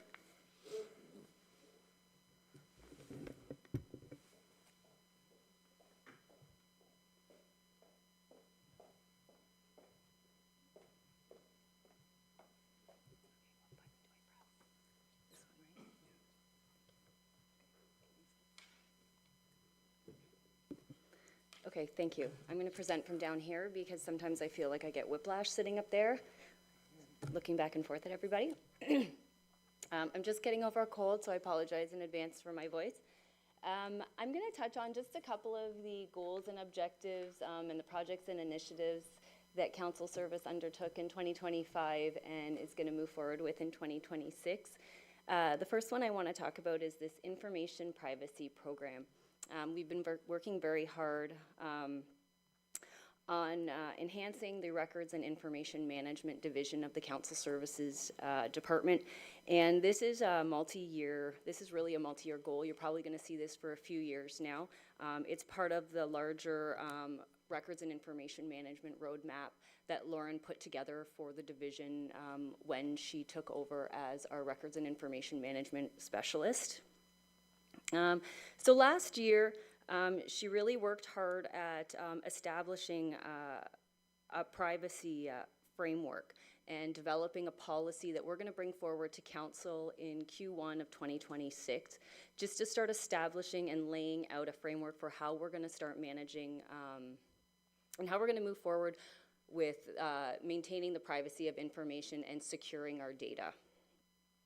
So you'll see that policy come forward sometime January, February of next year. Phase 2, which we're going to start in 2026, is going to focus on exploring the development of a privacy impact assessment process and updating the personal information bank. These are two elements. The personal information bank is an element contained within the MFIPA legislation, requiring us to take steps to identify where we have personal information in our records.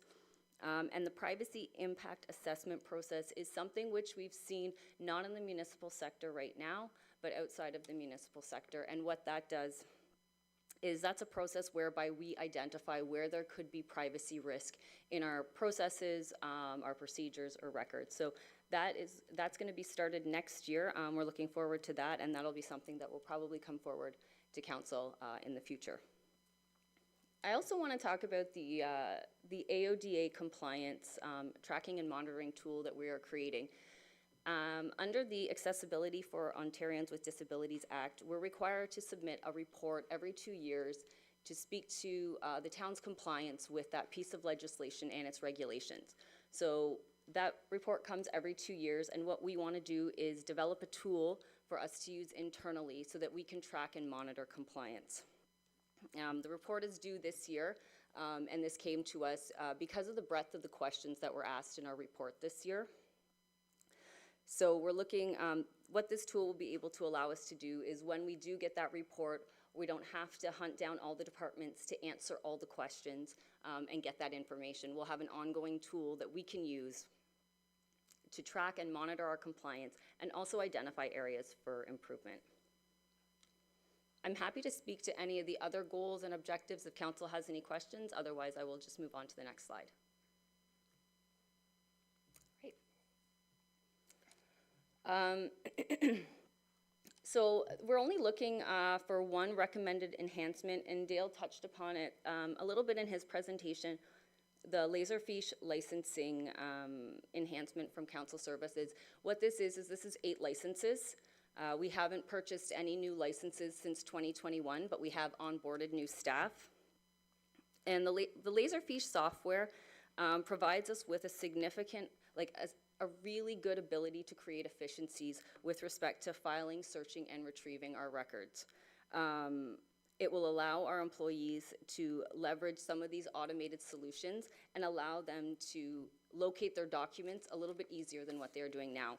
So a number of staff have the license, but we don't have all staff. So we're just looking at gradually increasing the number of licenses so that all staff that require these licenses and require these searching capabilities will have it. No questions?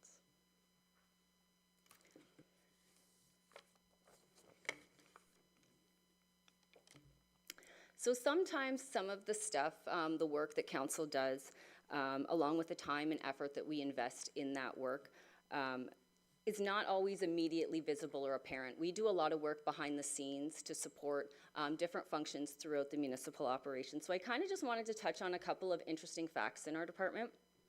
So last year, our department spent 550 hours supporting council meeting readiness and post-meeting action.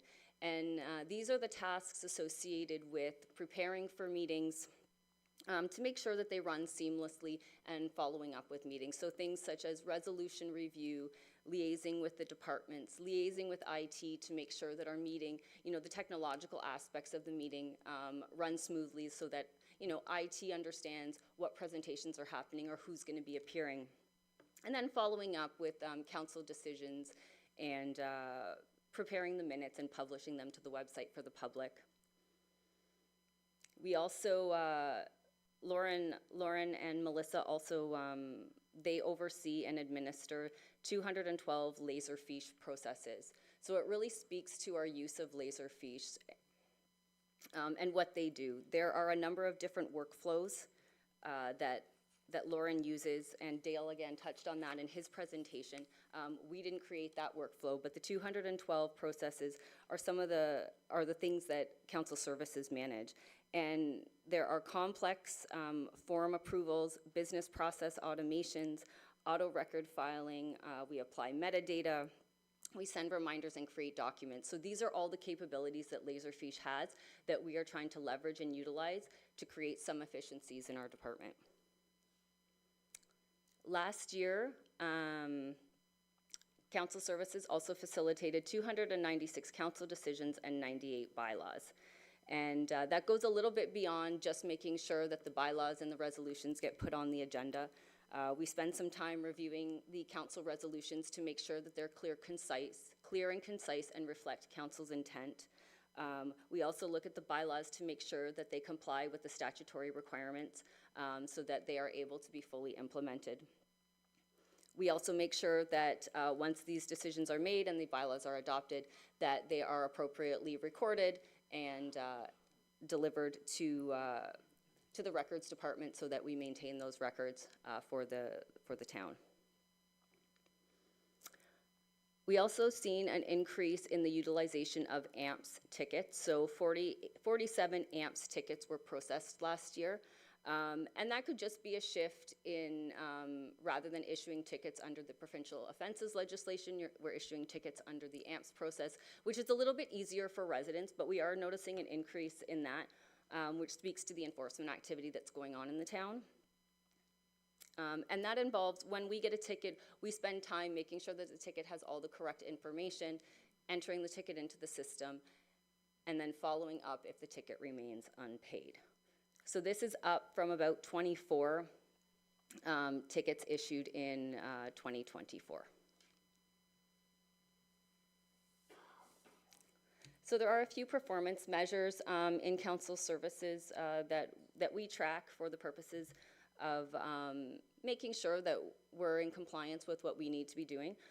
And one of those is the council meeting publishing date. We have deadlines in the procedure bylaw which speak to when council meeting agendas are to be published, and I am happy to report that we published 100% of our council meetings in 2024 in compliance with the bylaws. We are on track. We have 40 council meetings this year.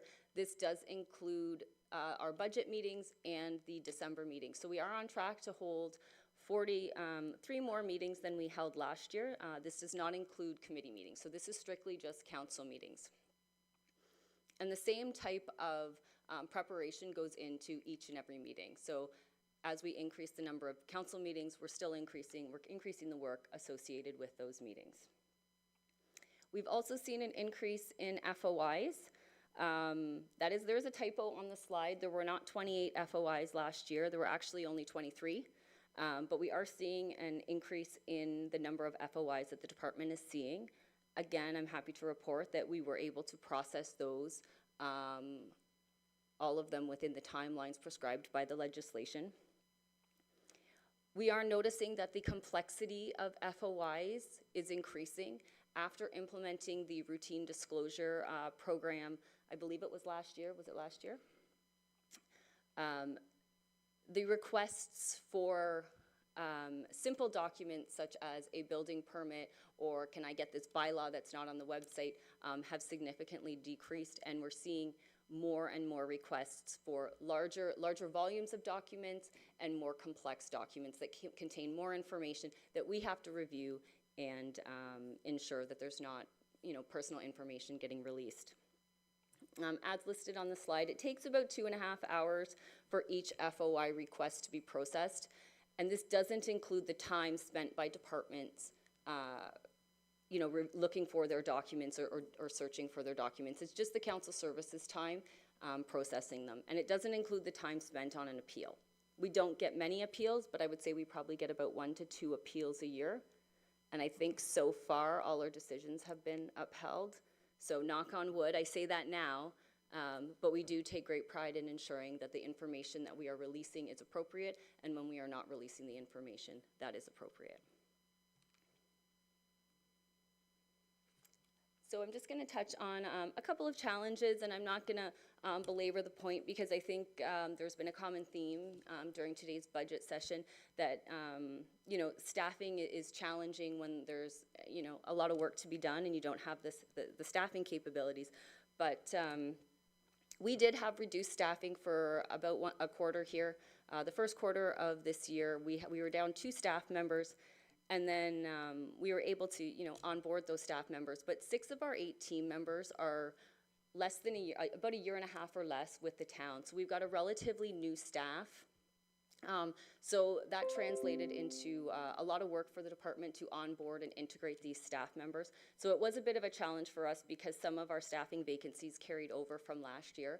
So that was just a little bit of a challenge for our team. I mean, we have a full complement now, so we're feeling pretty good about where we're at with our staffing complement. Workload increases are pretty self-explanatory. The community's growing.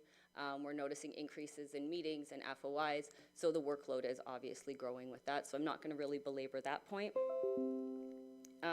Another challenge we face is records management. We really dedicated some additional resources last year to the records division, so we are able to start moving that program forward again. But we have to, get back and look at some of those historical records and get those into Laserfiche. And that proves a bit of a, that's a bit of a project all on its own.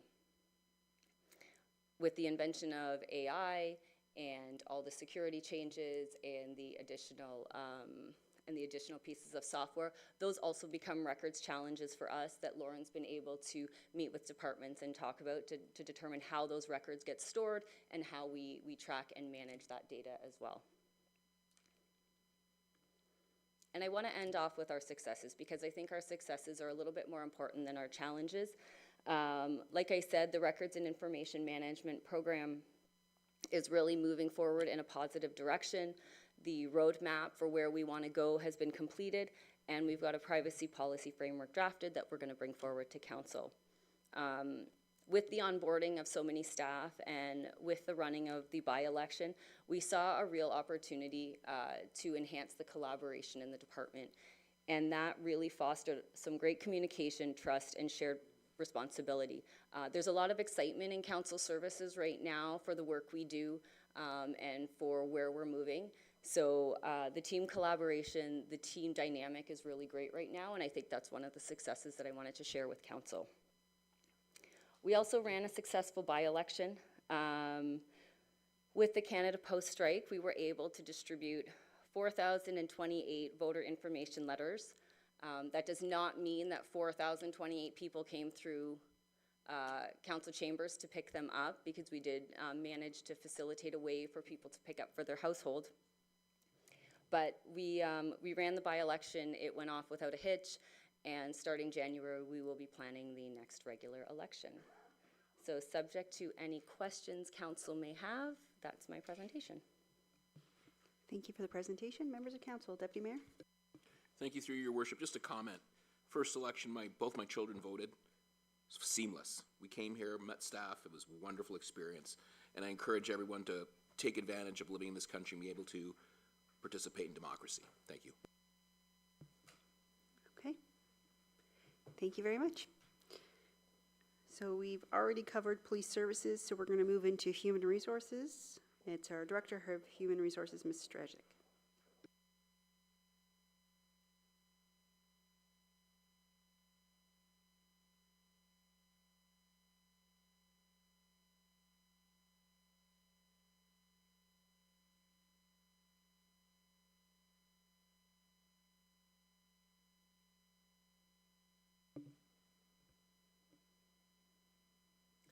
Good afternoon, Madam Mayor and members of council.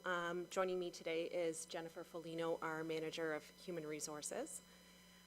The items on the screen highlight the goals and objectives that the Human Resources Department has been and will be focusing on.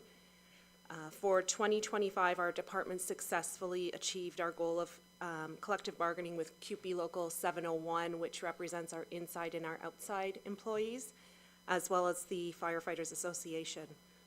We finalized and ratified new agreements with these groups, and following ratification, our team focused on implementing the changes within the required timelines. In addition, we provided management with an overview of the updates and explained the potential impacts on their respective areas. As you heard earlier by Chief Pierce, the Police Association has 2 contracts that expired on December the 31st, 2024. We have started preparations for bargaining, which we expect will start next year. As a result, this goal will be carried over into next year as well. The second goal for 2025 focuses on conducting an employee engagement pulse survey. After our initial engagement survey in 2023, 50 employees came together to identify some key issues and develop an action plan to address them. The purpose of the pulse survey is to check back in with employees to see if the changes that we implemented have made a difference and whether we've improved the overall engagement score. So planning for this initiative is complete. The survey is active right now. The survey will run until next Tuesday, December the 2nd. Once it closes, it will take a few weeks for our consultant to tabulate the data, prepare reports, and issue them to the town. So we expect this to be completed by the end of the month. So moving to 2026, we've already referenced the first point, and that's the collective bargaining. Management staff training remains a priority for us. The town has previously invested in management development, including sessions on topics such as communicating and influencing change and political acuity. We're continuing to build a strong management team by equipping managers with the skills they need to excel in their current roles and providing ongoing leadership development. We ensure that the organization has the talent and readiness required for long-term success. HR will also conduct a review of the corporate training plan to ensure that training is relevant, complete, and meets regulatory requirements. The current training plan was developed over 10 years ago. Review is needed to ensure that all employees receive training that not only meets legislative requirements, but is also relevant and essential to the roles that they have. So we will undertake reviewing each position within each department and understand their unique requirements and make sure that plan training is appropriate for each one. And our final goal on the list is, has to do with HR optimization. This initiative focuses on identifying, implementing, and promoting newly available features within our HR system, which is UKG software. While we've been using UKG for quite some time, we recognize that we don't yet fully understand the system's full capabilities. By leveraging available features such as automated workflows for approvals, enhanced document management, advanced reporting dashboards, we can automate and streamline processes, reduce some of our manual tasks, eliminate duplication of tasks between multiple systems that we have. So ultimately, this will strengthen reporting for us in HR as well as the rest of our managers and give us some stronger information for decision-making across the organization. So, sorry. So in 2026, we are seeking 2 enhancements. The first deals with the addition of a human resources administrator position that we hope to fill in the second quarter of the year. The impact as shown is $60,100. This position is being introduced following a review of payroll processes that happened about a year and a half ago or so. And we determined that certain activities previously performed by payroll department more appropriately belonged in the human resources department. So as a result, those activities were shifted to human resources without the addition of additional staff. So when you take that and combine it with the demands of, organizational growth, legislative changes, this has created a significant increase in workload for our current staff. In January of this year, we had to hire a temporary human resources administrator to help us with that workload, and it's ongoing. So the HR administrator will primarily focus on recruitment coordination, onboarding support, employee support, managing documentation, and updating HR systems just to make sure we're compliant and we have good record keeping. The second has to do with professional development. That's tied to our tuition assistance program. So this program, it's a policy that we have at the town, and I'm just trying to find my notes on it, I'm sorry. This program it was introduced around 2015 or so and hasn't been updated since. Currently, we provide assistance at a rate of $750 per course reimbursement, up to a maximum of $2,250 per employee. So those rates have been established quite a long time ago. We know the cost of tuition has gone up. We haven't looked at this, so we found this was the right time to do it. And this increasing the reimbursement aligns with the town's commitment to continuous learning and encourages employee development. This is a benefit to staff who wish to grow and develop and help us remain an employer of choice. And we have quite a few staff accessing that benefit, so.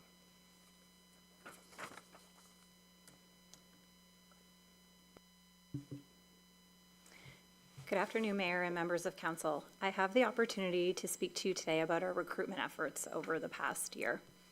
It's been a busy year for the organization as well as in HR. The chart that you see in front of you displays our recruitment data from November 1st, 2024 to October 31st, 2025. I do want to point out that these numbers do not include police services or the part-time culture and recreation staff, although at the request of police, HR does get involved in their recruitment efforts, as well as we complete all the onboarding for the culture and recreation staff. So during this period, we posted 63 positions. 17 of them were permanent full-time positions and 46 were non-full-time positions. So that includes seasonal, volunteer firefighters, temporary positions, and all of our student positions.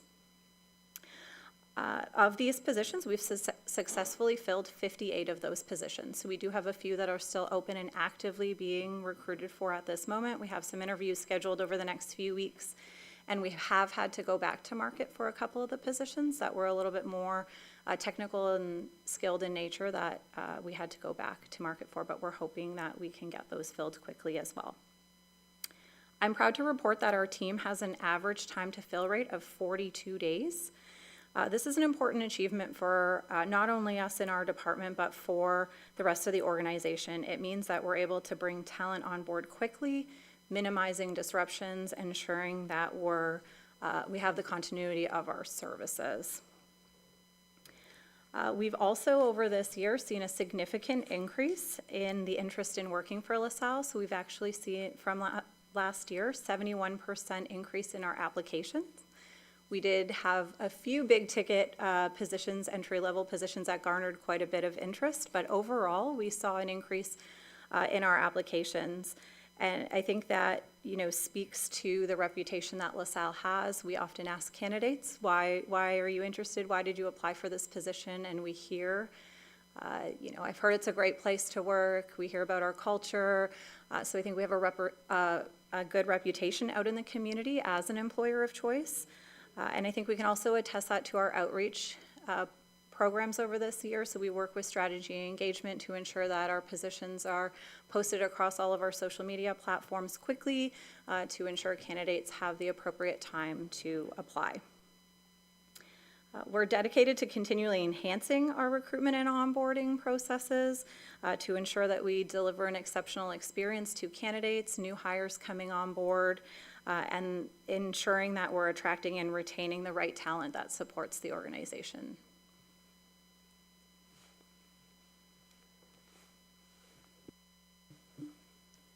So we have a couple of accomplishments within the department that we have on the screen here, and we've talked a little bit about the first two already with collective bargaining, which does take up a lot of time of HR as well as other departments, the others who sit on our negotiation teams.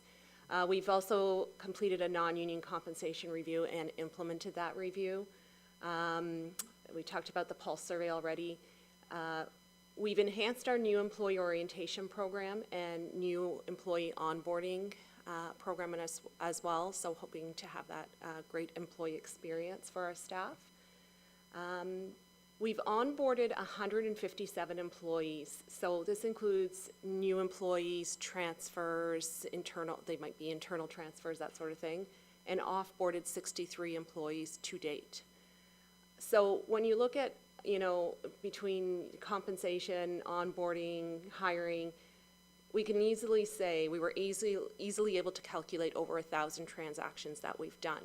That's just what we calculated. We know there's many more, and that's only related to staffing. So when you look at disability management, leave of absences, that sort of thing, that will easily go upward. We've introduced several job aids to assist employees and managers on leveraging the UKG functionality. And we have an ongoing project for digitizing our employee records, and we are working with records retention in this regard. We've also produced some enhanced reporting features to drive HR efficiency and improve data management. So we have created some trackers and we're calculating some metrics as well. And just a little bit of a day in the life of HR. So we didn't want to focus on challenges, but these are the type of things that we are up against daily. So we are constantly dealing with different legislative changes, and as Mr. Militia spoke about, with anywhere from 6 to 10 product lines, that's a lot of legislation hitting a lot of different areas of the organization. We're also dealing with growth to the town. So when we talk about, it's not just people, when we talk about, programs and facilities, all of that it causes a demand on the department. The nature of our work is a demand as well. We don't know what we're coming into daily. One inquiry could cause a week of work, and it's got to be timely. So, you know, that's constantly a challenge that our department faces. Technological issues, so our HR system, we're dealing with constant updates and maintenance, and also some legacy issues that we've got some incompatible software, which we hope that optimization review will also help. And then, of course, still with us for a long time, talent shortages. So difficulty sourcing candidates, especially those with specialized skills. And so it requires us to be creative in our recruitment, and sometimes we have to duplicate postings. So that's all we have. We're happy to answer any questions you may have. Members of council, questions or comments? Councillor Segan?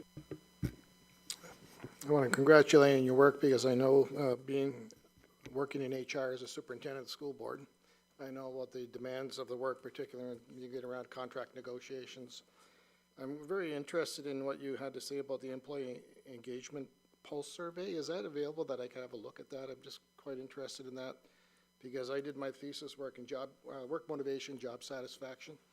And this seems to be in line with that, because I'm very interested in how things function at the workplace and people's engagement. So if I could see a copy of that survey to see what it's like, you know, what the content is, I'd be very much interested in that. Thanks. Sure, we'd be happy to share that with you. And since you asked, I think it's worth bragging. Our engagement scores in 2023 were, I think it was 82%. So we had a very high level of engagement, which we are very proud about here. Any other questions or comments? Councillor Burns? So obviously, if our internal postings are up 71%, this is not the worst place to work in Essex County. I would assume that. And I thank you for that, and I thank you for the culture. Again, I'm always, and I have not heard over the years, do we have an employee engagement handout from day one? This is our culture, this is our expectations, this is where you may want to go in the future. I don't know if we've, in my hiatus, have developed that or not, but it'd be interesting to know, because good organizations have that, including benefits, so a total package. I start with you today, and as I'm getting assimilated, I have a basics to know what our standards are, what our code of conduct is, and where I can see myself. And I remember this question being asked 30 years ago. Where do you see yourself, young lady, in 5 years?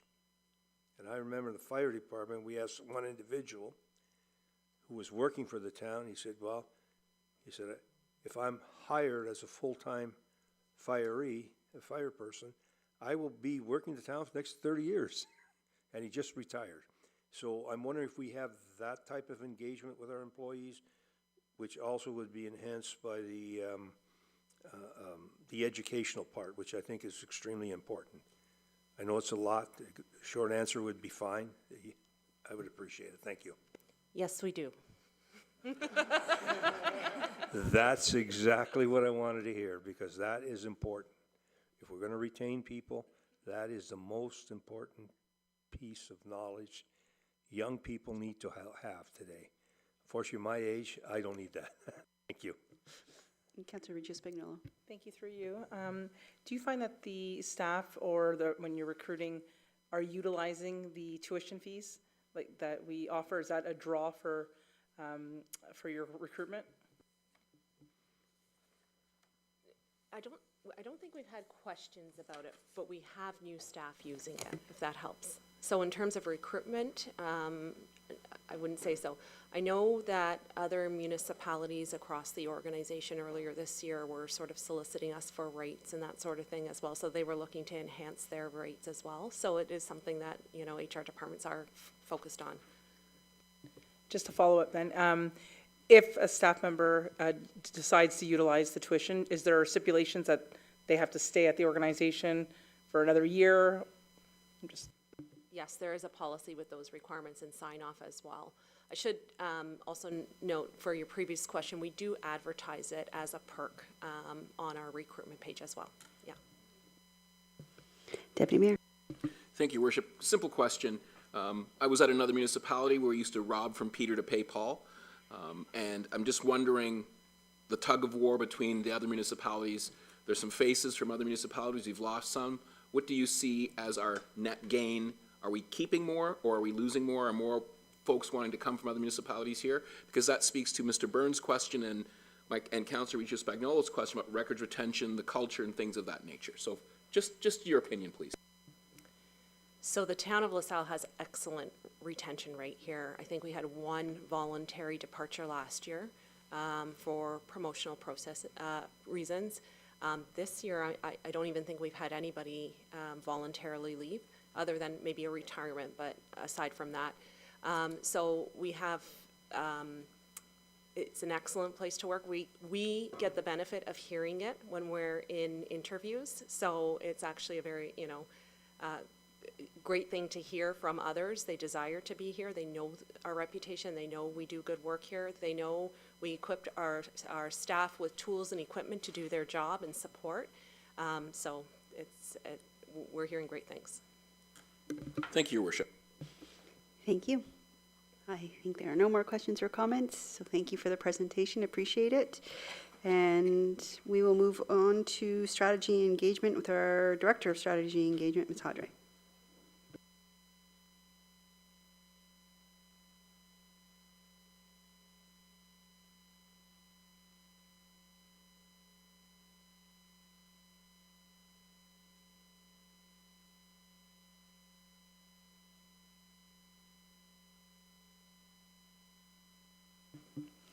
Thank you, Mayor Malash and members of council. On the screen here are the goals and objectives. I'll cover that throughout my presentation. We are looking at $125,500 enhancement for 2 new positions. The first one being a supervisor with a focus on economic development, tourism, and business engagement, as well as a position focused on communication. And I will talk about those a bit more throughout my presentation. In addition, there is a $25,000 enhancement being requested, and that is to support strategic master plan funding. We did a refresh of the strategic plan earlier this year. LaSalle's unmatched quality of life came through clearly through that consultation process. From the telephone survey that was conducted by Leger, 9 in 10 residents, or 92%, would rate the quality of life in the town of LaSalle highly, with 51% saying very good. And most residents either feel positively or neutral about the town's strategic direction, with higher support regarding its vision statement and strategic goals. Although the budget for the strategic plan funding sits in the Strategy and Engagement Department, it actually supports initiatives throughout all of our departments.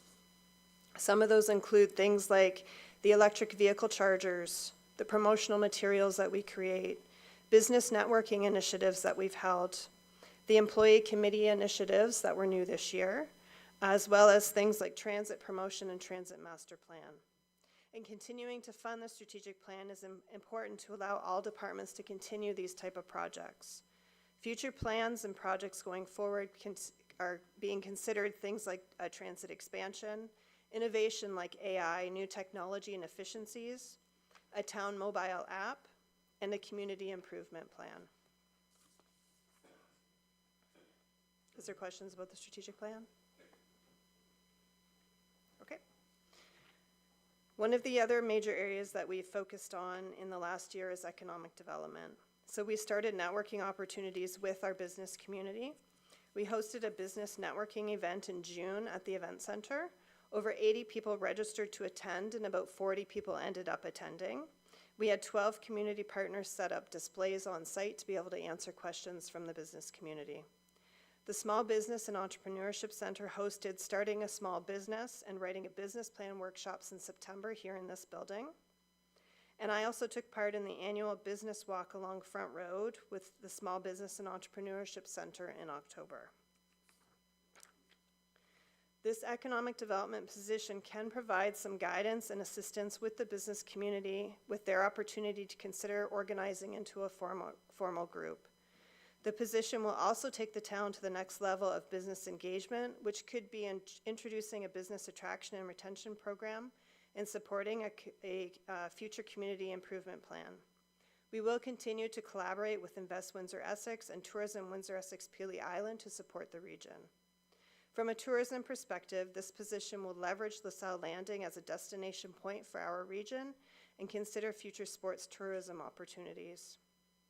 Back in 2018, we completed an economic development plan and it outlined a number of goals to support economic development in LaSalle. Within that plan, it identified similar communities in size to LaSalle, and each of those have 1 to 3 staff members dedicated to economic development within their municipalities. LaSalle does support Invest Windsor-Essex and TWEPI through the County of Essex levy, and we do collaborate regularly with both of those organizations.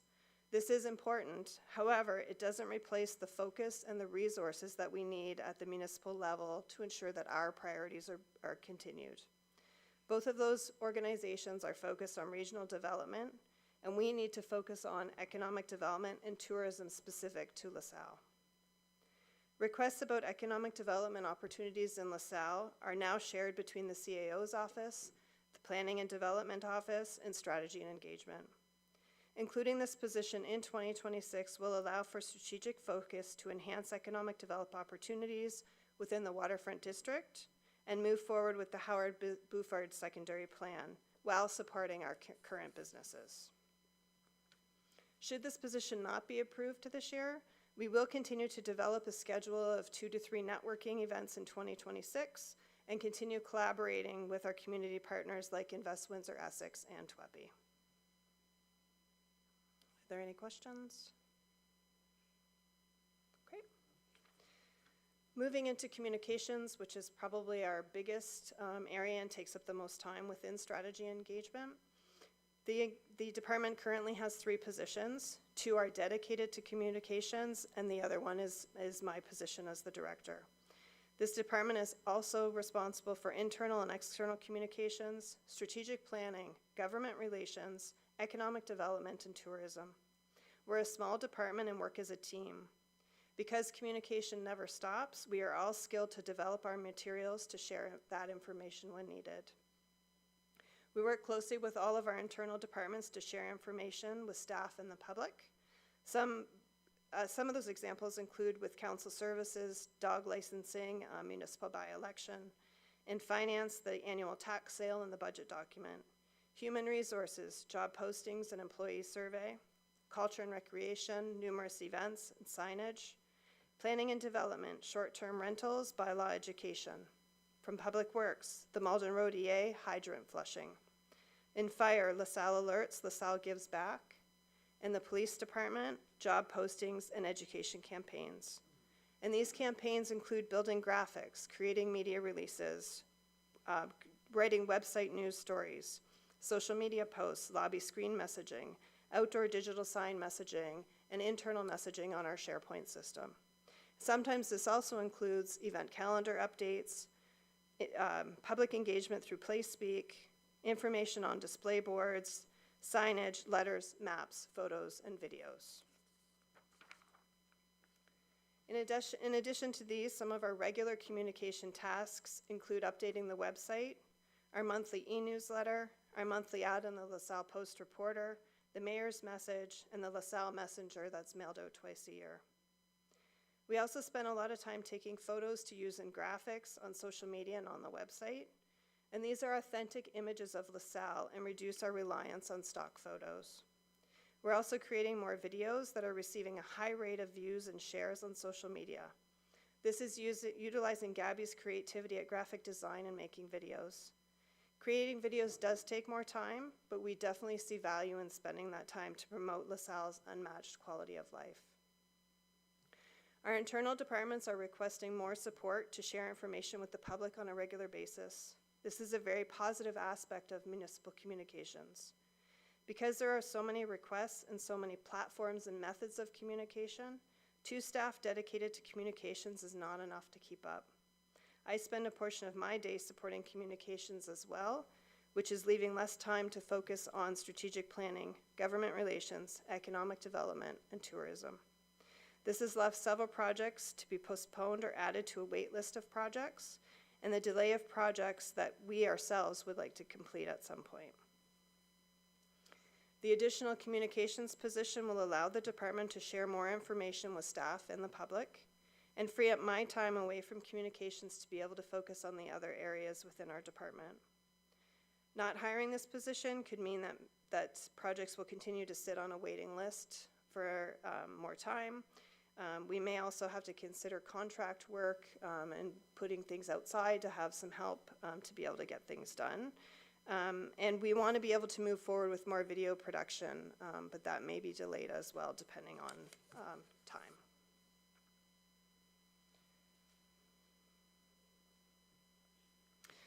One of the projects that we've taken on, we've taken a much more active role, is the oversight of the front end of the town's website. So this started earlier this year with the website refresh that we did. Sue is commended for taking the lead on this project, and she continues to be the super user of the website.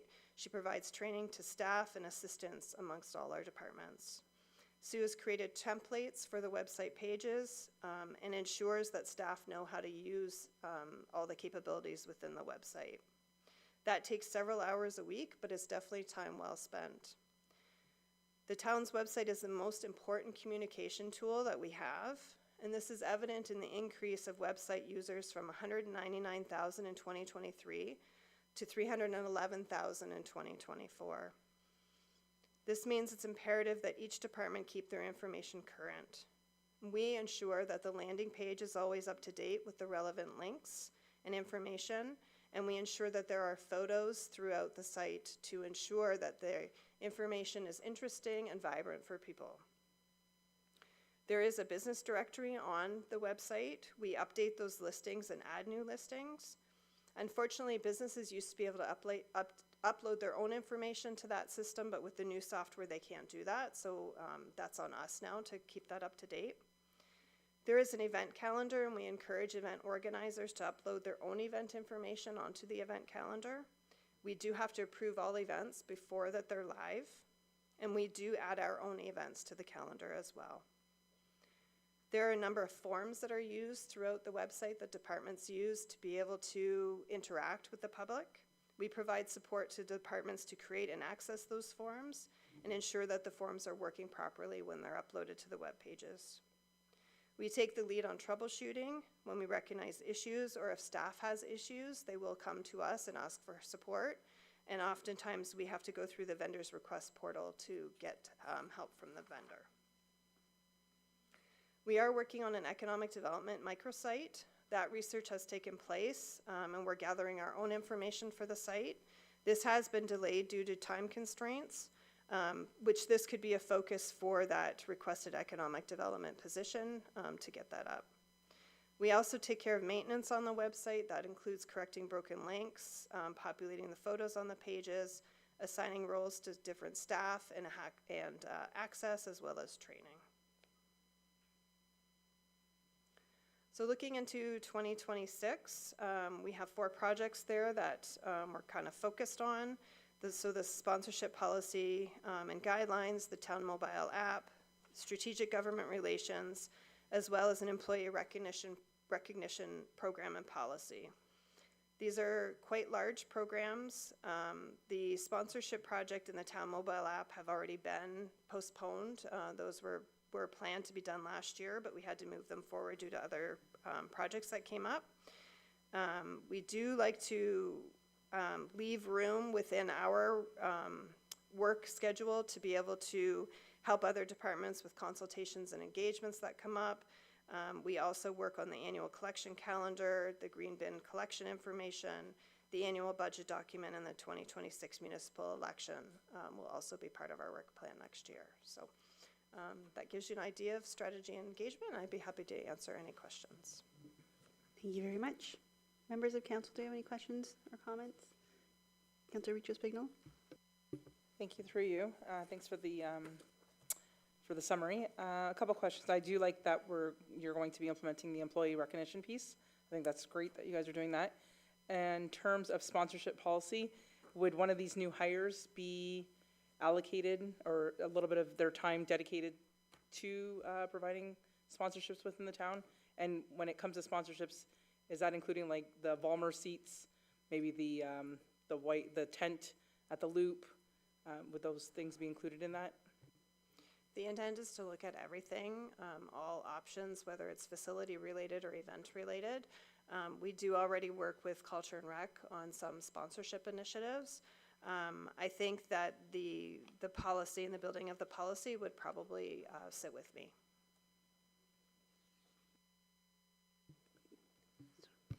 Again, this is one area, and I'm just speaking on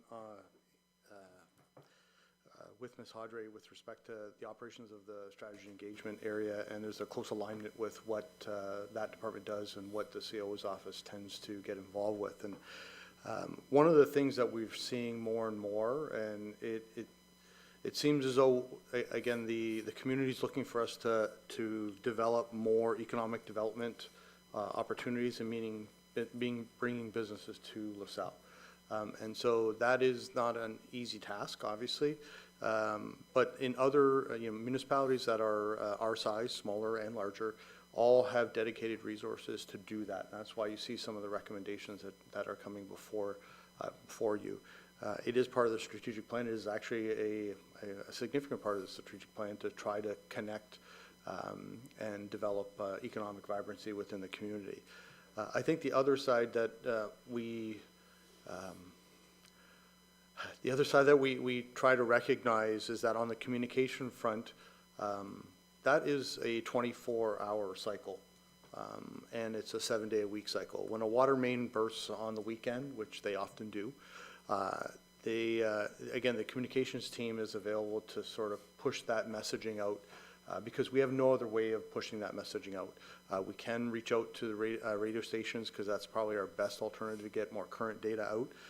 But there is no other way. People have now, not the entire population, but a majority of the population have now become accustomed to visiting one of our platforms, whether it's the website, whether it's one of the social media platforms that we have, to get information.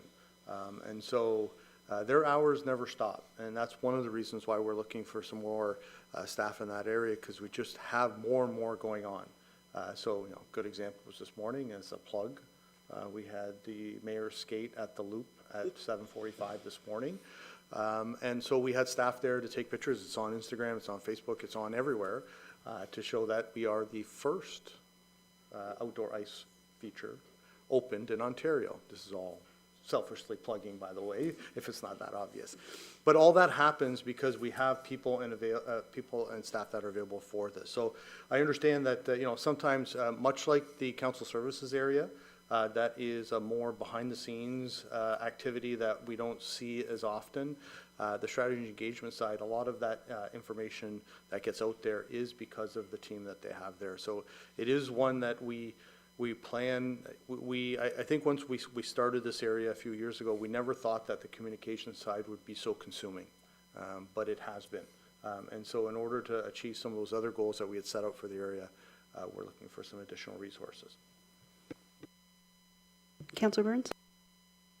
You mentioned your presentation that you contract out. I'm wondering how many dollars you spent this year in contracting out, and should council in its wisdom not give you the person you're looking for, what estimate of contracting out would you have to spend? So in other words, there's already been a deficit, I would think, for this year. It's not in the budget to contract out. And what would the deficit be if we don't give you that person that you're looking for? We don't contract out at this point. We're looking at that going forward because there's projects that we can't get to. There's a couple of projects that we work with Douglas Marketing Group on to help us with, but for the most part, we do everything in-house ourselves now. Thank you for your answer. Is that all the questions or comments? Okay. Thank you very much for the presentation. You have an 8-minute coffee break. See you back at 2:30.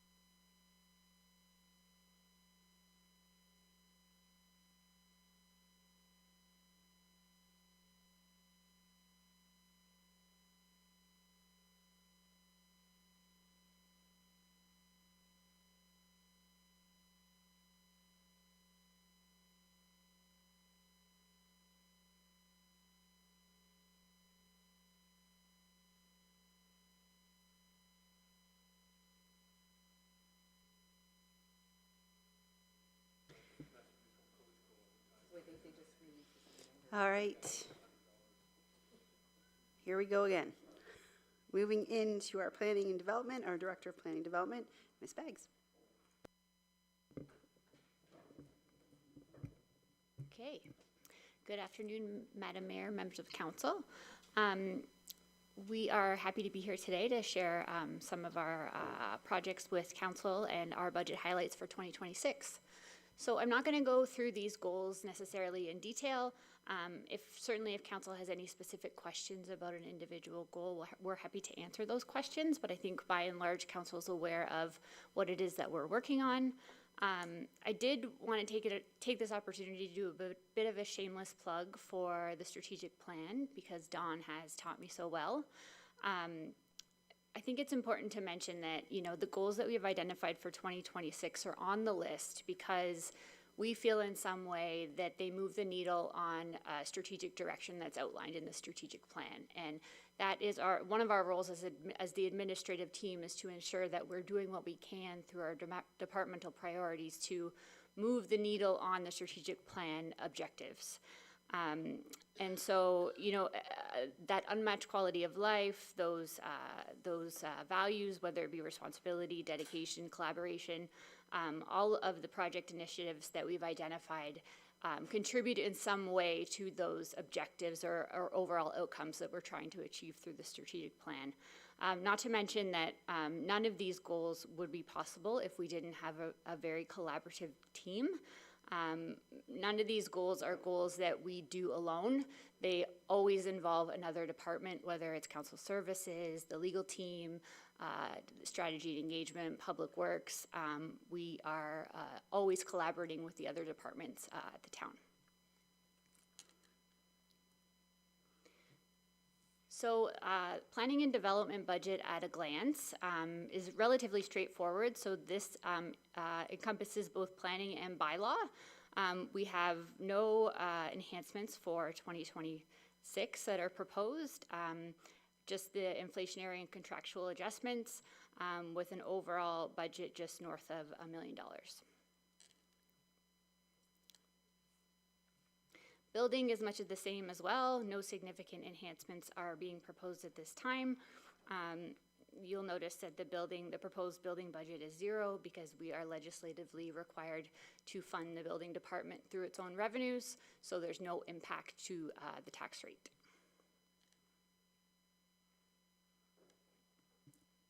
We wanted to take a few minutes just to represent sort of some of the Planning Act applications that we have been working on in 2025. Interestingly enough, our Planning Act applications are generally in line with where we were last year. Activity is relatively the same.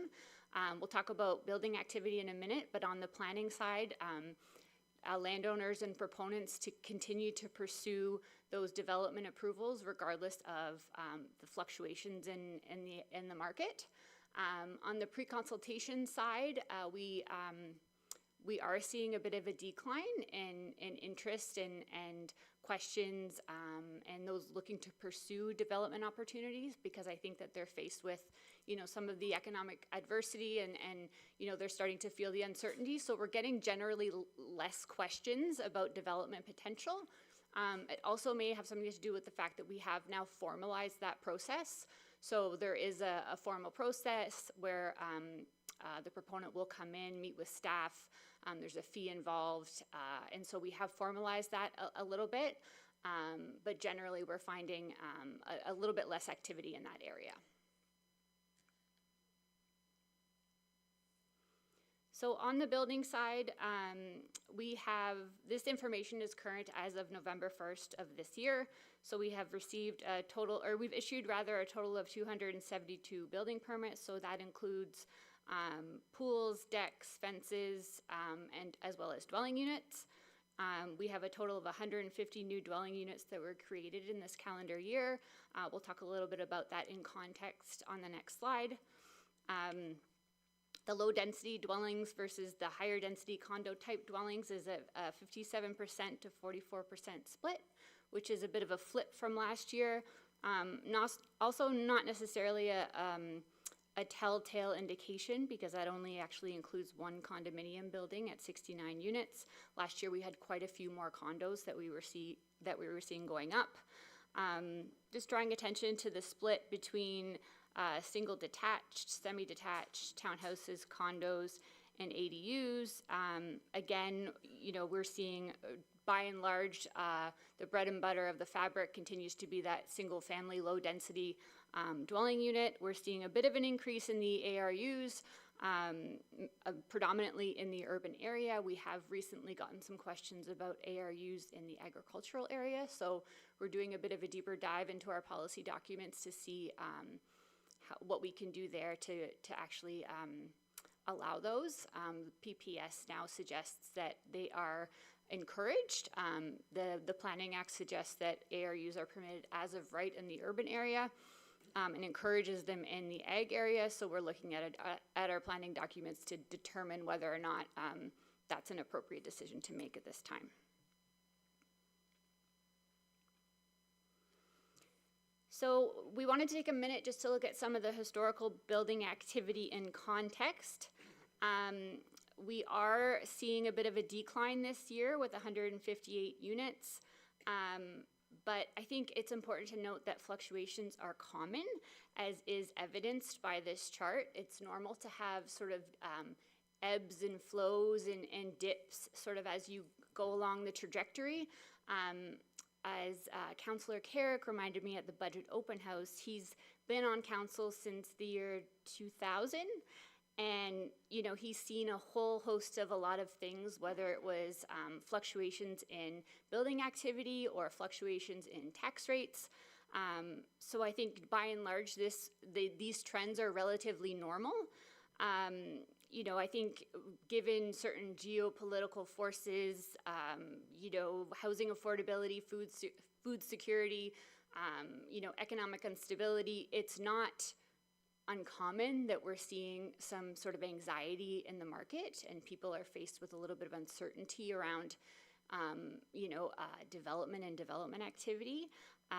But I think if history is any indication of the future, we are going to see this trend go back up as is evidenced by this particular chart.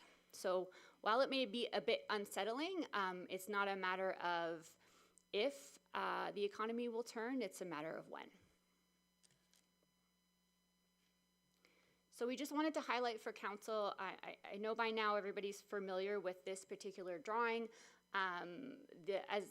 Just again, the black line to the south at the bottom outlines the limit of the urban boundary. The red sort of outline in the middle outlines the Howard Bouffard secondary plan area. And this particular map shows all of our current construction activity that's going on in town. Just wanted to highlight the ones that are outlined in the circles, starting at the top. So we have that particular rental building there. It has, it's a mixed-use building with roughly, I think there's about 3 or 4 commercial units on the main floor and 69 rental units in the building. And it's, I think we're calling that one Griffin Phase 2. To the east there, we have the shops at Heritage. We have issued rather roughly 90,000 square feet of building permits for that particular plaza, of roughly probably about 150,000 square feet in total at full build out. As we heard from Councillor Renaud earlier this morning, the Golden Arches has opened, and he may or may not be enjoying a Big Mac later on this afternoon. Tim Hortons is slated to open, I believe, in the next couple of weeks, that I heard from our building department. And activity continues to go pretty well over there. They're definitely keeping our building department busy. We are anticipating, in conversations with the developer about a potential hotel. That will have to go through a rezoning process, so council can expect that likely in the new year. To the south, we are very close we have already issued occupancy for Laurier Horizons, the villas that are out front of those two towers. There are 60 units in each individual building, and it's likely that those will be completed, I'm told, by the end of the summer of next year. The one to the left, furthest west, is the Fields Court subdivision that has roughly 14 semi-detached units there, and they are just waiting on energization, after which point we will be in a position to release building permits for that development as well. So I'll pause there if there's any questions or comments about construction activity. Councilor Reno? Just curious, just to the south of the field court you were just talking about, there's a red and a blue building that are drawn out but not circled. Is that anything that's significant to us? Through you, Madam Mayor. So those are the existing subdivisions known as, I think it's Trinity Woods and Villa Oaks. So those were approved a few years back. One is owned by Mr. Demore and the other one was through Mr. Tullio. And those developments are ongoing with some slow building activity, but building activity nonetheless.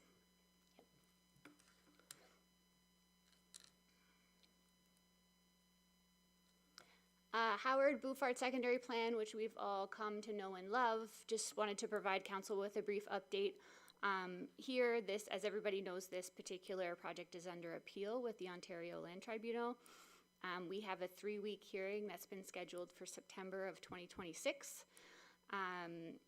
All of the appellants that have submitted appeals are willing to mediate, so we will be pursuing mediation privately as well as board-led tribunal mediation.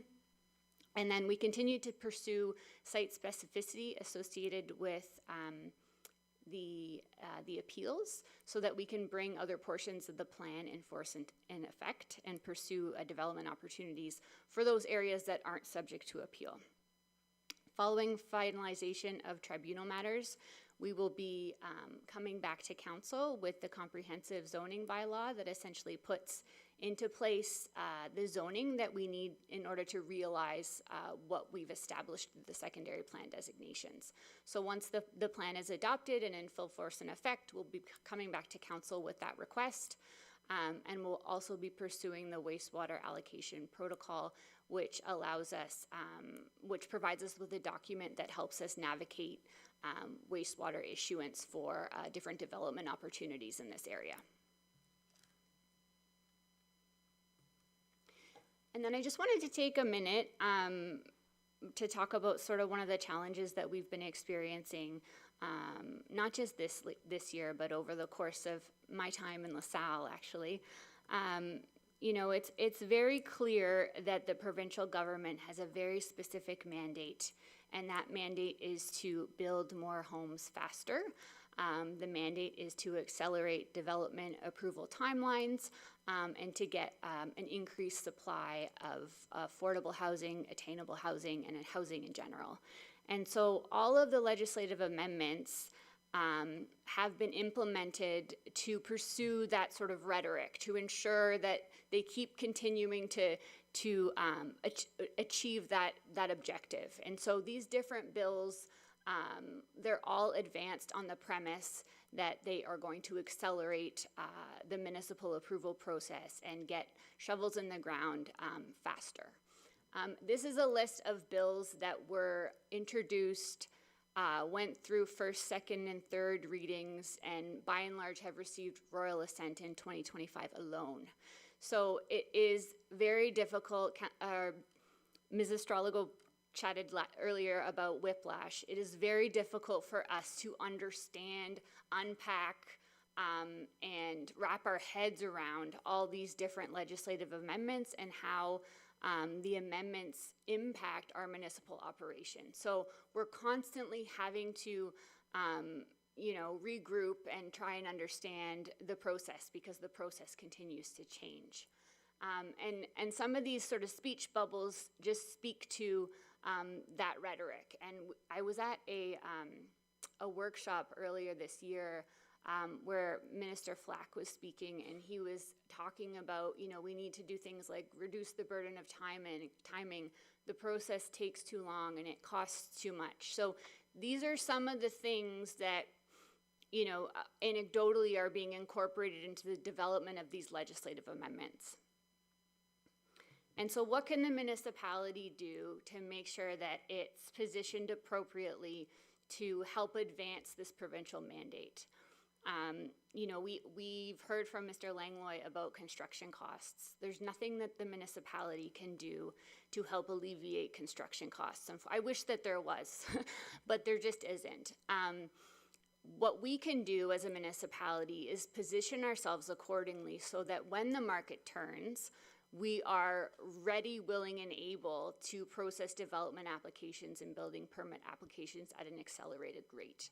And we've already gone down that path. We've started to implement certain initiatives to make sure that we're in line with that mandate already, whether it was through the request for H removal delegation. Our planning documents are flexible and permissive, so we're not being inundated with planning amendment requests constantly, because we have very flexible, permissible documents that allow a multitude of different things. We're making sure that we have the projected capacity for our projected growth. So we're ensuring that we have adequate capacity to be prepared for when the growth does happen, that we're not having to kind of work backwards.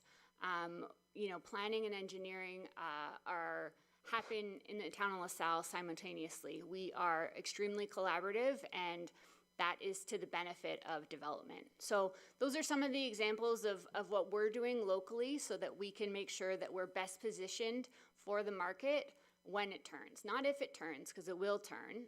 It's just a matter of when. I'm going to pause you for 1 second, Mr. Militia. Yeah, just further to Mrs. Beggs' presentation, one of the things that we often hear is, or we often focus on, is the actual building permit data, which is that chart that was a few back that Ms. Beggs had presented. I think some of the ways that sometimes I like to frame things is that the building permit is like the car in the showroom. And so, yes, we are focused on the sale of cars or the amount of building permits that we actually issue. But the development arm, whether it be through the planning department or the engineering and infrastructure division, what they do is facilitate the conveyor belt. They are the line that builds the vehicle so that we can sell it in the end. And sometimes, you know, we're so focused on the building activity is at perhaps its lowest point that it's been in the last 5 or 6 years, and that is certainly we're not, you know, we may not have a lot of control over that, but we're certainly not happy with that.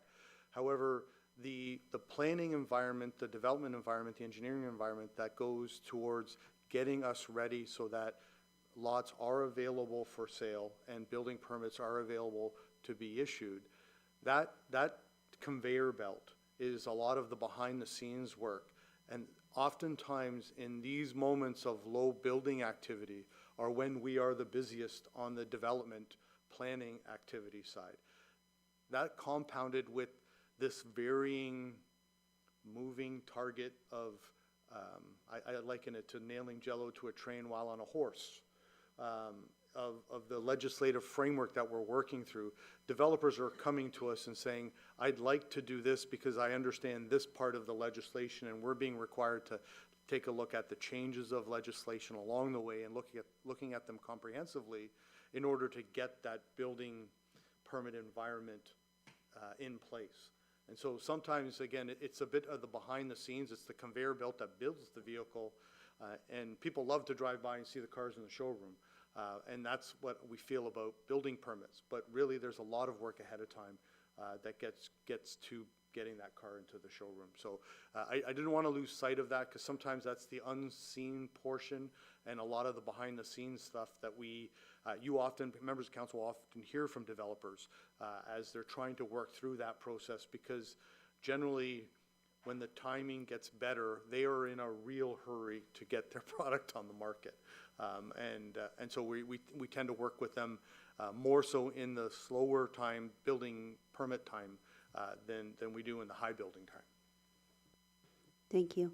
And something I wanted to note is I had just received an email this week about Bill 17 and the changes that are now implemented, which I believe Minister Robert Flack has exercised his authority to allow variations to be permitted as of right if they're less than 10% from the setback that's already there. So I'm assuming what that means for us is there's less hearings, less applications, but what does that mean for your department? Any significant changes? Does this create more of a headache because now this moves along without town input? How does that work? So I know that Bill 17 contemplated that particular change, allowing as of right permissions for certain variations from zoning provisions rather. I don't have a good grasp or understanding on exactly how or what, and I think that we're still waiting on some regulations, future regulations from the province that will be more specific in nature that will dictate that. But to your question about what it means for our department, it means that less people are going to be filing minor variance applications to the Committee of Adjustment because they will have an additional buffer within which that they can play with, right? So if you have an additional 10% allowance and you don't need to request that specific relief, then you have some additional buffer to play with. And so we'll be processing less applications through the Committee of Adjustment because of this new amendment. And I know this is kind of off budget topic, but I guess my question is, I know we've considered changing lot sizes in the town of LaSalle. Does this implement this? Like, does that affect it for us? Because if we start looking at allowing smaller lot sizes, but then they also have this to fall on, are we still considering that large of a change? I don't know if the changes were with respect to lot sizing. I think it was more, and I'm not, like I said, I'm not sure. I'll have to take that back and try to unpack the regulations because I don't think that they've been released yet. But I think it was more to do with setback provisions, lot coverage, those types of things. I'm not sure it specified minimum lot requirements. Thank you.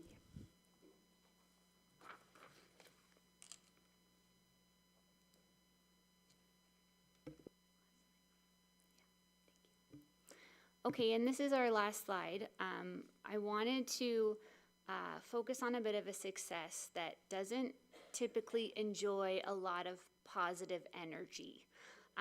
So we have made some investments in bylaw enforcement this past year, and I just wanted to take the opportunity to thank council for their leadership in this area because it has proved quite beneficial. As is evidenced by the KPI on the right of the slide, the landscape of this area is changing.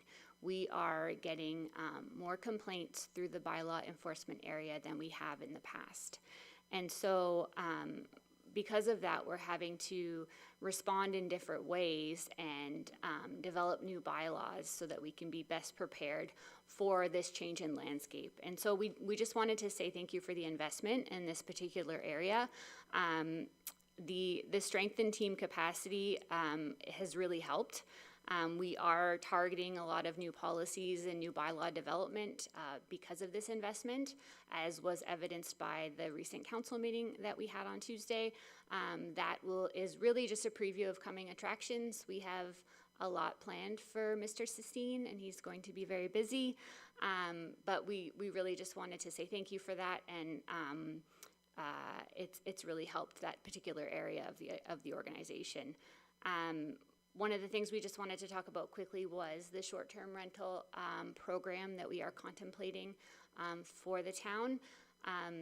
At the initial presentation prepared by WSP, council was asking some really pointed and good questions, quite frankly, about they all really had to do with the implementation and the operationalization of a future program. And so I think it really speaks to a resource capacity issue, and clearly a program of this magnitude is going to take some significant municipal resources and time and energy to develop to set it up for success. So we're excited about bringing that back to council in the new year for their contemplation, but I think, we need to be mindful of the fact that when and if we do pull the trigger on something like that, it is going to be necessary that we look at additional resources to get that program off the ground. So thank you for your investment, and I think we'll be continuing to invest. And with that, I'm available for questions. Thank you. Members of council. Deputy Mayor. Thank you, Your Worship. Through you, Ms. Beggs, if your team had the opportunity to say something to the Ontario government as to how these legislative changes are affecting the work that you do, and I know it was touched on over here, what would you say? And the reason I'm asking you this is because you're still meeting, from what I understand, your timelines and goals and things of that nature. So I'm just wondering where the pressures are coming, and as we've said, the surprises that I seem to see with how quickly these legislative changes are coming, and the fact that I don't know if you or your staff or members of your team were consulted or asked for your input into how you are currently do things and how these legislative changes affect how your office is working. Thank you for the question. I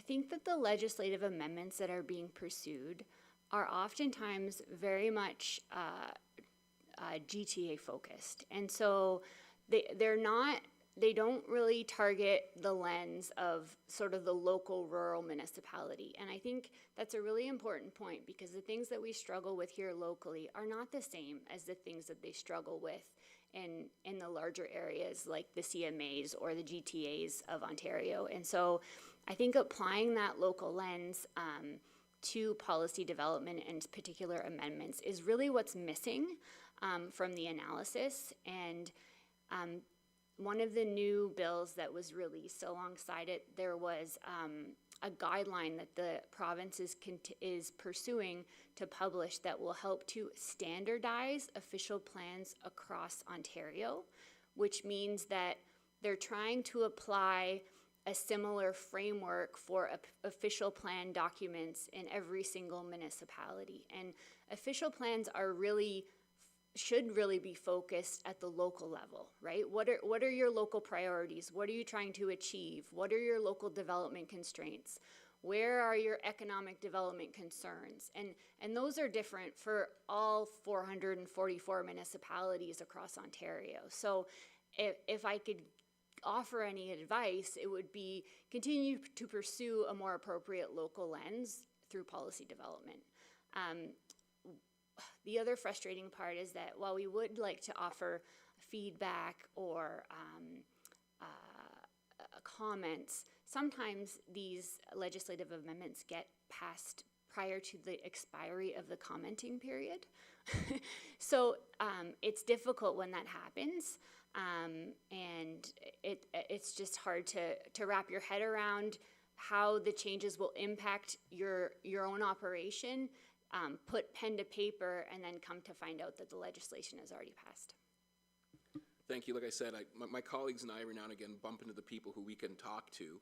And of course, listening to your presentation and seeing what you're doing, it's incumbent on us to help, to assist. And that's why I just wanted to know, because I'm surprised at the speed at which this government's able to bring about legislative changes for the good or the bad, right? And I just wanted to make sure that if I was in the elevator with the Premier, which hasn't happened, that I can say to him, Mr. Premier, great job, here's a however. So that's all I wanted to hear from you. So if that elevator pitch happened, I wanted to be able to say, I've spoken with and I now understand.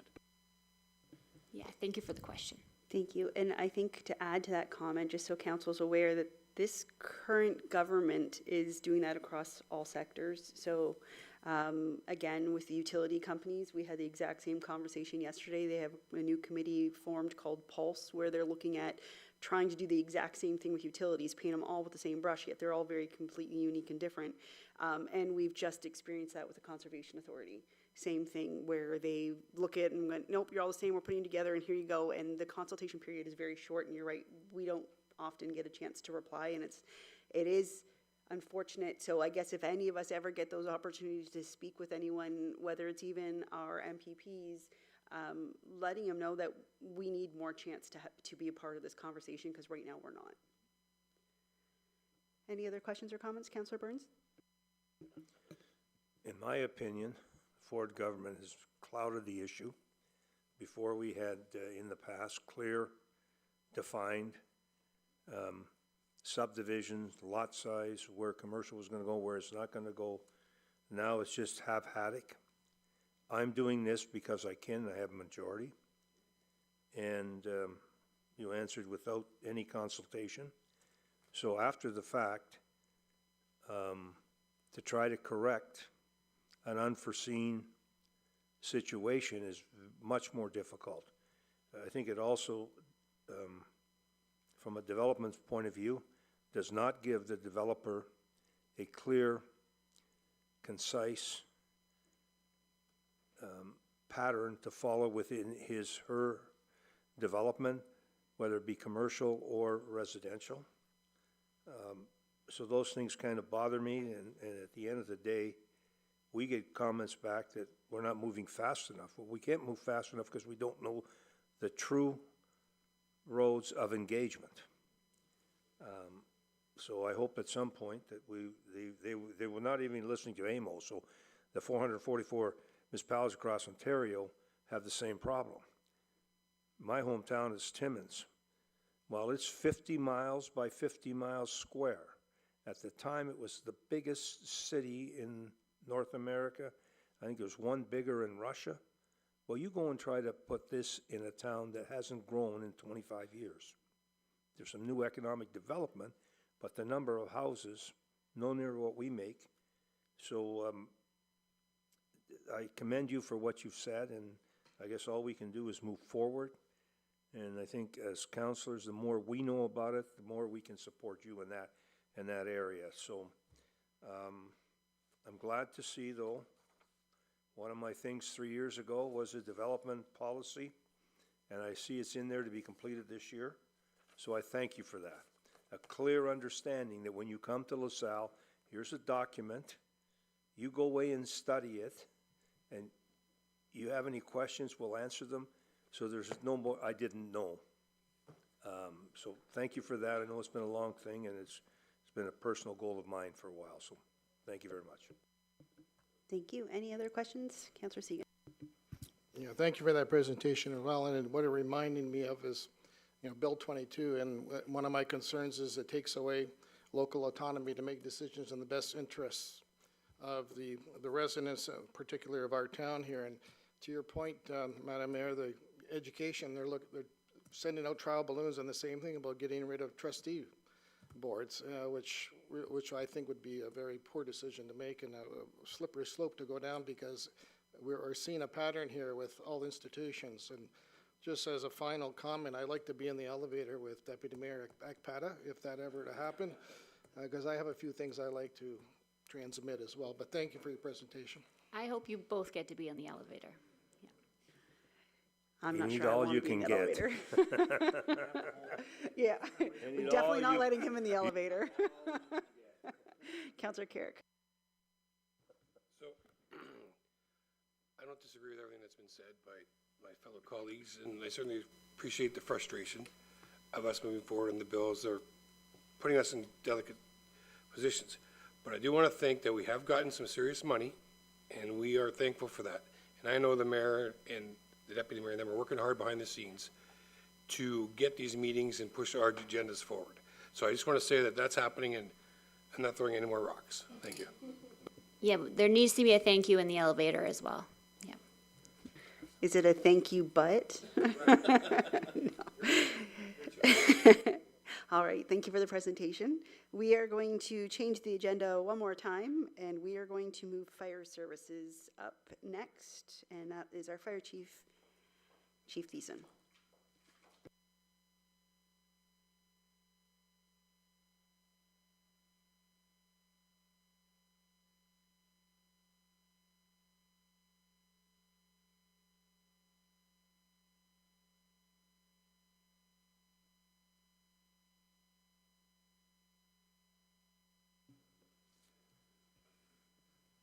All right, thank you, Council. I appreciate the opportunity to speak with you today. I'm going to start by talking about the 2025 goals and what we're anticipating for 2026. I'll start off with the fire master plan, and what turned out to be what we were thinking was going to be an easier project, starting off with a new fire master plan, didn't work out quite that way. The company or the consultant that we had been using for our current fire master plan and the one previous to that, that consultant was no longer in business, so we had to write an RFP and go out for some feedback. And so as a result, we didn't get a new fire master plan in 2025. Instead, a lot of members of administration and the LaSalle Fire team spent a lot of time providing data and information to the new consultant, and we're hoping to get that information or draft back from the consultant very quick, and a plan coming to council for review. There's next for 2025, we had both a training room, some modifications to the training room. Why is this important? With the growth of our LaSalle Fire team, we have outgrown the training room that we have. We can't meet in there all at once. So instead what we're doing is we're actually using the new second station. We're meeting in the apparatus floor there when we do need to do that. And then the sleeping quarters also needed to be done. What we learned through COVID was that for the prevention of airborne viruses, fire services are now expected to move from one big bedroom with multiple beds in it to individual bedrooms to help prevent the spread of airborne viruses. So both of these projects actually did not come through. They were part of the 2024 presentation for the 2025 budget, but the budget was reduced and the amount of transfer to reserves for the fire master plan was reduced. So they were not completed, and you'll notice that they're not on the 2026 project list because we're still building up money or reserves to complete those tasks. For 2026, we do have a records management software that needs to be done. You've heard through the IT division as well as the police division about the next generation 911 project.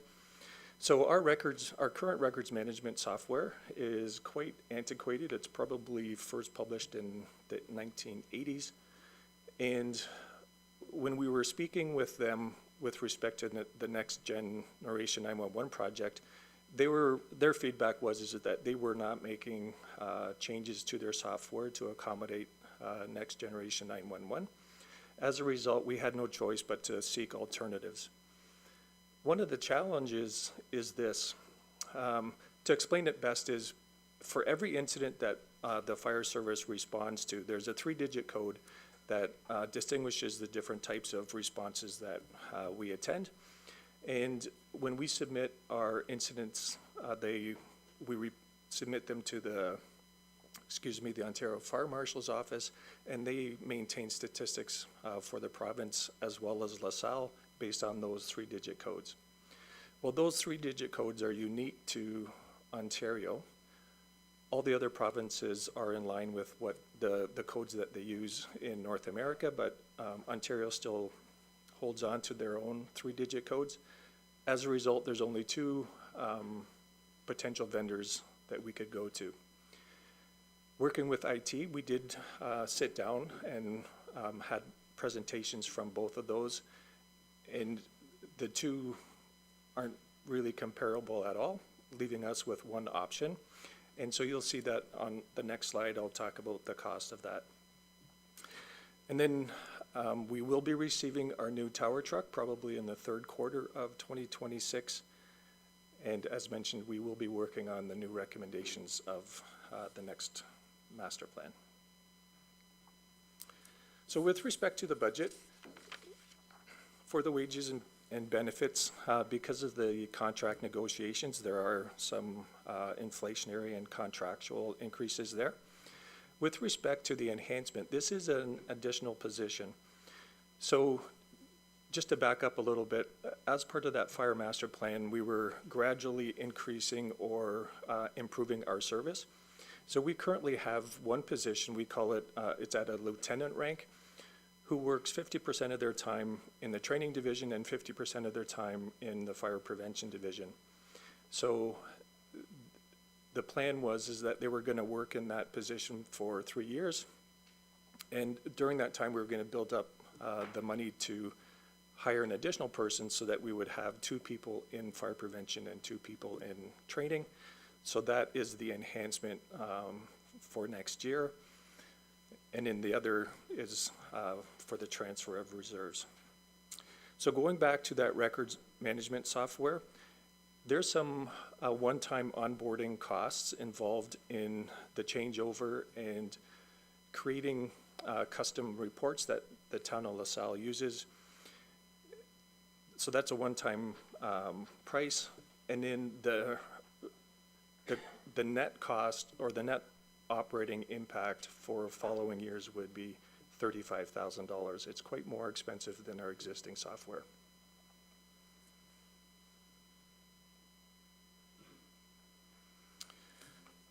Okay, so I want to talk a little bit about the successes that we've had.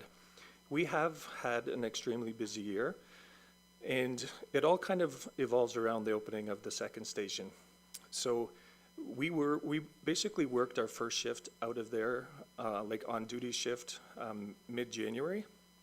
And it has been a complete success story, not only for emergency response, but we've been able to, like a lot of the neighbors have come in and welcomed us to the neighborhood. We were anticipating some complaints. We have not heard one negative, not one negative comment about being in that new community.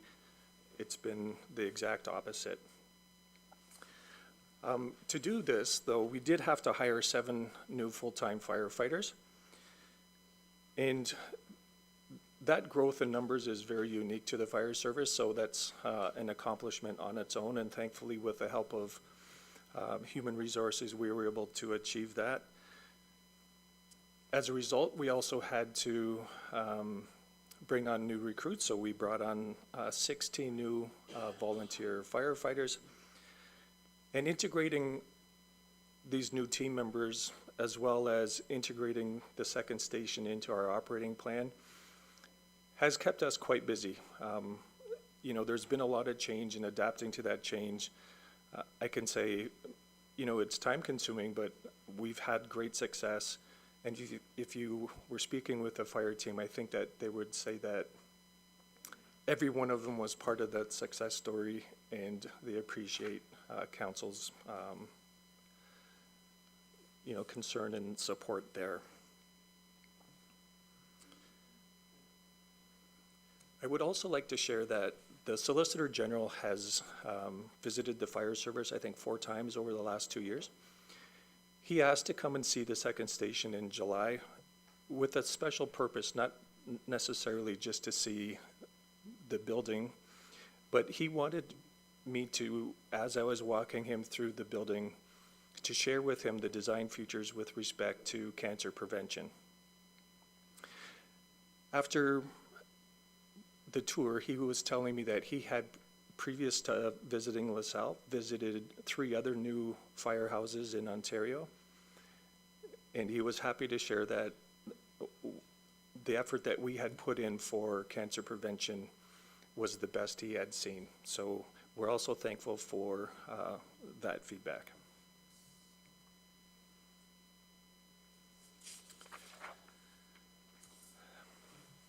So this slide has a lot of charts showing trends.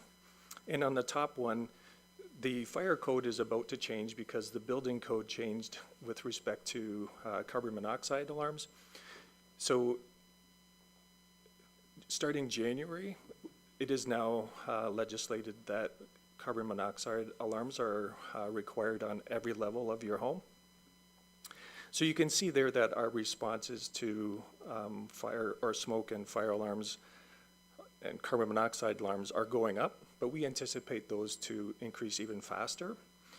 So yeah, we're seeing more homes, But now we're going to have to also ensure that they have alarms on every level of the home. So the likelihood or the probability that we are getting calls for even malfunctioning alarms will increase.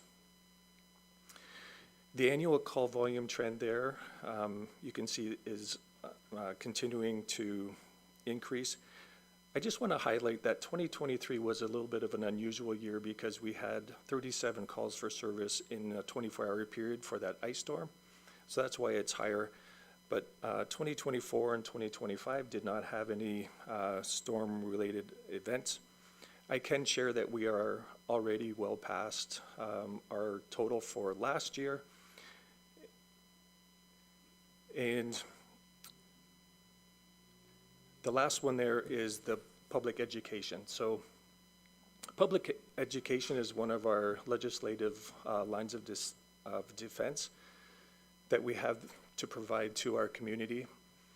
And we're finding it challenging just to get firefighters to participate.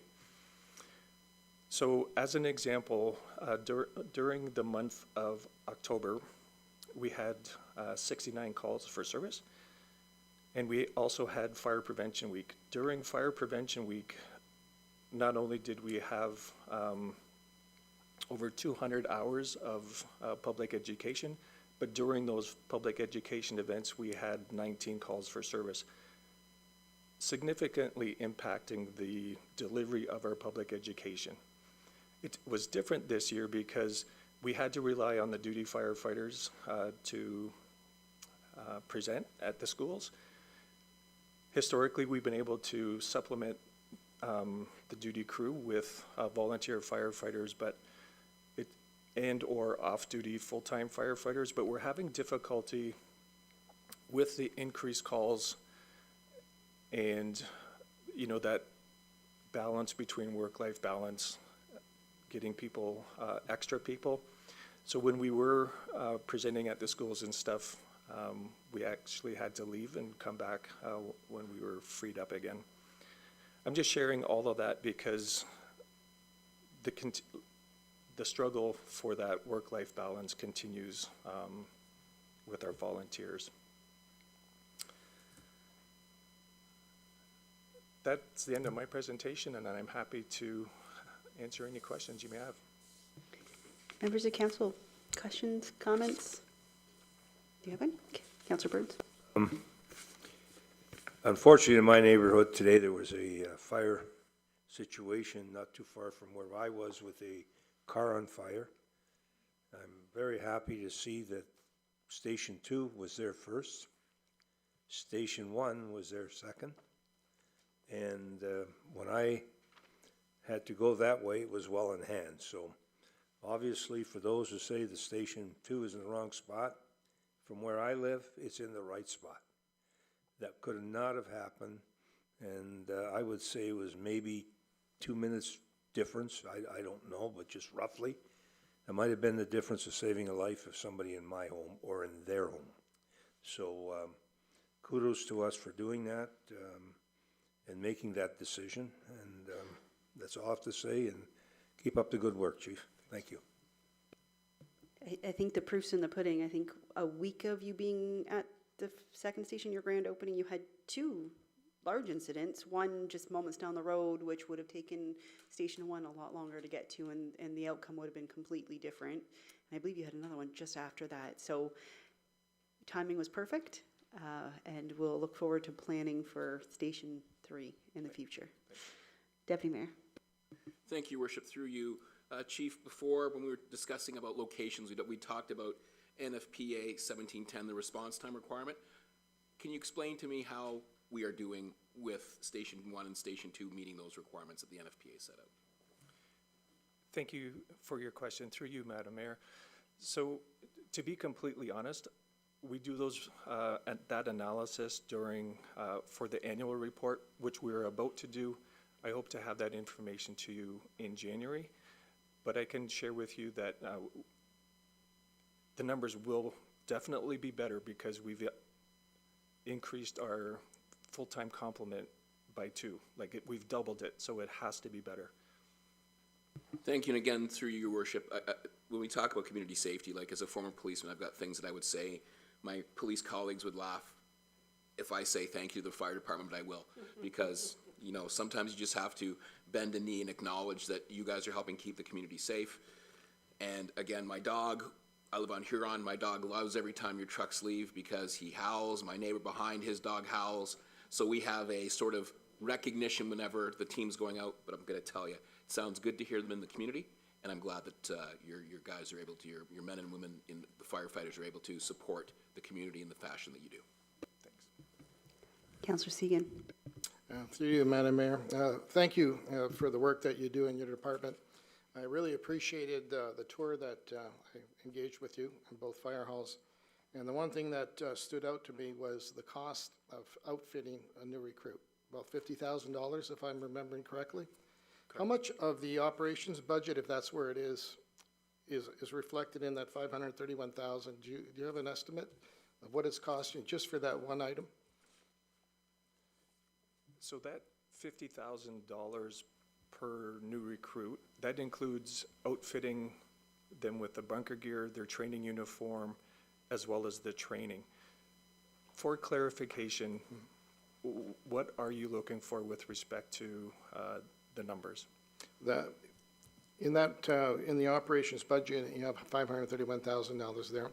How much of that is anticipating outfitting people at that rate?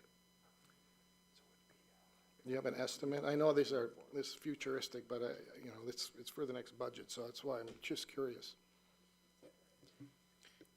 I can jump in here. Yes. So we do have an increase in training for $6,000. Uniforms, $4,800. Equipment to personnel, $5,000. And this is an increase over the prior year. That's for the equipment side. That will cover the majority of it. Now, it's not all in 1 year, right? Some of the training, I think it takes 2 years to get someone fully trained, so it's not all gonna hit us in 1 year, but there'll be some more minor increases probably in next year's budget. And then just to mention, as part of our fire master plan that was presented, I don't know, probably 5 years ago, we've been, for the most part, following that. Last year, we did have a slight reduction, but a lot of all these costs, the personnel costs and all that are included in that. So again, we're building up into the reserve and transferring out to fund those positions as we've done this year. And at the beginning of the year, end of last year, when we hired the 7 positions, we had that all built up already. So it wasn't a hit all in 1 year. We gradually increased that, and also that covers their equipment costs as well. So it's hard to put an exact figure on it, but that's some of the increases in this year's budget for those positions. I think it's important to note too that a lot of that 50,000 is for new volunteer firefighters, and we've just did a large hire I guess it was end of 24? Oh, it was May of this year. Oh my God. Okay. Maybe I can help, maybe this will help. So just for the 60 new firefighters, for them to have bunker gear, one training shirt and 1 pair of pants, we paid over $100,000 to outfit them. So with a large purchase like that, we did go out for an RFP for the bunker gear. We were able to find savings of just over $200 a set, but it's still a substantial cost. Thank you for that information. Much appreciated. Okay. If there's no other questions or comments, none? Thank you for the presentation. So we are going to adjourn for today, recess. Sorry, proper words, recess. As the other 2 items are quite large and would take us well past the end of the day. So thank you for joining us today, and see you tomorrow at 9 a.m. 9 a.m.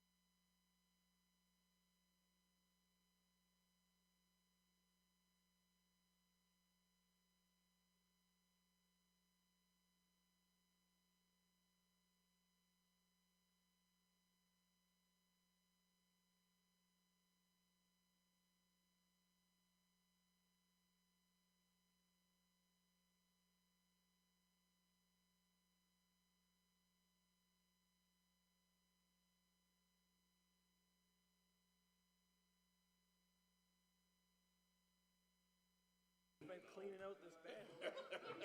Oh, I knew you